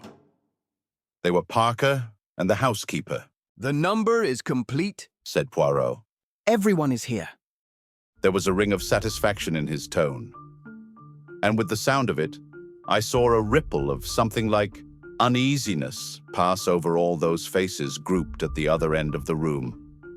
There was a suggestion in all this as of a trap that had closed. Poirot read from a list in an important manner. Mrs. Ackroyd, Miss Flora Ackroyd, Major Blunt, Mr. Geoffrey Raymond, Mrs. Ralph Paton, John Parker, Elizabeth Russell. He laid the paper down on the table. What's the meaning of all this? Began Raymond. The list I have just read, said Poirot, is a list of suspected persons. Every one of you present had the opportunity to kill Mr. Ackroyd. With a cry, Mrs. Ackroyd sprang up, her throat working. I don't like it. She wailed. I don't like it. I would much prefer to go home. You cannot go home, madame, said Poirot sternly, until you have heard what I have to say. He paused a moment, then cleared his throat. I will start at the beginning. When Miss Ackroyd asked me to investigate the case, I went up to Fernley Park with the good Dr. Shepherd. I walked with him along the terrace where I was shown the footprints on the windowsill. From there, Inspector Raglan took me along the path which leads to the drive. My eye was caught by a little summer house, and I searched it thoroughly. I found two things, a scrap of starched cambric and an empty goose quill. The scrap of cambric immediately suggested to me a maid's apron. When Inspector Raglan showed me his list of the people in the house, I noticed at once that one of the maids, Ursula Bourne, the parlourmaid, had no real alibi. According to her own story, she was in her bedroom from 9:30 until 10. But supposing that instead she was in the summer house? If so, she must have gone there to meet someone. Now we know from Dr. Shepherd that someone from outside did come to the house that night, the stranger whom he met just by the gate. At first glance, it would seem that our problem was solved, and that the stranger went to the summer house to meet Ursula Bourne. It was fairly certain that he did go to the summer house because of the goose quill. That suggested at once to my mind a taker of drugs, and one who had acquired the habit on the other side of the Atlantic, where sniffing snow is more common than in this country. The man whom Dr. Shepherd met had an American accent, which fitted in with that supposition. But I was held up by one point. The times did not fit. Ursula Bourne could certainly not have gone to the summer house before 9:30, whereas the man must have got there by a few minutes past 9. I could, of course, assume that he waited there for half an hour. The only alternative supposition was that there had been two separate meetings in the summer house that night. Eh bien, as soon as I went into that alternative, I found several significant facts. I discovered that Miss Russell, the housekeeper, had visited Dr. Shepherd that morning and had displayed a good deal of interest in cures for victims of the drug habit. Taking that in conjunction with the goose quill, I assumed that the man in question came to Fernley to meet the housekeeper and not Ursula Bourne. Who then did Ursula Bourne come to the rendezvous to meet? I was not long in doubt. First, I found a ring, a wedding ring, with "From R" and a date inside it. Then I learnt that Ralph Paton had been seen coming up the path which led to the summer house at 25 minutes past 9. And I also heard of a certain conversation which had taken place in the wood near the village that very afternoon. A conversation between Ralph Paton and some unknown girl. So I had my facts succeeding each other in a neat and orderly manner. A secret marriage, an engagement announced on the day of the tragedy, the stormy interview in the wood, and the meeting arranged for the summer house that night. Incidentally, this proved to me one thing. That both Ralph Paton and Ursula Bourne, or Paton, had the strongest motives for wishing Mr. Ackroyd out of the way, and it also made one other point unexpectedly clear. It could not have been Ralph Paton who was with Mr. Ackroyd in the study at 9:30. So we come to another and most interesting aspect of the crime. Who was it in the room with Mr. Ackroyd at 9:30? Not Ralph Paton, who was in the summer house with his wife. Not Charles Kent, who had already left. Who then? I posed my cleverest, my most audacious question. Was anyone with him? Poirot leaned forward and shot the last words triumphantly at us, drawing back afterwards with the air of one who has made a decided hit. Raymond, however, did not seem impressed, and lodged a mild protest. I don't know if you're trying to make me out a liar, Monsieur Poirot, but the matter does not rest on my evidence alone, except perhaps as to the exact words used. Remember, Major Blunt also heard Mr. Ackroyd talking to someone. He was on the terrace outside and couldn't catch the words clearly, but he distinctly heard the voices. Poirot nodded. I have not forgotten, he said quietly. But Major Blunt was under the impression that it was you to whom Mr. Ackroyd was speaking. For a moment Raymond seemed taken aback. Then he recovered himself. Blunt knows now that he was mistaken, he said. Exactly, agreed the other man. Yet there must have been some reason for his thinking so, mused Poirot. Oh, no. He held up his hand in protest. I know the reason you will give, but it is not enough. We must seek elsewhere. I will put it this way. From the beginning of the case, I have been struck by one thing, the nature of those words which Mr. Raymond overheard. It has been amazing to me that no one has commented on them, has seen anything odd about them. He paused a minute, and then quoted softly. The calls on my purse have been so frequent of late that I fear it is impossible for me to accede to your request. Does nothing strike you as odd about that? I don't think so, said Raymond. He has frequently dictated letters to me, using almost exactly those same words. Exactly, cried Poirot. That is what I seek to arrive at. Would any man use such a phrase in talking to another? Impossible that that should be part of a real conversation. Now, if he had been dictating a letter... You mean he was reading a letter aloud? Said Raymond slowly. Even so, he must have been reading to someone. But why? We have no evidence that there was anyone else in the room. No other voice but Mr. Ackroyd's was heard, remember? Surely a man wouldn't read letters of that type aloud to himself, not unless he was, well, going balmy. You have all forgotten one thing, said Poirot softly. The stranger who called at the house the preceding Wednesday. They all stared at him. But yes, said Poirot, nodding encouragingly. On Wednesday, the young man was not of himself important, but the firm he represented interested me very much. The dictaphone company, gasped Raymond. I see it now. A dictaphone. That's what you think? Poirot nodded. Mr. Ackroyd had promised to invest in a dictaphone, you remember? Me, I had the curiosity to inquire of the company in question. Their reply is that Mr. Ackroyd did purchase a dictaphone from their representative. Why he concealed the matter from you, I do not know. He must have meant to surprise me with it, murmured Raymond. He had quite a childish love of surprising people, meant to keep it up his sleeve for a day or so. Probably was playing with it like a new toy. Yes, it fits in. You're quite right. No one would use quite those words in casual conversation. It explains, too, said Poirot, why Major Blunt thought it was you who were in the study. Such scraps as came to him were fragments of dictation, and so his subconscious mind deduced that you were with him. His conscious mind was occupied with something quite different, the white figure he had caught a glimpse of. He fancied it was Miss Ackroyd. Really, of course, It was Ursula Bourne's white apron he saw as she was stealing down to the summer house. Raymond had recovered from his first surprise. All the same, he remarked, this discovery of yours, brilliant though it is, I'm quite sure I should never have thought of it, leaves the essential position unchanged. Mr. Ackroyd was alive at 9:30, since he was speaking into the dictaphone. It seems clear that the man, Charles Kent, was really off the premises by then. As to Ralph Paton... He hesitated, glancing at Ursula. Her colour flared up, but she answered steadily enough. Ralph and I parted just before 9:45. He never went near the house. I am sure of that. He had no intention of doing so. The last thing on earth he wanted was to face his stepfather. He would have funked it badly. It isn't that I doubt your story for a moment, explained Raymond. I've always been quite sure Captain Paton was innocent.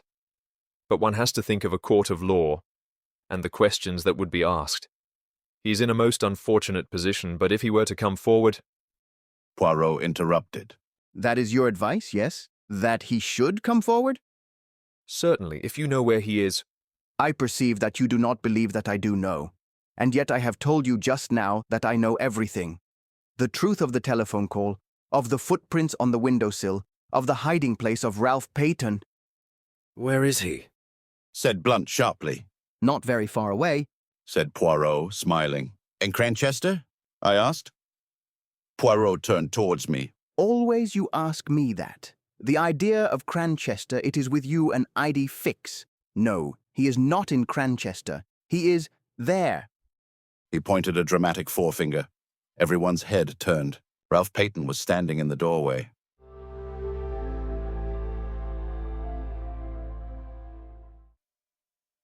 Chapter 24. Ralph Paton's Story.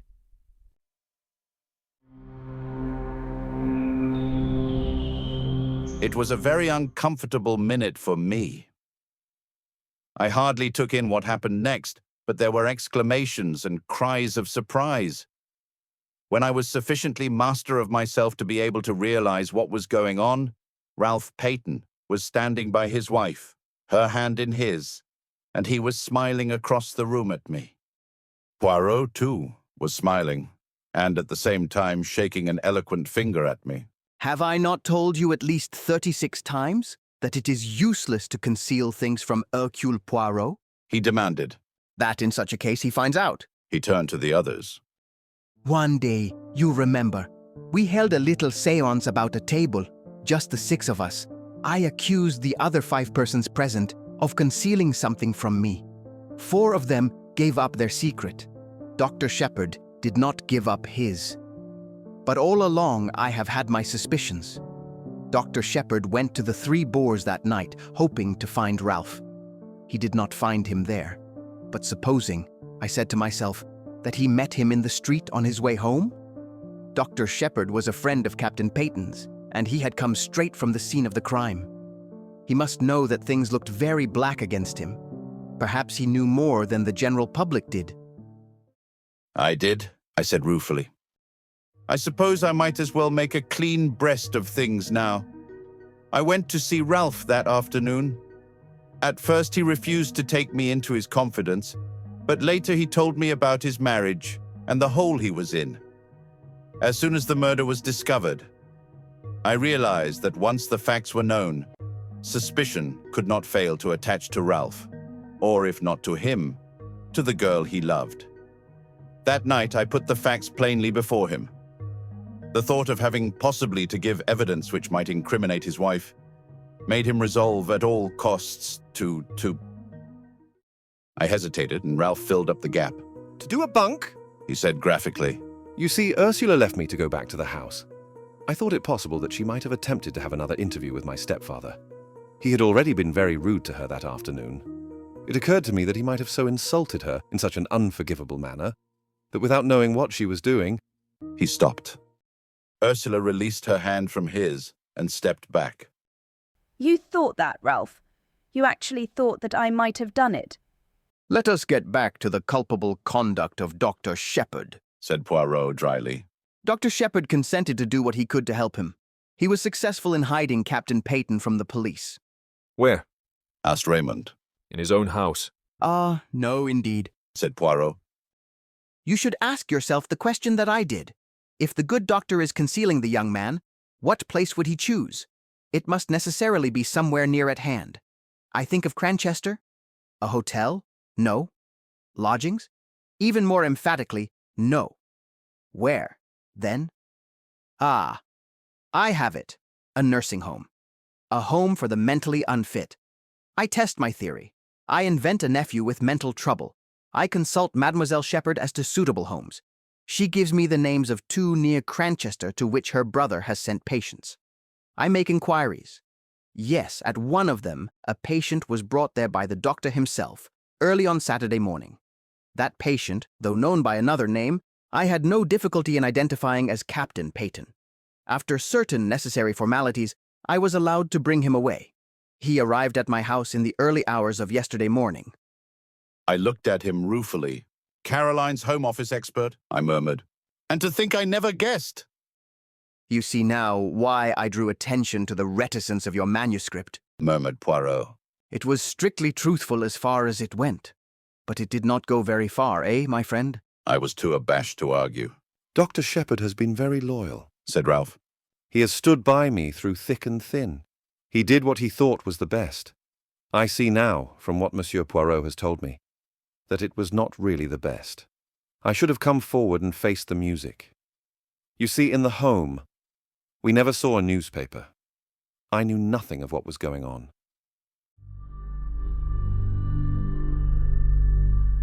Dr. Shepherd has been a model of discretion, said Poirot dryly. But me, I discover all the little secrets. It is my business. Now we can have your story of what happened that night, said Raymond impatiently. You know it already, said Ralph. There's very little for me to add. I left the summer house about 9:45 and tramped about the lanes, trying to make up my mind as to what to do next, what line to take. I'm bound to admit that I've not the shadow of an alibi, but I give you my solemn word that I never went to the study, that I never saw my stepfather alive or dead. Whatever the world thinks, I'd like all of you to believe me. No alibi, murmured Raymond. That's bad. I believe you, of course, but it's a bad business. It makes things very simple, though, said Poirot in a cheerful voice. Very simple indeed. We all stared at him. You see what I mean? No? Just this. To save Captain Paton, the real criminal must confess. He beamed round at us all. But yes, I mean what I say. See now, I did not invite Inspector Raglan to be present. That was for a reason. I did not want to tell him all that I knew. At least I did not want to tell him tonight. He leaned forward, and suddenly his voice and his whole personality changed. He suddenly became dangerous. I who speak to you, I know the murderer of Mr. Ackroyd is in this room now. It is to the murderer I speak. Tomorrow the truth goes to Inspector Raglan. You understand? There was a tense silence. Into the midst of it came the old Breton woman with a telegram on a salver. Poirot tore it open. Blunt's voice rose abrupt and resonant. The murderer is amongst us, you say. You know which. Poirot had read the message. He crumpled it up in his hand. I know. Now. He tapped the crumpled ball of paper. What is that? Said Raymond sharply. A wireless message from a steamer now on her way to the United States. There was a dead silence. Poirot rose to his feet, bowing. Messieurs et mesdames, this reunion of mine is at an end. Remember, the truth goes to Inspector Raglan in the morning.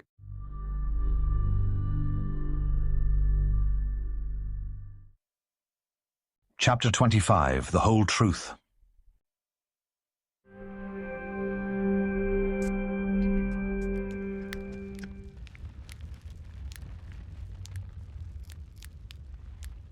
A slight gesture from Poirot enjoined me to stay behind the rest. I obeyed, going over to the fire and thoughtfully stirring the big logs on it with the toe of my boot. I was puzzled. For the first time, I was absolutely at sea as to Poirot's meaning. For a moment, I was inclined to think that the scene I had just witnessed was a gigantic piece of bombast, that he had been what he called playing the comedy, with a view to making himself interesting and important. But, in spite of myself, I was forced to believe in an underlying reality. There had been real menace in his words, a certain indisputable sincerity. But I still believed him to be on entirely the wrong track. When the door shut behind the last of the party, he came over to the fire. Well, my friend, he said quietly. And what do you think of it all? I don't know what to think, I said frankly. What was the point? Why not go straight to Inspector Raglan with the truth instead of giving the guilty person this elaborate warning? Poirot sat down and drew out his case of tiny Russian cigarettes. He smoked for a minute or two in silence. Then, use your little grey cells, he said. There is always a reason behind my actions. I hesitated for a moment, and then I said slowly, the first one that occurs to me is that you yourself do not know who the guilty person is, but that you are sure that he is to be found amongst the people here tonight. Therefore, your words were intended to force a confession from the unknown murderer? Poirot nodded approvingly. A clever idea, but not the truth. I thought perhaps that by making him believe you knew, you might force him out into the open, not necessarily by confession. He might try to silence you, as he formerly silenced Mr. Ackroyd, before you could act tomorrow morning. A trap with myself as the bait. Merci, mon ami, but I am not sufficiently heroic for that. Then I fail to understand you. Surely you are running the risk of letting the murderer escape by thus putting him on his guard. Poirot shook his head. He cannot escape, he said gravely. There is only one way out, and that way does not lead to freedom. You really believe that one of those people here tonight committed the murder? I asked incredulously. Yes, my friend. Which one? There was a silence for some minutes. Then Poirot tossed the stump of his cigarette into the grate and began to speak in a quiet, reflective tone. I will take you the way that I have traveled myself. Step by step you shall accompany me and see for yourself that all the facts point indisputably to one person. Now, to begin with, there were two facts and one little discrepancy in time which especially attracted my attention. The first fact was the telephone call. If Ralph Paton were indeed the murderer, the telephone call became meaningless and absurd. Therefore, I said to myself, Ralph Paton is not the murderer. I satisfied myself that the call could not have been sent by anyone in the house, yet I was convinced that it was amongst those present on the fatal evening that I had to look for my criminal. Therefore, I concluded that the telephone call must have been sent by an accomplice. I was not quite pleased with that deduction, but I let it stand for the minute.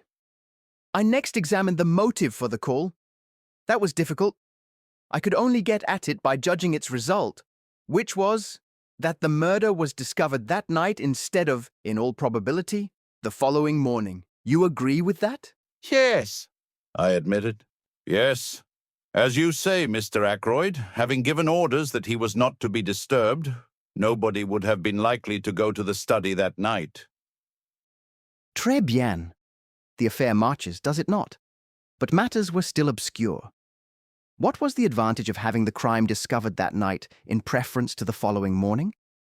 The only idea I could get hold of was that the murderer, knowing the crime was to be discovered at a certain time, could make sure of being present when the door was broken in, or, at any rate, immediately afterwards. And now we come to the second fact. The chair pulled out from the wall. Inspector Raglan dismissed that as of no importance. I, on the contrary, have always regarded it as of supreme importance. In your manuscript, you have drawn a neat little plan of the study. If you had it with you this minute, you would see that, the chair being drawn out in the position indicated by Parker, it would stand in a direct line between the door and the window. The window, I said quickly. You too have my first idea. I imagined that the chair was drawn out so that something connected with the window should not be seen by anyone entering through the door. But I soon abandoned that supposition, for though the chair was a grandfather with a high back, it obscured very little of the window, only the part between the sash and the ground. No, mon ami. But remember that just in front of the window, there stood a table with books and magazines upon it. Now that table was completely hidden by the drawn-out chair, and immediately I had my first shadowy suspicion of the truth. Supposing that there had been something on that table not intended to be seen, something placed there by the murderer? As yet, I had no inkling of what that something might be, but I knew certain very interesting facts about it. For instance, it was something that the murderer had not been able to take away with him at the time that he committed the crime. At the same time, it was vital that it should be removed as soon as possible after the crime had been discovered.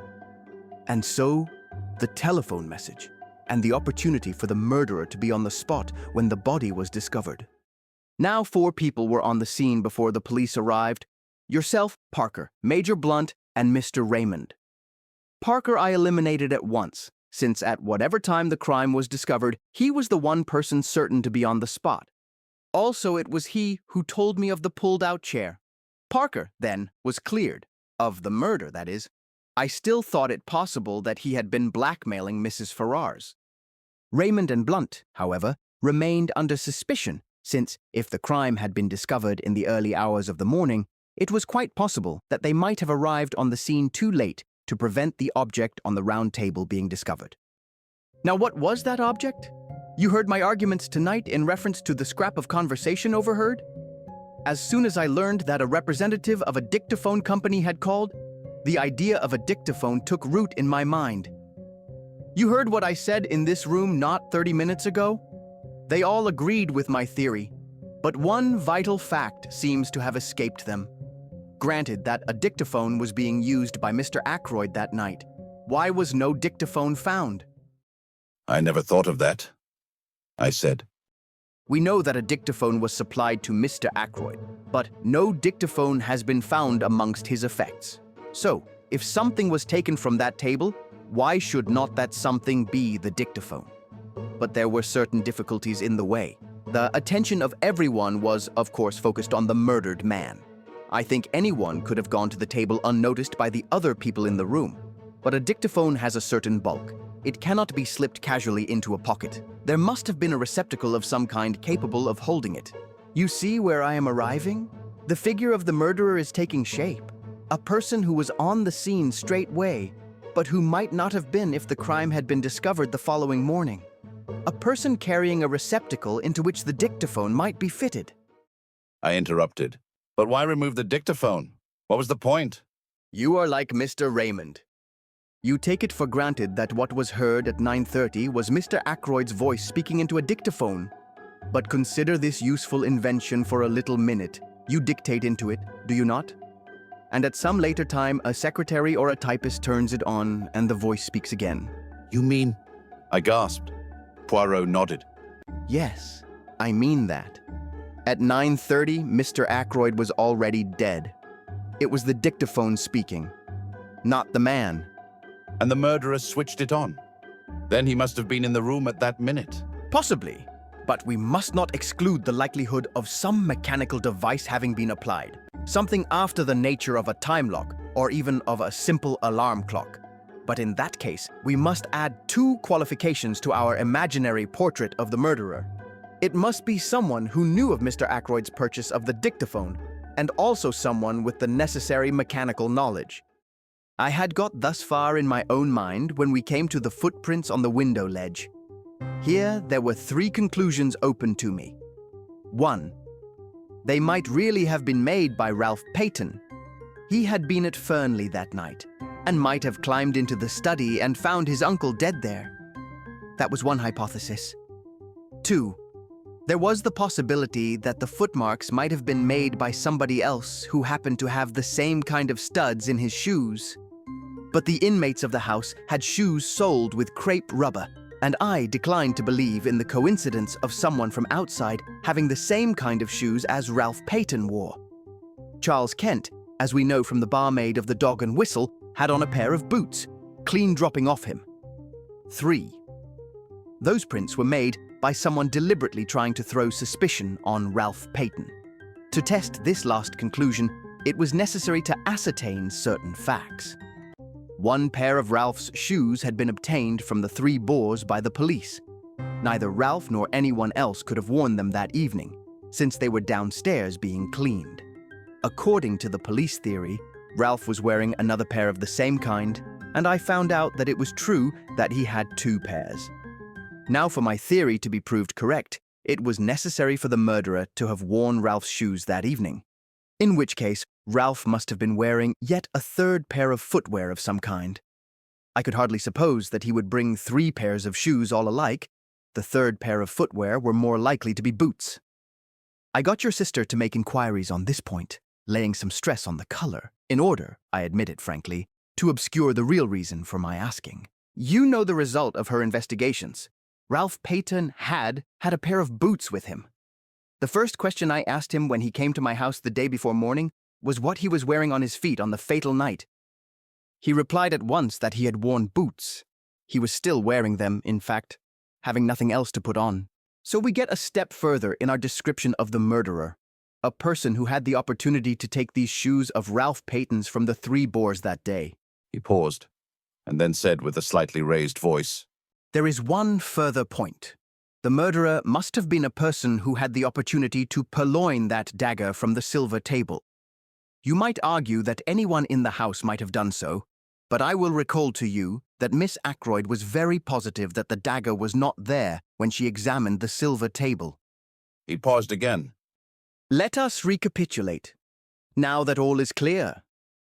A person who was at the 3 Boars earlier that day, a person who knew Ackroyd well enough to know that he had purchased a dictaphone, a person who was of a mechanical turn of mind, who had the opportunity to take the dagger from the silver table before Miss Flora arrived, who had with him a receptacle suitable for hiding the dictaphone, such as a black bag, and who had the study to himself for a few minutes after the crime was discovered while Parker was telephoning for the police. In fact, Dr. Sheppard!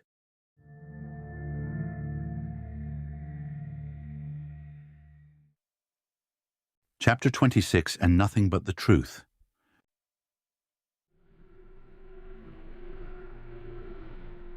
There was a dead silence for a minute and a half. Then I laughed. You're mad, I said. No, said Poirot placidly. I am not mad. It was the little discrepancy in time that first drew my attention to you, right at the beginning. Discrepancy in time? I queried, puzzled. But yes, you will remember that everyone agreed, you yourself included, that it took 5 minutes to walk from the lodge to the house. Less if you took the shortcut to the terrace. But you left the house at 10 minutes to 9, both by your own statement and that of Parker. And yet it was 9 o'clock as you passed through the lodge gates. It was a chilly night, not an evening a man would be inclined to dawdle. Why had you taken 10 minutes to do a 5 minutes walk? All along I realized that we had only your statement for it, that the study window was ever fastened. Ackroyd asked you if you had done so. He never looked to see. Supposing then that the study window was unfastened? Would there be time in that 10 minutes for you to run round the outside of the house, change your shoes, climb in through the window, kill Ackroyd, and get to the gate by 9 o'clock? I decided against that theory, since in all probability a man as nervous as Ackroyd was that night would hear you climbing in. And then there would have been a struggle. But supposing that you killed Ackroyd before you left, as you were standing beside his chair. Then you go out of the front door, run round to the summer house, take Ralph Paton's shoes out of the bag you brought up with you that night, slip them on, walk through the mud in them, and leave prints on the window ledge. You climb in, lock the study door on the inside, run back to the summer house, change back into your own shoes, and race down to the gate. I went through similar actions the other day, when you were with Mrs. Ackroyd. It took 10 minutes exactly. Then home, and an alibi, since you had timed the dictaphone for 9:30. My dear Poirot, I said in a voice that sounded strange and forced to my own ears, you've been brooding over this case too long. What on earth had I to gain by murdering Ackroyd? Safety. It was you who blackmailed Mrs. Ferrars. Who could have had a better knowledge of what killed Mr. Ferrars than the doctor who was attending him? When you spoke to me that first day in the garden, you mentioned a legacy received about a year ago. I have been unable to discover any trace of a legacy. You had to invent some way of accounting for Mrs. Ferrars's £20,000. It has not done you much good. You lost most of it in speculation. Then you put the screw on too hard, and Mrs. Ferrars took a way out that you had not expected. If Ackroyd had learnt the truth, he would have had no mercy on you. You were ruined forever. And the telephone call? I asked, trying to rally. You have a plausible explanation of that also, I suppose. I will confess to you that it was my greatest stumbling block when I found that a call had actually been put through to you from King's Abbot Station. I at first believed that you had simply invented the story. It was a very clever touch, that. You must have some excuse for arriving at Fernley, finding the body, and so getting the chance to remove the dictaphone on which your alibi depended. I had a very vague notion of how it was worked when I came to see your sister that first day and inquired as to what patients you had seen on Friday morning. I had no thought of Miss Russell in my mind at that time. Her visit was a lucky coincidence, since it distracted your mind from the real object of my questions. I found what I was looking for. Among your patients that morning was the steward of an American liner. Who more suitable than he to be leaving for Liverpool by the train that evening? And afterwards, he would be on the high seas, well out of the way. I noted that the Orion sailed on Saturday, and having obtained the name of the steward, I sent him a wireless message asking a certain question. This is his reply you saw me receive just now. He held out the message to me. It ran as follows, quite correct. Dr. Shepherd asked me to leave a note at a patient's house. I was to ring him up from the station with the reply. Reply was no answer. It was a clever idea, said Poirot. The call was genuine. Your sister saw you take it. But there was only one man's word as to what was actually said. Your own. I yawned. All this, I said, is very interesting, but hardly in the sphere of practical politics. You think not? Remember what I said. The truth goes to Inspector Raglan in the morning. But for the sake of your good sister, I am willing to give you the chance of another way out. There might be, for instance, an overdose of a sleeping draught. You comprehend me? But Captain Ralph Paton must be cleared. Ça va sans dire. I should suggest that you finish that very interesting manuscript of yours, but abandoning your former reticence. You seem to be very prolific of suggestions, I remarked. Are you sure you've quite finished? Now that you remind me of the fact, it is true that there is one thing more. It would be most unwise on your part to attempt to silence me as you silenced Monsieur Ackroyd. That kind of business does not succeed against Hercule Poirot, you understand. My dear Poirot, I said, smiling a little. Whatever else I may be, I am not a fool.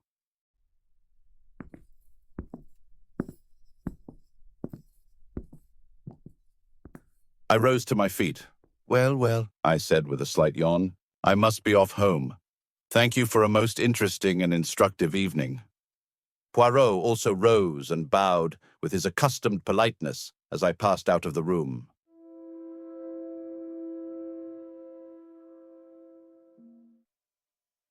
Chapter 27, Apologia.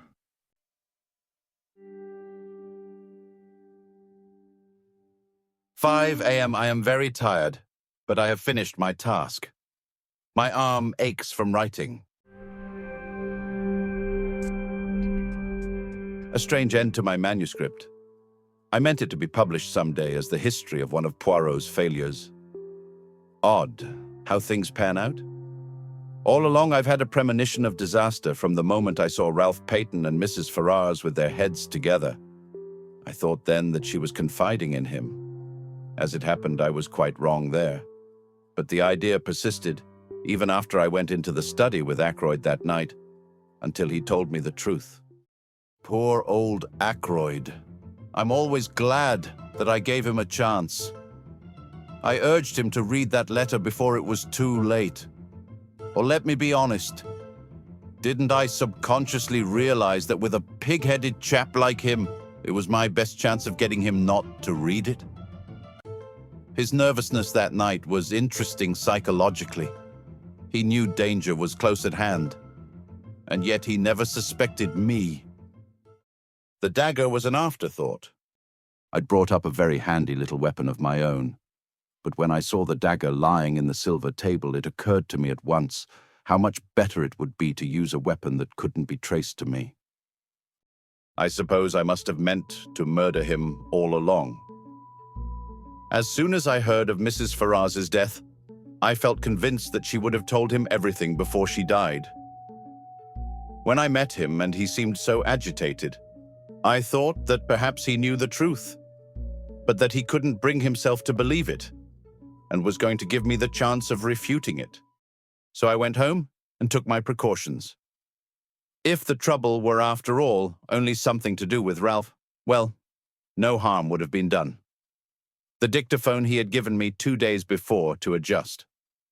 Something had gone a little wrong with it, and I persuaded him to let me have a go at it, instead of sending it back.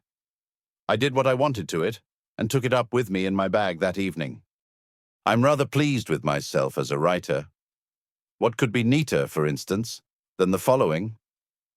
The letters were brought in at 20 minutes to 9. It was just on 10 minutes to 9 when I left him, the letter still unread. I hesitated with my hand on the door handle, looking back and wondering if there was anything I had left undone. All true, you see. But suppose I had put a row of stars after the first sentence. Would somebody then have wondered what exactly happened in that blank 10 minutes? When I looked round the room from the door, I was quite satisfied. Nothing had been left undone. The dictaphone was on the table by the window, timed to go off at 9:30. The mechanism of that little device was rather clever, based on the principle of an alarm clock, and the armchair was pulled out so as to hide it from the door. I must admit that it gave me rather a shock to run into Parker just outside the door. I have faithfully recorded that fact. Then later, when the body was discovered, and I had sent Parker to telephone for the police, what a judicious use of words. I did what little had to be done. It was quite little, just to shove the dictaphone into my bag and push back the chair against the wall in its proper place. I never dreamed that Parker would have noticed that chair. Logically, he ought to have been so agog over the body as to be blind to everything else. But I hadn't reckoned with the trained servant complex. I wish I could have known beforehand that Flora was going to say she'd seen her uncle alive at 9:45. That puzzled me more than I can say. In fact, all through the case, there have been things that puzzled me hopelessly. Everyone seems to have taken a hand. My greatest fear all through has been Caroline. I have fancied she might guess. Curious the way she